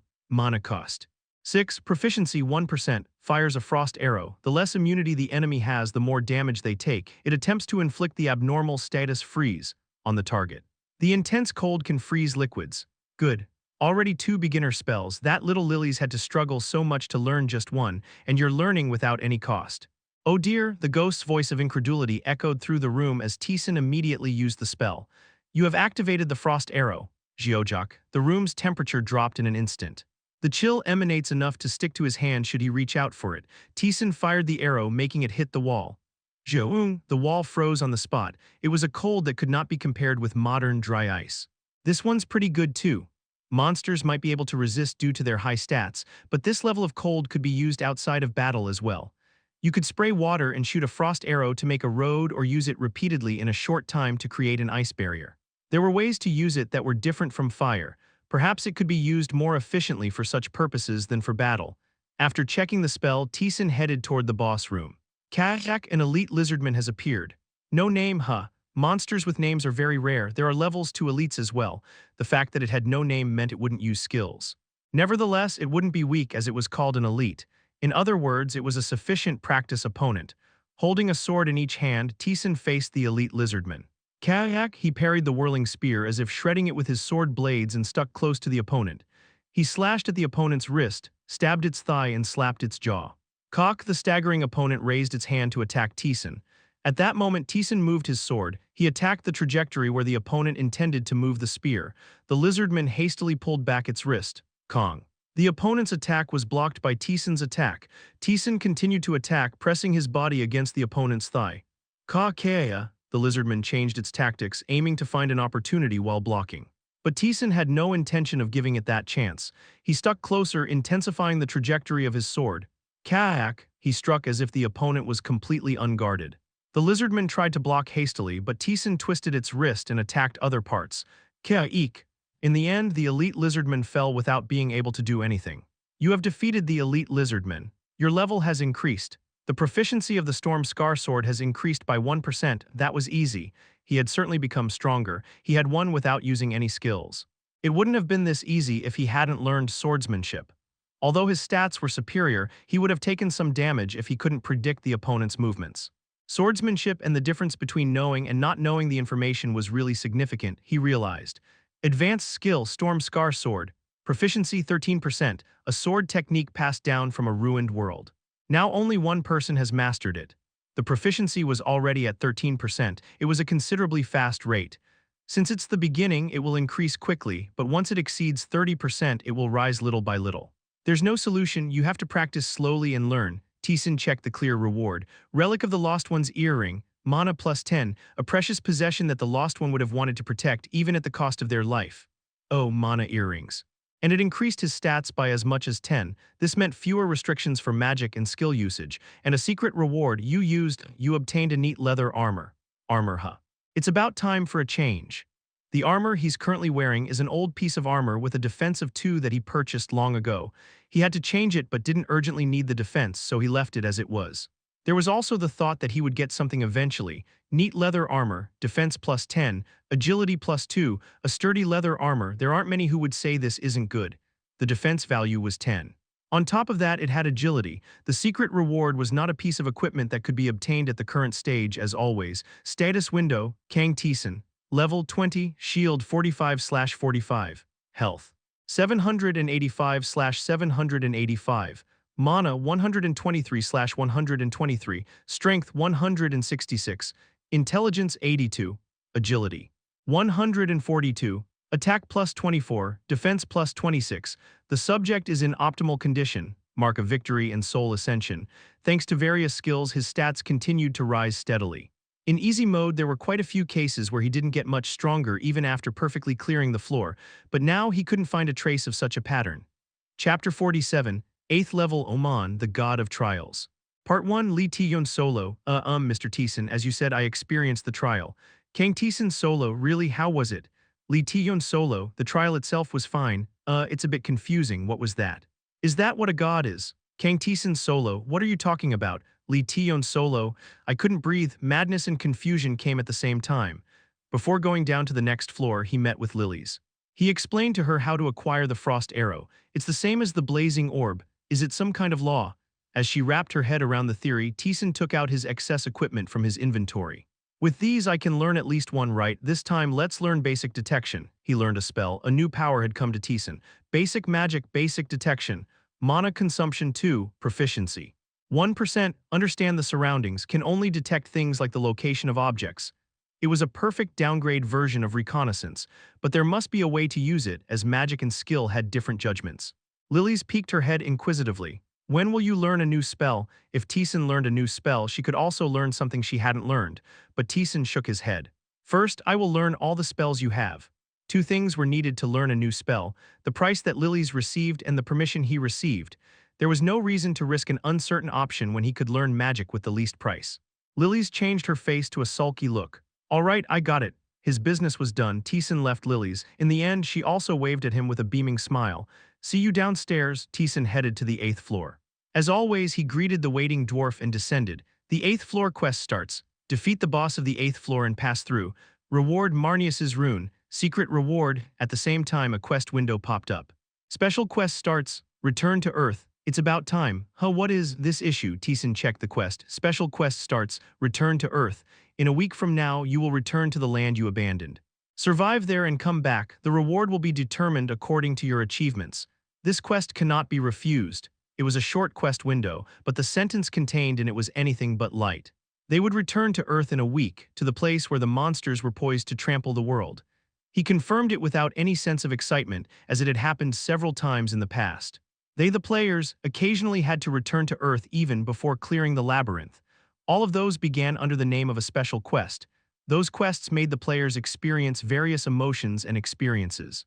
Opening the community, it was noisy as expected. Kim Taejan Solo, what is this? It's not just me, right? Lee Taeyeon Solo, yes, I also got it. How should we accept this? First, confusion and flustered reactions were visible, then sporadic expectations began to show. Kang Junhyuk Solo, isn't it literal we're returning to Earth after a week? Kim Taejan Solo. But so suddenly, isn't it strange? Kang Junhyuk Solo, what's not strange here? At least it's a quest, I don't think they'd lie. Nayeon Solo, ... Can we really go back? Lee Sang Solo. Wait a minute, really? Moon Yisung Solo, wow, amazing. They could get out of this place where they had to fight for their lives. Everyone was delighted at that fact. Just as the people were almost overwhelmed with happiness, Kang Junhyuk dampened the mood. Kang Junhyuk Solo, is this a good thing? Kim Taejan Solo, what are you talking about? We're going back, why isn't this good? Kang Junhyuk Solo. But the reason we entered here was because of the monsters. Kim Taejan Solo, the belated realization of what they had forgotten swept over them. Before the quest window appeared for them, the sky had split. A giant monster appeared from there and looked down at them. Everyone who entered the labyrinth had been startled by the monster and fled in haste. Lee Sang Solo, Moon Yisung Solo, so what? We've become stronger than before. It could just be a big brute. Nayeon Solo, right, it will work out somehow. Still, hope was more prevalent than despair. Everyone didn't say much, but a considerable amount of stress was built up from their extreme situations. They were happy just by the fact that they could get out of this place where they had to risk their lives. Above all, if they returned to Earth, there would definitely be material benefits. Lee Sang Solo. We'll be able to eat right. Moon Yisung Solo, probably right. Can we finally stop eating this damn big rat meat? Emergency food rations were too expensive for newcomers to buy, so all they could eat was monster meat. For them who were accustomed to modern food, it was torture. Lee Sang Solo, there should be canned food left, maybe we could even eat rice. Lee Tion Solo, canned corn, I used to love that. Na Yeon Solo. It's delicious, but I found peanuts tastier. Kim Taesan Solo, I prefer pineapple. They were in high spirits for the first time in a long while. In solo mode, they couldn't meet anyone except NPCs. Everyone struggled from the isolation. The anticipation of meeting people also excited them. An alert appeared to Taesan, who had been staring at the community. Kang Junhyuk has invited Kang Taesan. Taesan accepted it. Kang Junhyuk Solo, oh, was this what you were talking about, brother? Kang Taesan Solo, yeah, Kang Junhyuk Solo, how did you know about this? Kang Junhyuk asked nervously as Taesan replied with a gruff voice. Kang Taesan Solo, you know about the altars of God, right? Kang Junhyuk Solo, oh, they told you about it. Kang Taesan Solo, not completely, but they gave a rough guide. I inferred from there. Kang Junhyuk Solo, there's such a method, if you're called a god you know that much. Kang Junhyuk quickly agreed. Although it wasn't the case, he had no choice but to accept it because he didn't know anything about the gods. Kang Taesan Solo, try to break through the second floor while you're at it. It would be better if you could penetrate a bit of the third floor too. Kang Junhyuk Solo, it seems to be quite difficult. Kang Taesan Solo. It won't be easy. Everyone in the community was overjoyed to be able to leave this place. However, half of the surviving players died when they returned to Earth for the first time. Given that, there was no reason for Taesan to celebrate. Kang Taesan Solo, don't dampen the mood by bringing it up, just tell them to try their best to break through. Morale is important here. Kang Junhyuk Solo, got it. I'll do my best. The conversation with Kang Junhyuk ended. Taesan, who had been looking at the community, chuckled to himself. He could not see Choi Younghyuk, who was always loud and talkative. He must be suffering from a headache. He looked forward to the day they would return to Earth. Taesan had no plans to just sit still. He planned to go as far as he could. He moved toward the 8th floor. Kuruk, monster of the 8th floor, the Marukanda. It was a bird the size of a human with a sharp beak, the first non-humanoid monster after the big rat. It was a tricky opponent to face as it fluttered its wings and rushed forward unpredictably. Of course, this didn't matter to Taesan. He slashed his sword down. K-kick, you have defeated Marukanda. This kind of monster was more comfortable than fighting humanoids. Since it only moved instinctively without higher dimensional techniques like swordsmanship, Taesan could respond more easily. Can I use swordsmanship against beasts? My swordsmanship, which is based on fighting humans, won't work. That would be the domain of mercenaries or barbarians' swordsmanship. There seem to be some limitations to swordsmanship. Unlike skills, its effect greatly varied depending on the opponent. It was not a big problem, so he moved on while keeping it in mind. His goal was to break through quickly, so his movements were unhesitant. Your soul ascension has been activated.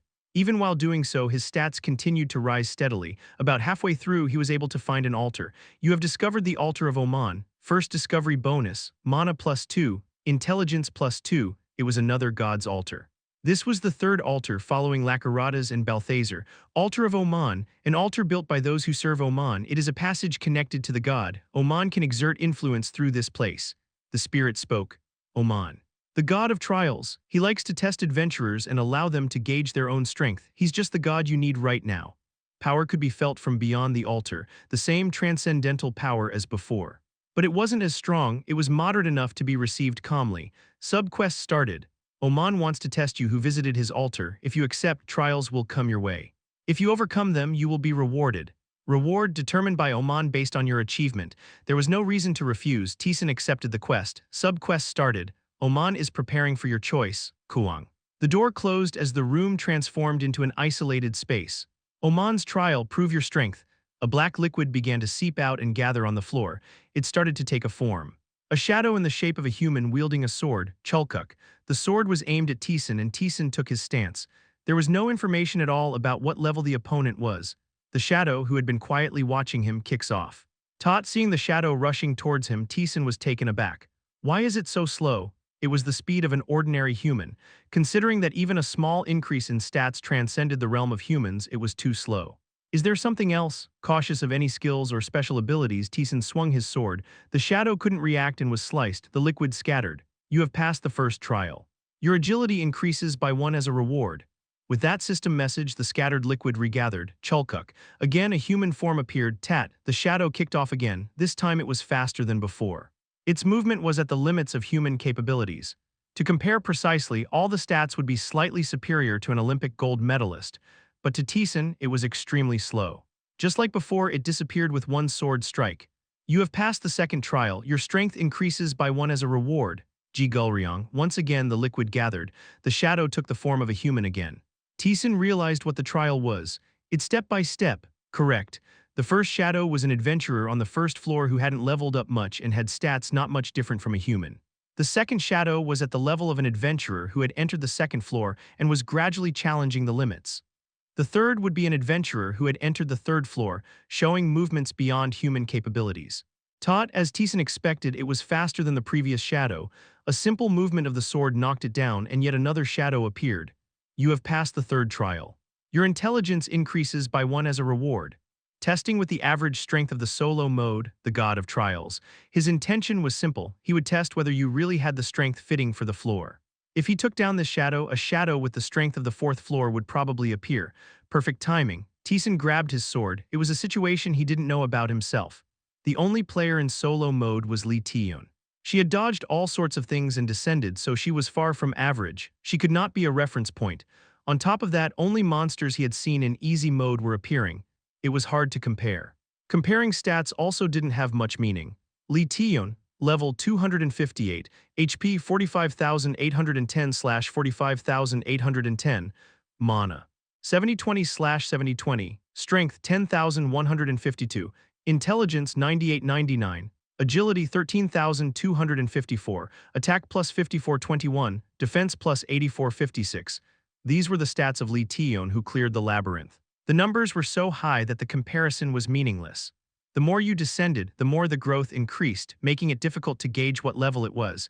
In other words, Taesan knew he was strong, but he didn't know what floor level he was in solo mode.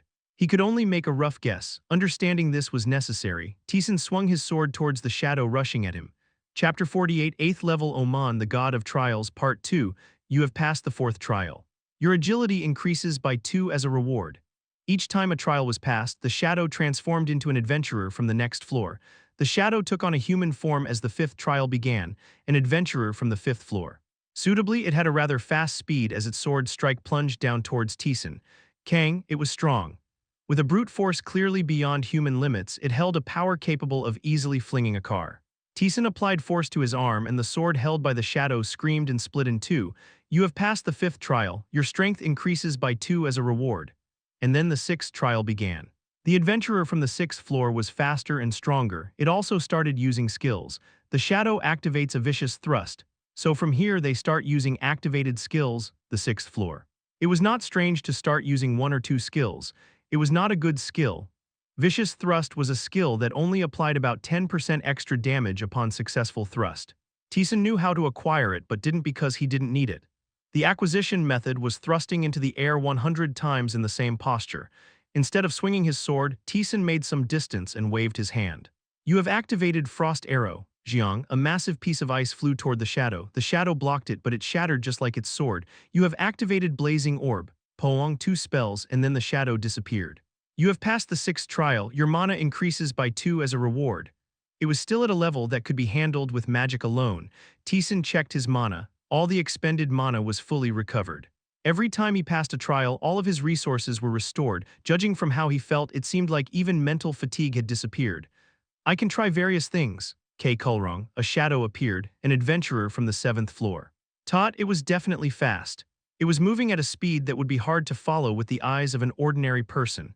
Although it could easily avoid something like an arrow, Taesan calmly used magic. You have activated Blazing Orb. Poong, another ability acquired while learning magic. He had gained the ability to control the speed of magic. The ball of fire, which would originally only move at a speed similar to an arrow, moved so swiftly that one would think it had disappeared. The shadow desperately twisted its body to avoid it. However, it was inevitable that the tip of its arm was grazed and started to burn. You have activated Frost Arrow. You have activated Frost Arrow. You have activated Confusion, Jiang. With the activation of mental magic, it could no longer dodge. The shadow's body was skewered and disappeared. You have passed the 7th trial. Your strength increases by 3 as a reward. This is quite significant too. Although minor, the frequent occurrence of the reward made it a considerable gain. The trials of Oman had you sequentially facing adventurers starting from the 1st floor. This method could have been shared in the community. One could try as far as they could and then quit, but that was a story once he cleared all of them. Taesan activated magic as he faced the newly appeared shadow. You have activated Blazing Orb. The shadow charged and narrowly avoided the blazing orb, the 8th floor. If we went by the floor, it would be on the same level as him. It seemed capable of avoiding at least one spell. As the shadow approached Taesan, it swung its sword and activated a skill. The shadow has activated Deflect. The next attack will be diverted. From here on, it seemed to be able to use decent skills as well. Taesan swung his sword. The moment it came into contact with the shadow, his body was forcibly twisted. Matching that, he bent his body and swung his arm backward. The chaotic attack tore the shadow apart. You have passed the 8th trial. Your mana increases by 4 as a reward. Deflect was a skill that forced an attack to miss. The direction of the force was diverted the moment it would make contact. However, that direction was somewhat fixed. If used frequently, you could predict and minimize the loss of control, allowing for an attack to land. Your Soul Ascension has been activated. Proficiency in deflection increases by 2%. Your Soul Ascension has been activated. Your strength permanently increases by 1. Your agility permanently increases by 2. From here on, it seemed Soul Ascension would be activated as well. It was an unexpected increase in stats. Taesan was excitedly expecting the next shadow, but nothing appeared. What the? A clear window should have popped up if it was over, but that wasn't the case either. Taesan looked at the altar. The power he felt within was subtly fluctuating. Why is it not coming out? This is amusing. The ghost seemed to have an inkling and chuckled. Oman only has permission to create shadows from the same floor. To progress further, a price must be paid. Didn't I mention this before? Gods value their area of influence greatly. There was no such impression until now. Both Labyrinth and Balthazar willingly reduced their areas of influence. That's because you're an anomaly. And because they were powerful enough to afford that level of loss. Oman doesn't fit that description. There is a clear disparity among transcendents. It's probably giving him a headache right now. He must have mixed feelings about wanting to see more of your potential but not wanting to sacrifice his domain. Taesan folded his arms and waited. The power of the altar was still fluctuating, seemingly undecided. Should I just leave? If he remained still, it seemed like it would stay that way all day. It was the moment Taesan showed signs of leaving. Oman's area of influence has reduced. Oman proposes an enhanced trial to you. This is really amusing. The ghost burst out laughing. It felt as if the god was hurriedly telling him not to leave. It was the moment his impression of the gods that he had held until now was shattered. Taesan nervously accepted the trial. Oman feels complex emotions. Oman's trial. Prove your strength. The shadow congeals again. It pointed its sword toward Taesan, an adventurer from the 9th floor, a player who reached a place he had not yet reached. The shadow charged towards Taesan. Clang. He could feel the weight of the sword. He could fend off the strike, but it was impossible to cut through with his own sword in one swift motion. However, his opponent wasn't stronger. Taesan fended off the sword and pressed forward. The shadow tried to block it, but it couldn't even properly resist the storm-like onslaught of sword attacks and collapsed. 9th trial passed. As a reward, your strength increases by 4. Your skill Soul Ascension has been activated. Your proficiency in flow increases by 3%. Your skill Soul Ascension has been activated. Your strength permanently increases by 3. Your agility permanently increases by 2. Once again, a shadow appeared. Seeing it take form piqued Taesan's curiosity. What are these? They weren't just toys created by the god. Each shadow had its own movements and habits. It implied they were remnants of someone. They are from diverse sources. Those who challenged the trial and lost. Those who made a pact. Those who passed away and dedicated their souls. They are their shadows. So you're saying they gather on each floor? The history of the labyrinth is long. There are gods who have hundreds of slaves. Labyrinth is one of them. The shadow took form. This time it was the 10th floor. Taesan activated a spell. You activated the blazing orb. The shadow avoided the magic and rushed toward Taesan at an incredibly fast speed. If it's solo mode's 10th floor, it's about the same level as easy mode's clear right. Clang. Taesan fended off the sword. You activated madness. You activated the blazing orb. You activated the blazing orb. You have activated frost arrow. The magic materialized in thin air. Filling the space, it incinerated the shadow. 10th trial passed. As a reward, your strength increases by 5. Again, Soul Ascension was activated. Although it seemed no experience was given, the increase in stats felt undeniably satisfying. And now the 11th floor. A power that managed to break through the 10th floor. The shadow that had been staring at him blankly stepped onto the ground. Kuwung, it was fast, definitely stronger. Taesan blocked the sword and a sense of heaviness traveled up through his hand. The labyrinth changed its theme every 10 floors. If the 1st to 10th floors were about living things, then the 11th to 20th floors were about the dead. The 21st to 30th floors were about strange things, and so on. As such, you would become significantly stronger when you broke through the last floor of a theme. Taesan deflected the sword. The shadow has activated the flow skill. The next attack will be manipulated. You have activated the strong strike. The next attack will deal major damage. Strong strike ignored the flow skill and forced an attack. The shadow who was pushing with his body was cut down just like that. It floundered in resistance, but Taesan swung his sword, breaking through its defense and knocking it away. With a minor commotion, the shadow falls. 11th trial passed. As a reward, your strength increases by 4, your agility increases by 2. Your skill Soul Ascension has been activated. Your proficiency in flow increases by 3%. Your skill Soul Ascension has been activated. Your strength permanently increases by 3. Your agility permanently increases by 4. It was gradually becoming less of a one-sided push. The shadow this time didn't give him time to observe and rushed straight in. Taesan faced it head-on, their swords collided. This time he faced his opponent with swordsmanship alone, not magic. The shadow didn't remain passively taking the attack either. It moved its body but couldn't respond easily to higher-level swordsmanship. 5 minutes later, the shadow disappeared, and now the 13th floor. This time he started using one skill after another, excluding flow. Taesan used magic along with it. It took him 10 minutes. The 14th floor was easier than that. He used various skills, but his movements were clumsy, perhaps because he was an adventurer who relied on them. For Taesan, who knew how to respond, it was rather simple. He was able to win after 20 minutes.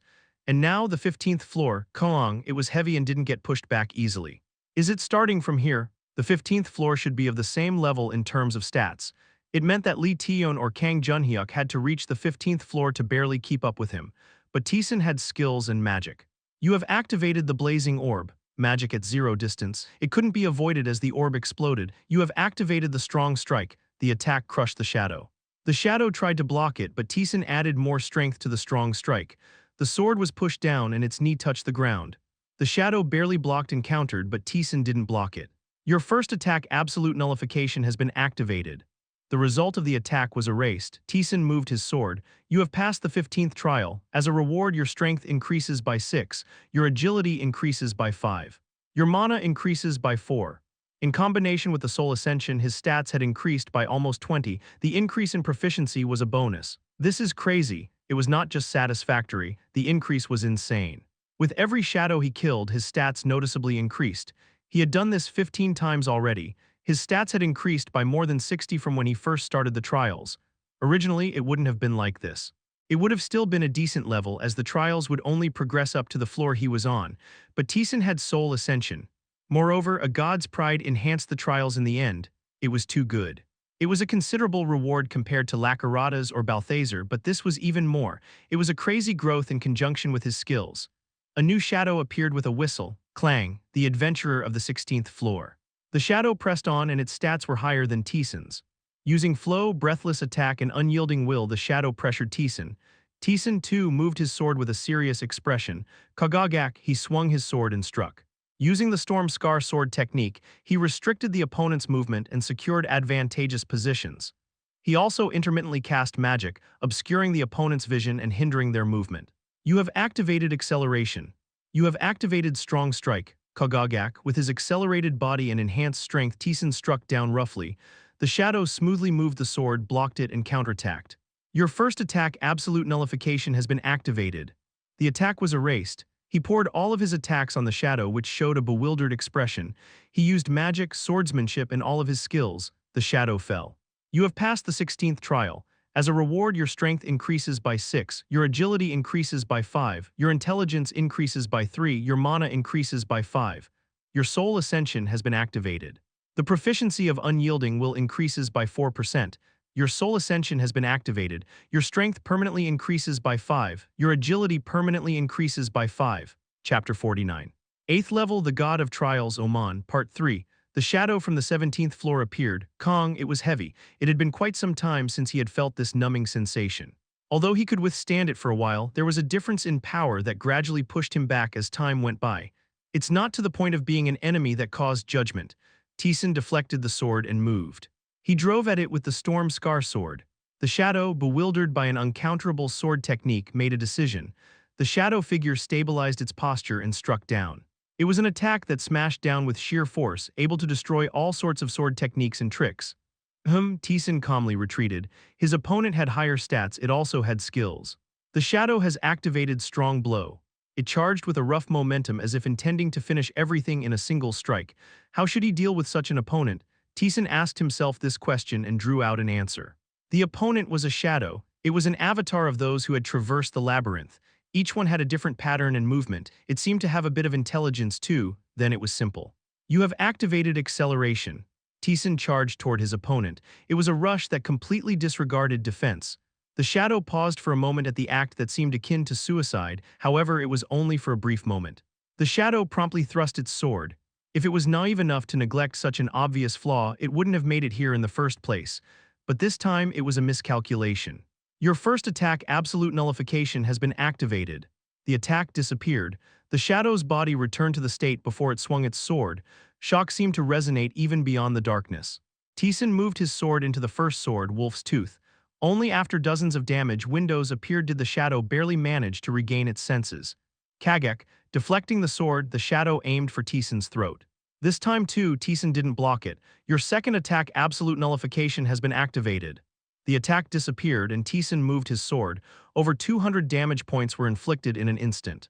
17th trial passed. As a reward, strength increases by 8, agility increases by 9, intelligence increases by 3, mana increases by 10. He turned off the reward notification entirely. He was tired of seeing similar words. The watching ghost smirked. A selfish skill that can't be found in the labyrinth. There's no way to counter it, right? Absolute attack nullification. It erased the attack itself, but by itself, it couldn't be considered a particularly remarkable effect. If one thought about it, both parry and counter had similar effects by forcefully repelling the attack. There were quite a lot of skills that interfered with the result of an attack. Of course, absolute nullification, in erasing the result of an attack itself, deviated from the other skills, but that wasn't the most important factor. The biggest advantage of absolute nullification was that it's an always-on skill. When a skill was activated, a system window popped up. As it was also visible to the opponent, they could anticipate and respond to it. Just like what Taesan did, he quickly distanced himself from elite goblins using parry and countered them with arrows and fireballs. Against the Hage-Ha, who used strong blow, he activated his counter to respond. Against the goblin chieftain who used magic, he disrupted the activation with his mental magic every time the activation window popped up. All this was possible because the activation of the opponent's skill was visible. How quickly each side responded to the other's skill was also important. Maybe the labyrinth designer considered this too, as most of the skills that could interfere with the situation were activation skills. But absolute nullification was an always-on skill. It was a skill where the system window appeared after the result. Unless the opponent knew the information in advance, there was absolutely no way to counter it. And absolute nullification was a hidden skill that even the ghost did not know. Practically speaking, unless Taesan explicitly told them, it was fair to say they would inevitably be hit by it. The shadow of the 18th floor appeared, but it wasn't much different this time either. The opponent attacked using all sorts of skills, and Taesan abandoned defense. Your first attack absolute nullification has been activated. The attack disappeared, and he poured everything into the puzzled shadow. The shadow regained its senses and attacked again, but it disappeared once more. Again it attacked, but this time it didn't fall. Having grown significantly stronger than the 17th floor, it withstood the damage. You have activated parry. But there wouldn't be a problem. He stuck to the retreating shadow, slashing at it. He used magic and skills to pile on the damage. The shadow fell, and the shadow of the 19th floor appeared. It rushes in just like before. The shadow attacked, and the attack disappeared due to absolute nullification. Taesan landed a sword strike. In an instant, damage windows blocked the view. The shadow paused for a moment. But it attacked again right away. The second attack was nullified. This time, without even pausing, it immediately attacked again. Taesan retreated, clicking his tongue. He attacked based on the nullification but couldn't inflict as much damage as before. It was because the opponent, instead of hesitating, attacked right away. This is where it gets serious. As someone who had survived up to the 19th floor in solo mode, the shadow's judgment was quick. The shadow made a dash and swung its sword at a speed that was hard to react to. Koang, Taesan's arm was pressed down and his body started to be slowly pushed back. It was strong. He could feel a significant enough difference that a battle of strength would result in his defeat. The opponent is an enemy that you cannot defeat. The hard enemy judgment appeared. Taesan used a strong strike to push it back and made some space. Judgment unnecessary. You didn't lose hard against an enemy you cannot defeat. A hard enemy judgment bonus. Your fair duel has been activated. A skill that increased his stats during a one-vone. Your thirst for battle has been activated. a skill that enhanced everything when facing a hard enemy. You have activated Despising the Strong, a skill that gave him a judgment bonus when faced with a hard enemy. Taesan struck his sword again, Kagak. He did not get pushed back like before. A somewhat equal match was possible. Being Taesan, who had countless skills he could use against hard enemies, this situation was more favorable. He drove back and using his increased stats. You have activated Blazing Orb. He used magic and an explosion covered the view. The shadow retreated and swung its sword wildly. The shadow has activated Heavy Strike. The sword left a trail, slashing in all directions, a skill that forced the body to move and slash at a 270-degree angle. The downside was greater, but it wasn't a bad skill when visibility was compromised. Taesan knew all the conditions and patterns of that skill. It couldn't slash behind it, and its range was limited to the upper body. And that it couldn't be stopped midway, he lowered his posture as if crawling on the ground. The sword barely grazed the tip of his nose, 40 damage to the shadow, 30 damage to the shadow. He thrust his sword into the shadow's ankle. Although the shadow shuddered as if screaming, its hand did not stop. Taesan went behind it and pierced its chest. You have passed the 19th trial. As a reward, your strength increases by 10, agility increases by 12. Intelligence increases by 5, mana increases by 10. Add to that the bonus from Soul Ascension, the hard enemy victory reward, and the thirst for victory skill. He became stronger in an instant, but it wasn't that easy. The opponent didn't flinch at the absolute nullification of attacks and attacked immediately. From the 19th floor onwards, it meant they had the ability to quickly find the correct answer even to sudden variables. According to Taesan's estimation, the next one was his limit. The shadow appeared, the adventurer of the 20th floor. The shadow raises its great sword toward Taesan. The shadow has activated Complete Victory. Judgment unnecessary. You have repelled it with your strong willpower. Complete Victory. A skill that imposed an intimidation judgment when facing an enemy with an overwhelming gap. Naturally, a hard enemy judgment appeared. Like he did against the shadow of the 19th floor, Taesan activated skills to increase his stats. After observing Taesan for a moment, the opponent raised its great sword. Vroom. A great sword longer and thicker than a person seemingly filled the room. Clang, his arm was pressed down and his body was pushed back.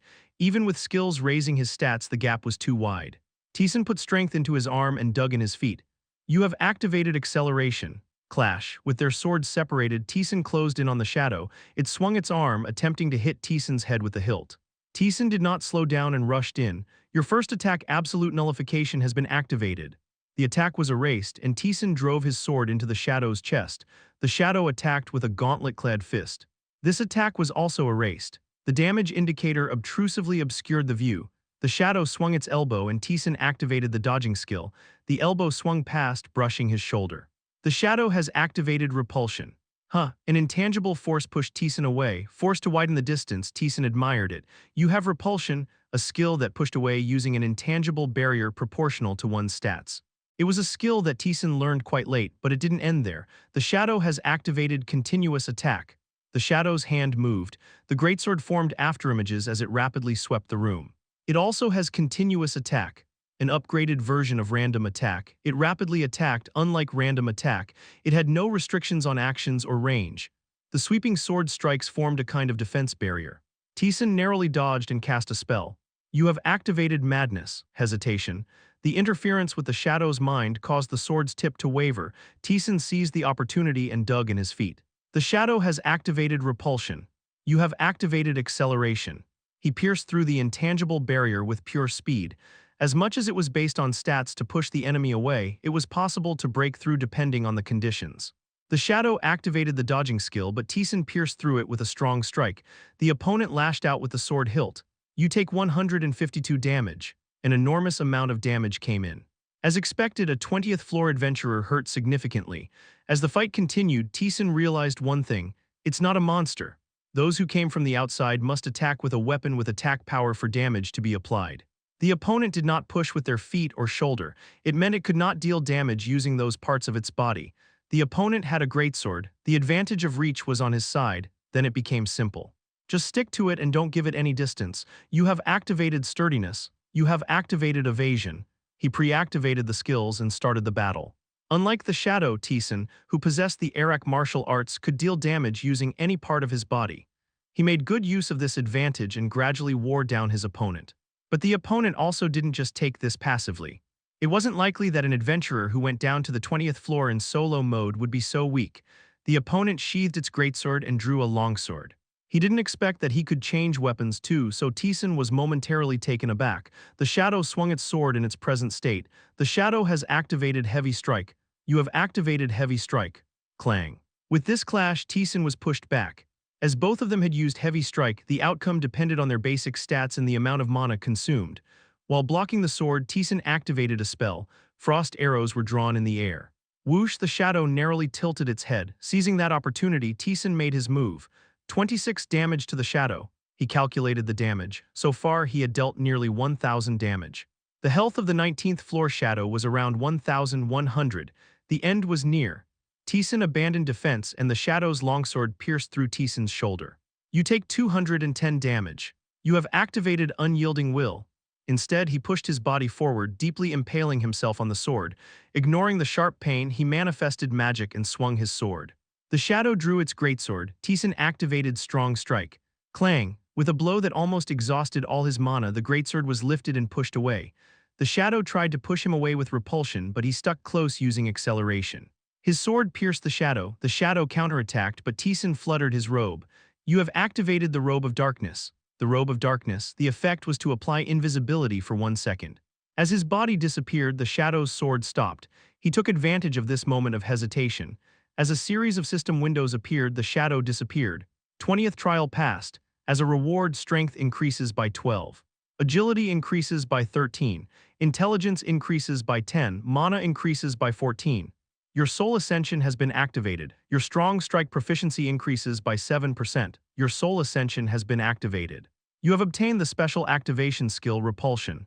Your soul ascension has been activated. Strength permanently increases by 8. Agility permanently increases by 8. Mana permanently increases by 10.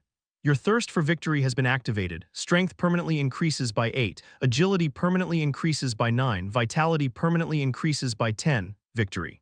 The system window popped up loudly. Another shadow appeared beyond it. Clank, its sword was raised. An intense pressure engulfed Taesan. In terms of pure intimidation, it was larger than anything he had seen before. Taesan smirked.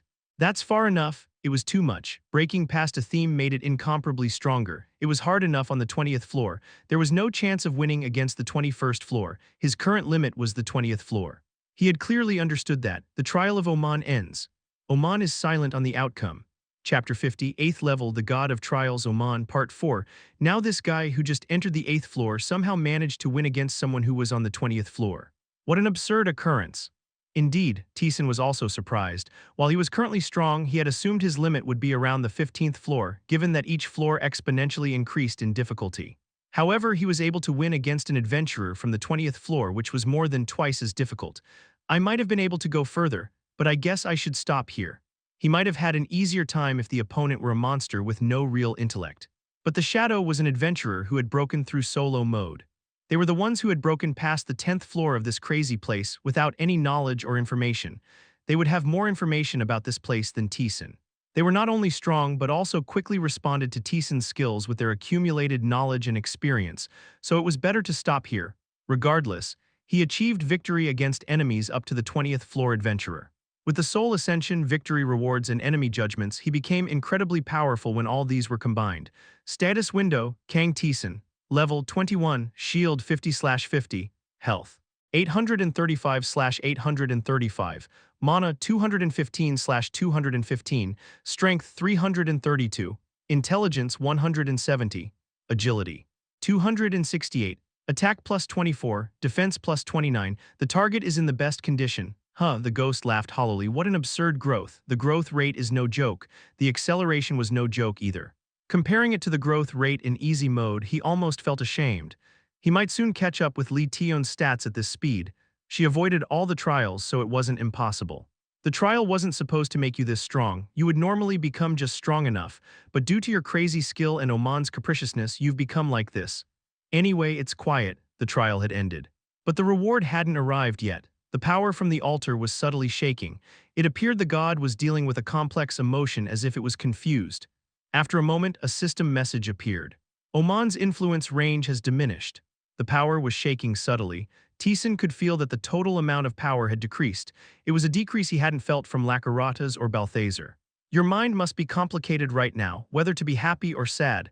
The ghost mumbled as if it found the situation amusing. He seemed to enjoy seeing the deity having its domain reduced. Oman rewards you. You've received Ring of Proof. You've cleared the enhanced trial, additional rewards follow. You've acquired a special continuously active skill, Proof of Limits. Oman offers you the Apostles' Pact. I decline. As always, he refused the Apostles' Pact. At this, the power beyond shuddered. It seemed like it was grumbling, but nothing more was seen. The trembling power, as if it were sulking, slowly disappeared. Oman promises the next encounter. Taesan, who had been quietly observing, murmured. They're not hostile, at least. This god showed a variety of emotions. He thought refusing the Apostles' Pact might disadvantage him, but there were no such signs. Gods have strong pride, so if you had clumsily excelled, maybe. But you've far exceeded that line. Plus, you're a crazy transcendent being that even Labyrinth and Balthazar are wary of. At least Oman isn't one of those. It seemed that there were power struggles among the gods as well. Taesan, who had sorted out the information, started checking his rewards. His stats had about doubled. Originally, as the ghost said, it wouldn't have been this much. As the 8th floor was the limit, he would have just gotten appropriately stronger. But due to the soul ascension and his other skills, he managed to reach the 20th floor and achieved crazy growth. He checked the rewards of the trial. Ring of Proof, Strength +5, Defense +5. A ring that can only be worn by those who understand their own strength. It seems that the god has granted a speck of power. Not bad. Considering his current stats, it was a bit disappointing, but thinking of it as the basic reward, it was a good ring. Both strength and defense had high values, so it was okay. Especially now, given his lack of defense, it had value if not a lot. And now for the enhanced trial reward. Special continuous activation skill. Proof of Limits. Proficiency 1%. All stats increase when facing an opponent of the same or similar level. Action speed increases and health and mana continuously recover. All special skills seem to be similar. Labyrinth, the god of struggle, offered a buff during continuous battles. Balthazar, the god of victory, increased specific stats with each victory. The god of the strength test provided an appropriate effect. Considering the skills of other gods, this was also quite a good skill. It meant that he'd have an advantage against opponents who should be evenly matched, which wouldn't be bad. And then there was Soul Ascension. It didn't just increase stats, it also increased the proficiency of skills. Since all opponents use skills, it was quite beneficial. Thanks to this, the contents of a few skills have changed. Special Activation Skill Flow, Mana Consumption 5, Proficiency. 62%, distorts an attack to reduce damage. It seems that it can dodge attacks from all weapons. It seems like it can also dodge magic and curses. It seems like it can even dodge concepts. A sentence about dodging concepts was added. He wasn't sure what it meant before, but now he knew. Concepts. It was literally everything: presence, mental confusion, pressure, oppression. The mental pressure felt when encountering something transcendent. It meant that he could dodge that.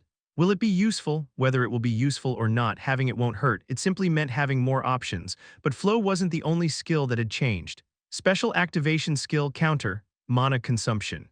5. Proficiency 20%. Retaliates against the enemy's attack, deals more damage to the enemy, counterattacks even when it's not possible to retaliate. Counter was a skill that automatically moved the body to retaliate. However, it only half-activated or didn't activate at all for attacks that the body couldn't retaliate against or avoid. This simply meant extending that threshold a bit.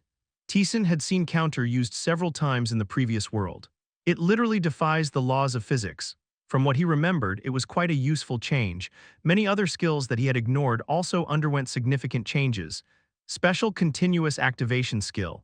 Enhanced Vision, Proficiency 42%. You can obtain a wide field of view. It's quite beyond human categories. Whether it was because slightly had changed to quite, his range of view subtly changed. He could see more widely and further than before. Special Continuous Activation Skill, Insight. Proficiency 43%. You can comprehend many things. It seems that you can perceive the weaknesses of both living and non-living entities. It seems you can even find hidden passages. It occasionally gives you important information. He could now also perceive the weaknesses of non-living entities. Considering the floors beyond the 11th, this was a good change. Taesan, who was casually looking through the skills, was surprised when he saw calmness. Why did this increase so much? Special Continuous Activation Skill, Calmness. Proficiency 65%. It's an unwavering mind. Even when a presence beyond cognition appears, it doesn't panic. It gains adjustments in judgments. It never wavers, even in extreme situations. From what he remembered, it used to be 38%. It had nearly increased by 30%. The ghost answered as if it were natural. Even if the gods do not see directly and use the link called an altar, judgments are attempted. You were unique, so there was no problem. The proficiency of the skill itself deserves to rise. Calmness was not a particularly useful skill for him. Still, if he could max out its proficiency to 100%, the story would be different. It wasn't bad.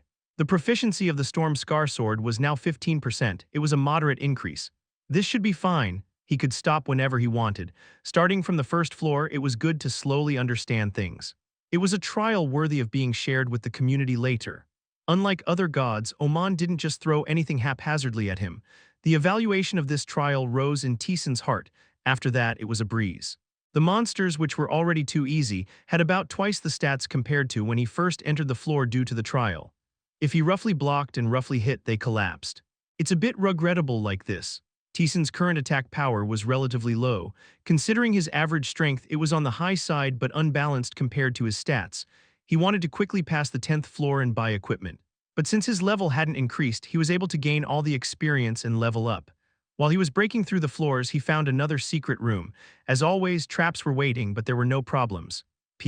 Even though the trap disarmament failed and an arrow flew at him, he didn't even bother to block it. The first attack is absolutely nullified. The arrow dropped to the ground. He continues to disarm the traps, raising his proficiency and gaining rewards. Sturdy ankle guard, defense +6, agility +3, light and robust. It's hard to find any shortcomings. A minor increase in defense.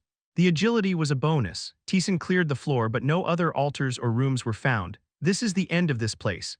He had found everything there was to find on the 8th floor. Taesan entered the boss's room. Screech, Markanda Rusha has appeared.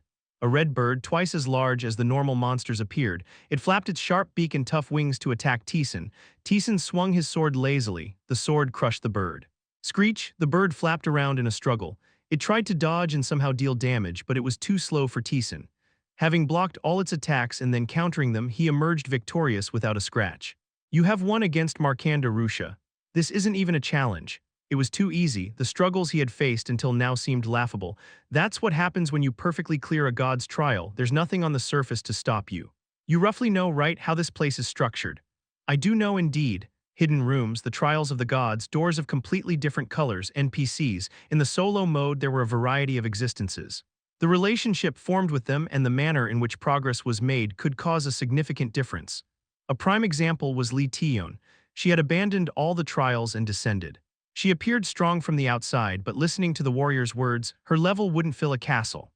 In other words, a ghost who descended to the 80th floor could be stronger than Lee Taeyeon, who had cleared the whole thing. But then there was one problem. You went down to the 80th floor, right, and you were especially strong. Right, I was often negligent, that's why, but I was strong. The ghost smirked. Lacking caution to the point of losing his life on the lower floors, yet going down to that level alone proved his strength. Objectively thinking, do you think you could have cleared it? Maybe I could have, the ghost agreed. But what's the point of that? Clearing it and coming out of here isn't a victory. There's no reason to do so without fulfilling the wish. I see. It was confirmed. Clearing and conquering the labyrinth were completely separate things. What's the difference? Whether it was a meeting with the god and NPCs, the permission of the shopkeeper, or even the decision of the dungeon's wizard, the precise concept was still hard to understand. But there was a being here who could provide an answer. What's the difference between clearing and conquering? The ghost hesitated. Actually, I'm not sure either, so why didn't you clear it? You could have just gone down and tested it. Well, it was like a sort of intuition, revelation, something like that. I had a feeling that I wouldn't be able to fulfill my wish just by descending. These intuitive feelings tend to be quite accurate here, so I investigated them one by one. There was no way to know for now. He was planning to go down further and find out from other NPCs. Taesan checked the reward for the 8th floor, the Rune of Marnius. The effect was simple, it gave attributes to weapons.